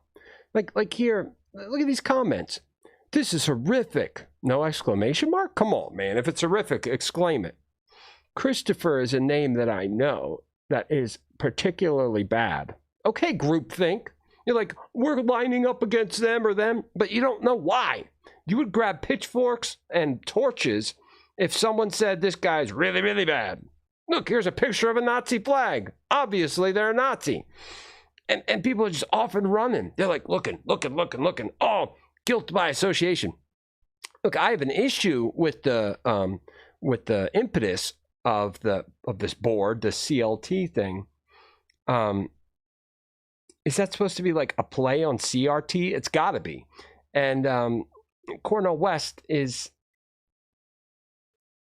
I mean, he's been anti-woke throughout. That's no surprise. So they're like, all of a sudden, someone that's black isn't, like part of the gang? It's like, motherfucker, you haven't even established a gang yet. The need for it is there. The communities are in place. You have shared values that are felt, but assuming that you, who have not coalesced with any of these people in any of these movements, that tend to revolve around religious institutions, like in black communities, people that are looking to uphold their community and push it into a better realm, zone, reality. They tend to be involved with the church, right? But in a black community, that's a very, very different thing than in general, or like white community. It is a sanctuary. It is a place for philosophy, for the type of education that the CLT thing claims to be about. But they're so disconnected because, well, I'm not going to be able to explain that very quickly. These people, though, are more of a problem. They're not thinking. They're not saying, we're going to vote against the status quo because the status quo is busted. They're thinking, these are bad guys and these are good guys. Guilt by association, us, them. Oh, they're so bad because they other everyone. Motherfucker, you are the one that is othering. That is what's going on here. It's a damn shame. It's particularly bad. I'm just floored that Cornell would do this. Do what? Do what? You didn't just do what? Run for president? Sit on this board? There's like 100 people on this board. There's a lot of people, and they're all from theological, departments. They're all from some type of like liberal art to theological seminary school. They're from that type of, that's their deal. I mean, horrific. It's horrific. Christopher Rufo is horrific, but it's just so, it's very, very concerning. So then when my friend Neil from Gnostic Informant says, what is prophecy supposed to just see to the end? What's the point? The tape's just going to play out? It doesn't have to, but who the fuck is lining up to make a different decision? These guys think that they don't think they're the problem. They think Cornel West is the problem.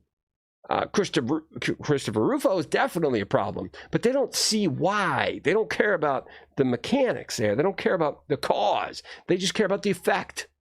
And they add to it in opposition, gladly. And it just makes it worse. This person, I feel like my stomach just fell out of my body into a black hole. To say this is devastating is a massive understatement. 10 likes. This motherfucker got 170 likes. For this? What? It's just insane. And he's a lawyer? This is a lawyer? Every day, I am legitimately thankful there are people like you out here putting in the work and finding these connections. Okay. There's something truly perverse when a person is running as the presidential candidate for the People's Party, focused on fighting poverty and racism. Makes money. What are you saying makes money? There's no money made. What are you talking about? There's no makes money about it. Ridiculous.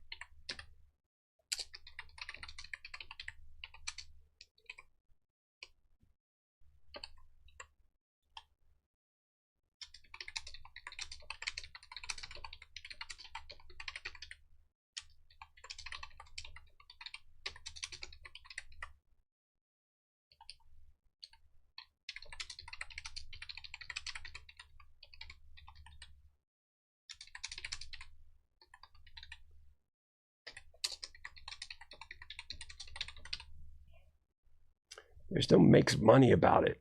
You guys are ridiculous. Capitalize some letters here. Groupthink, guilt by association, nonsense. It's an academic board with 100 people from theological academic background. That said, Rufo is one of the worst humans of all time. This is true. West has been anti-woke for a while. No money here. Fucking stupid. Yes, here we go. Yanai. I doubt being on the board of academic advisors of this org confers much material advantage to West. Simpler explanation is that he likes the classics and isn't bothered by... Yes, thank you. Yanai, let's go. Only smart person on the internet.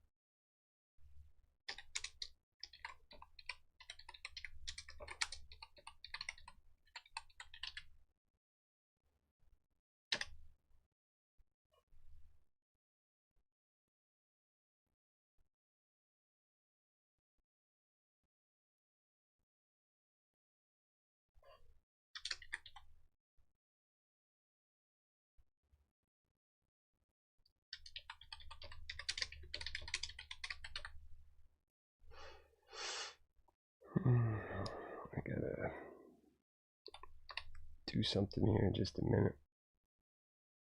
Walk away from the camera. I'll be right back in just a moment.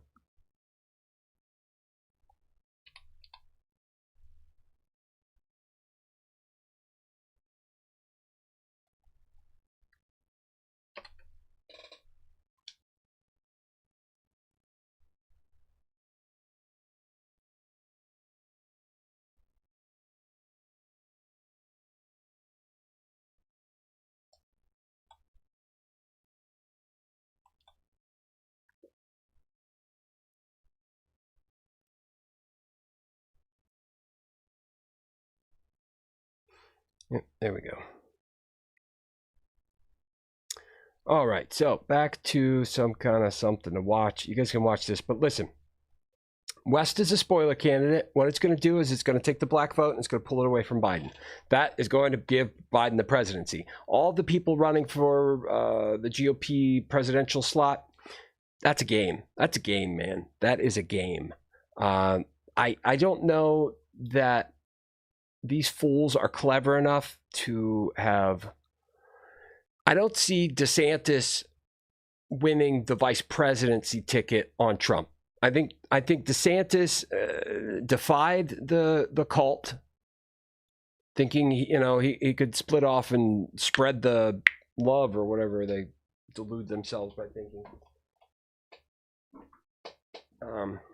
He has an Ivy League education. So many of these guys have like fantastic educations. I have a lot of problems squaring that with the effect that we see. Yeah, I do. I really, really do. But West is going to take the black vote. And this is an important lesson for not just Biden, for us as the world. If politicians don't do what they say they're going to do for the people that they're responsible for advocating for, when you make a deal, when you say, look, you vote me in, I will help you, you better fucking help. This shit ain't no damn good, man. The motherfucker comes out and he's like, vote for me, you ain't black. Like, yeah, he's done nothing for black and brown communities except make more police and up the ante on the drug war and militarize the border more and be a pushover when it comes to reforming. Now, they have got a lot of judges in, all right? But I doubt that they would if the Republican Party hadn't started that trend. The Republican Party from the get-go, and this is Rush Limbaugh, they all were ready for this attack. When Trump went in there, attack, get the judges in, get the judges. We can see that most clearly in the Supreme Court, right? The Supreme Court, the way that got set up, got compromised. I mean, it was already fucked, but the people that were brought in to participate, it is now completely fucked. That's also in other directions federally. So, in fact, let's deviate here. I want to see if we can get a quick stat on. Get a quick stat on. Open up another.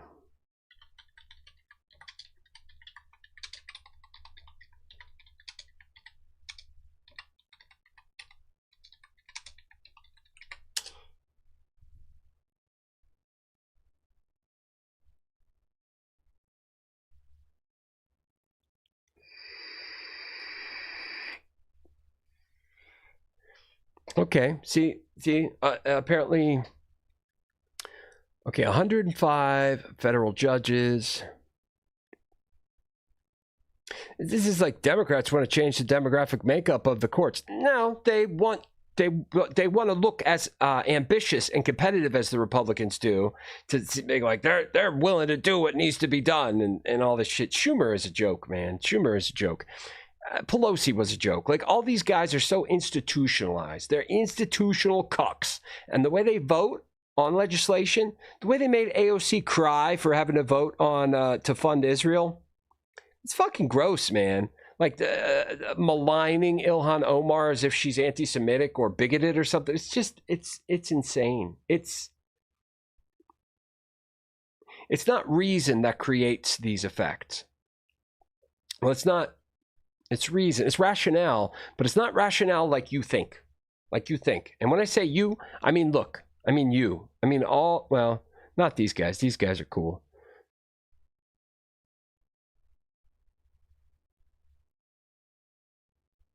That's true.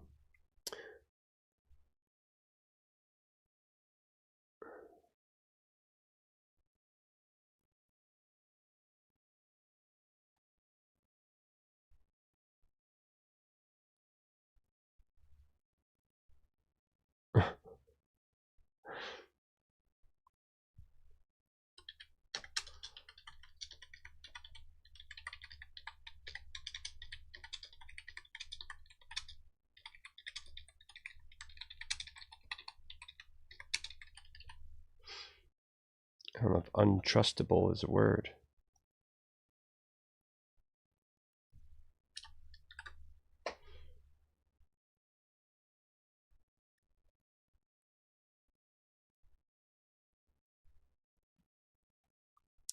Well, not everyone, but some of you are good people. Good morning. It is Monday. Need I say more? Dan, you ain't even trying, bro. Same sentiment. Women that don't wear bras are disgusting. They're just asking.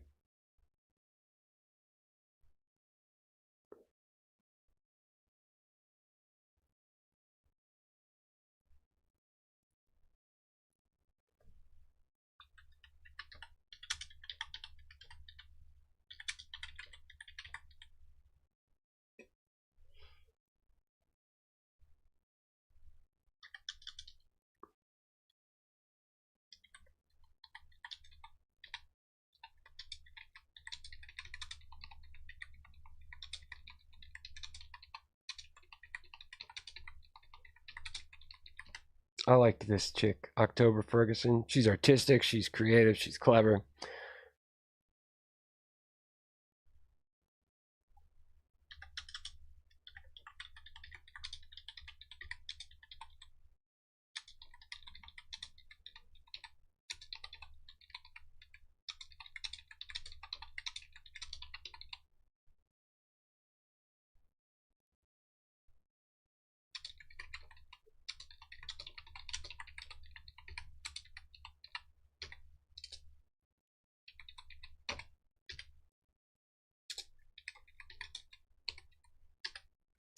Weak cliche garbage. Cult of bad man opinion needs to finish going away. Blaming women for their sexy powers is as old as for their...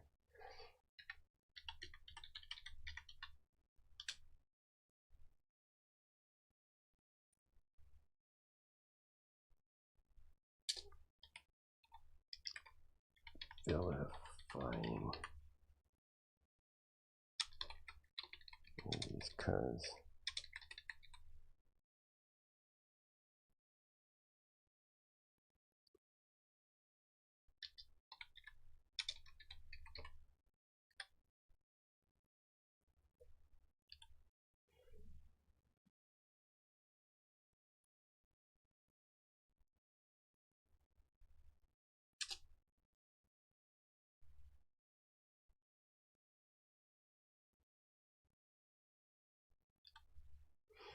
Oh, I get it. I get it. I get it.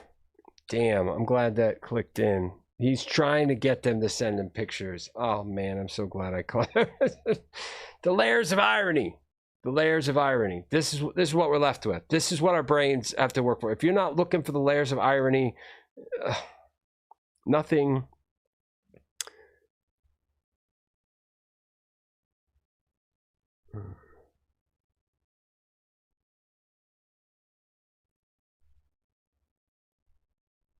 It's a smart person's idea of a stupid idiot jerk.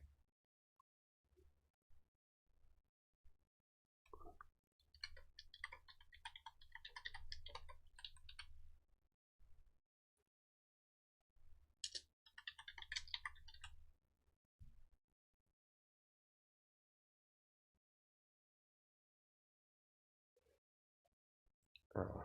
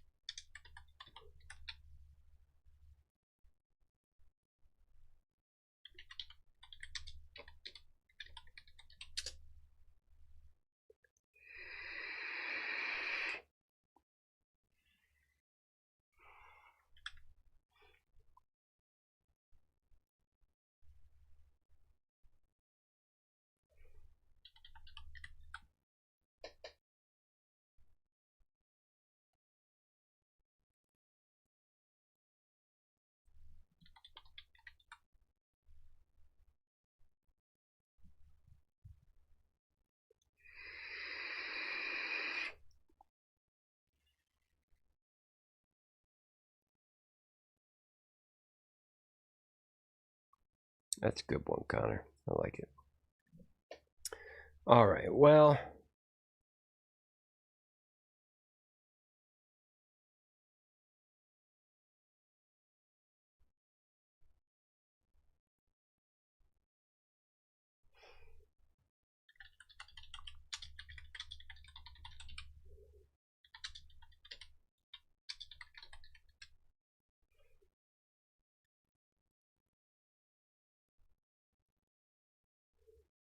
Now let's bounce over to something else.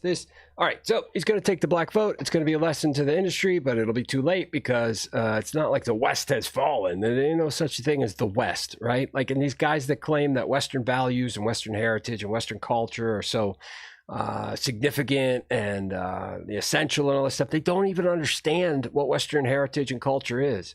They really don't. They just think it's the team to line up behind, and they will be the what would you call it? How would you put this? They would be the like the cheerleaders. That's like they're like it's just a contest of strength, like the strong versus the weak. That's it. The entire Republican. In fact, let's put this up while I'm gone.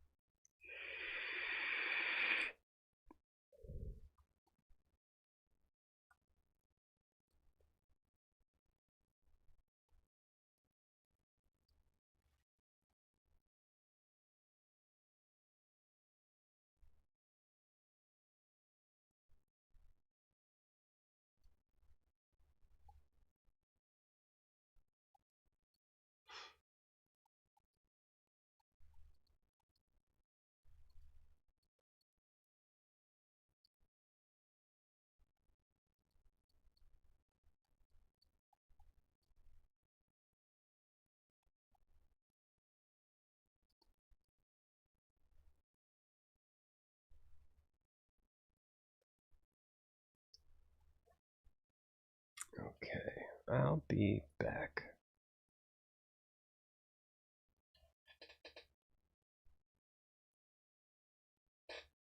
Okay, I'll be back. You guys enjoy not being here.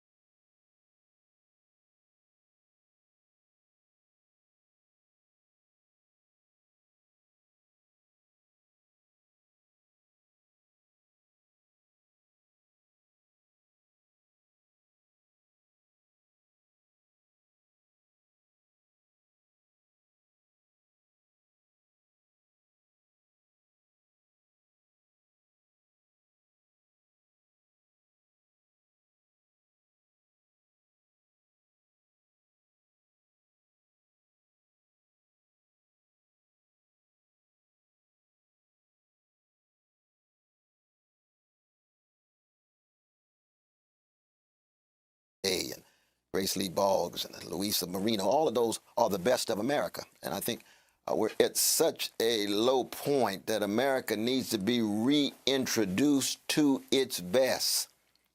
And its best has always been the movements for justice, the struggles for freedom, the solidarity based on a fundamental commitment to the dignity of those Sly Stone calls everyday people.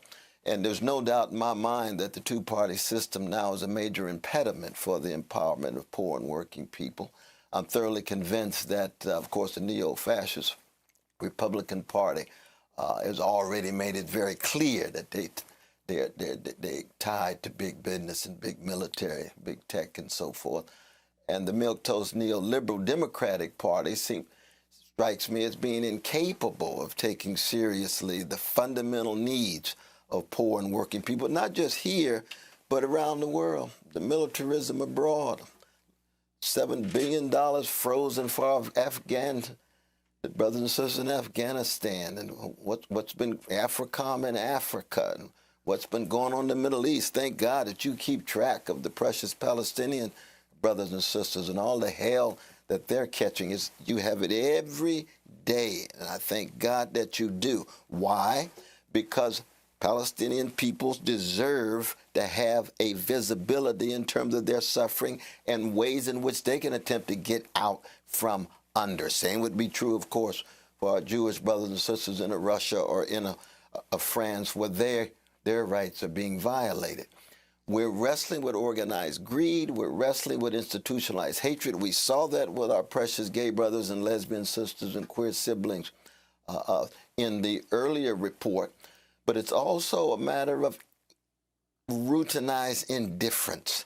There's an indifference to the plight of the vulnerable. More and more, it's becoming not just a fad and a fashion, it's becoming a normalized way of life. And that is what leads toward wholesale fascism, not just here, but in other parts of the world. And we've seen it, of course, in Hungary. You see it.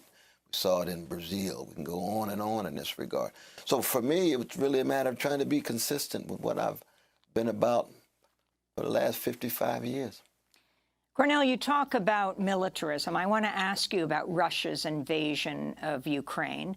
In March of last year, you told The New Yorker, we must try to stop the war, recognizing that the American empire has little or no moral authority when it comes to violation of international law and the overthrow of national sovereignty, as in Latin America, the Middle East, and Asia.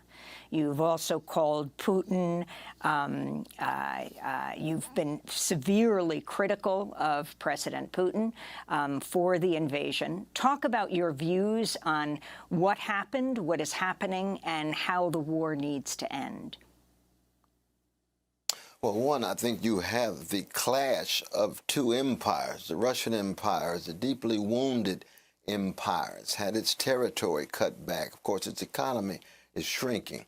And then you've got the American Empire, which is the most powerful empire in the history of the world. In fact, it's the 68th empire out of the 70, going back to the beginning of the human species.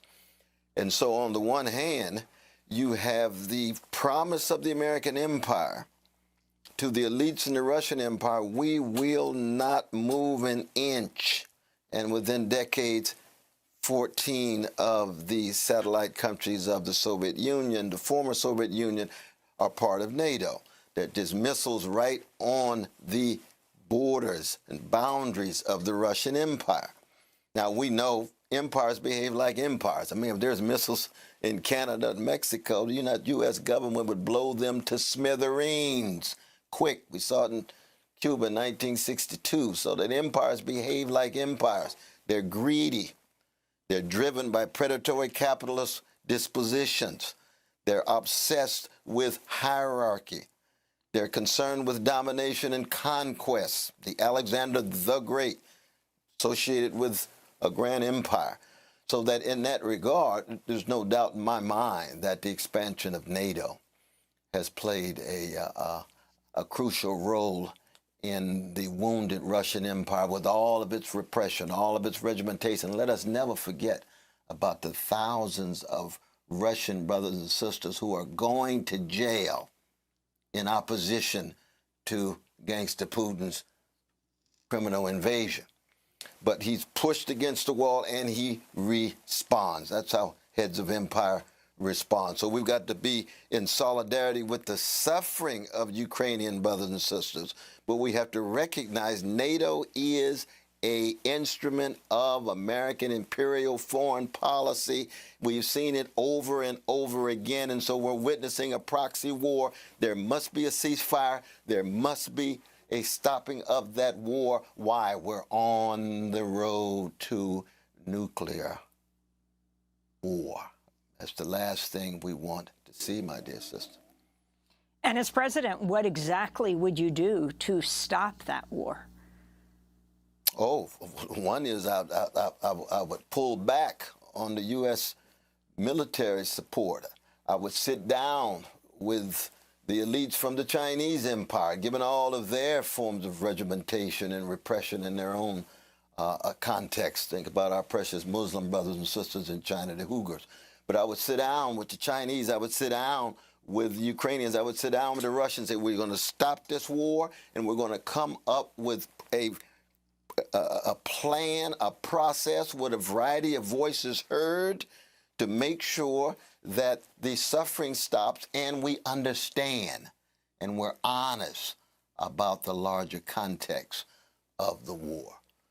And unfortunately, we just don't get this kind of perspective, you know, in corporate media. Thank God for democracy now, and thank God for a few other venues that try to tell the truth about this. Because you know, my dear sister Amy, that I'm a jazz man in American politics, and jazz is about blues, and blues is about catastrophe, lyrically expressed and candidly confronted and artistically transfigured. And the catastrophes have to be wrestled with. It can be ecological ones. It could be economic ones of grotesque wealth inequality. It can be social ones, political ones, psychic ones. And then there is swing, which is a different conception of time. So we have ways of authorizing a better future given what seem to be all of the closed roots, all of the foreclosures, all of the alternatives trumped.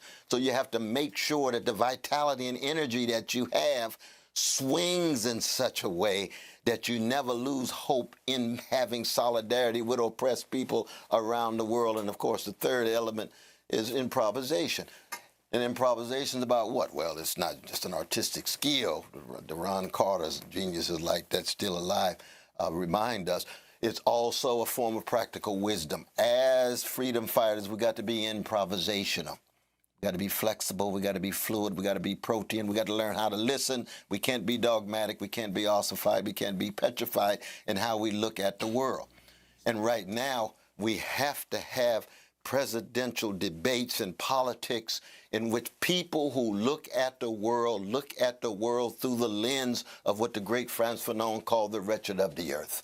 Cornel Poor West. people and working people, no matter what color, gender, sexual orientation, national identity, or region. Cornel, you were a surrogate for Bernie Sanders. In fact, in 2016, he chose you as one of the people to write the Democratic Party platform. Have you talked to him about your campaign, you deciding to go outside the two-party system? He ran although he is an independent and a socialist, he ran inside the Democratic Party. And has he given you advice?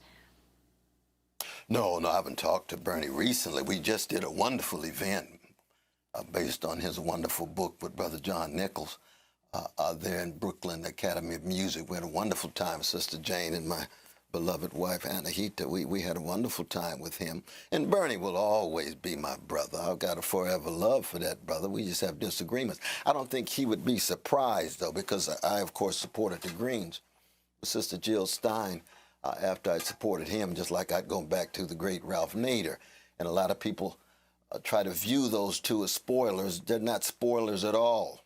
You had mediocre neoliberal candidates who could not galvanize the public, so you don't blame it on the weaker parties. And we will never actually be able to deal with the escalating fascism in America with milquetoast neoliberalism. You just end up with caretaker government. You end up with postponing the collapse of democracy, as my dear brother Jeff Stout says.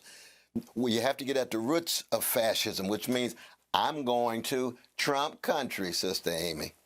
I'm going to talk to those white brothers and talk to those white sisters and say, quit scapegoating the most vulnerable. Let us confront the most powerful. I don't have a minute for any kind of xenophobia, but at the same time, I know you're catching hell. I know many of you have been losers in corporate globalization. You've been pushed against the wall by big monopolies and oligopolies. You have difficulty trying to engage in any kind of unionization.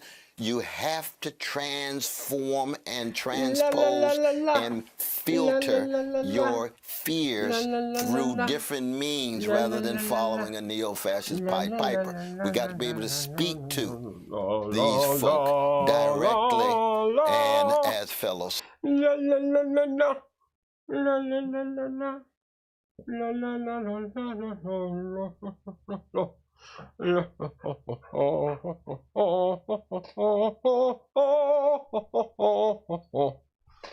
know what, guys? I'm going to end the stream and I'm going to go over to Twitch and I will see anybody that wants to hang out there. Let's type this in here. Going back to Twitch. Peace.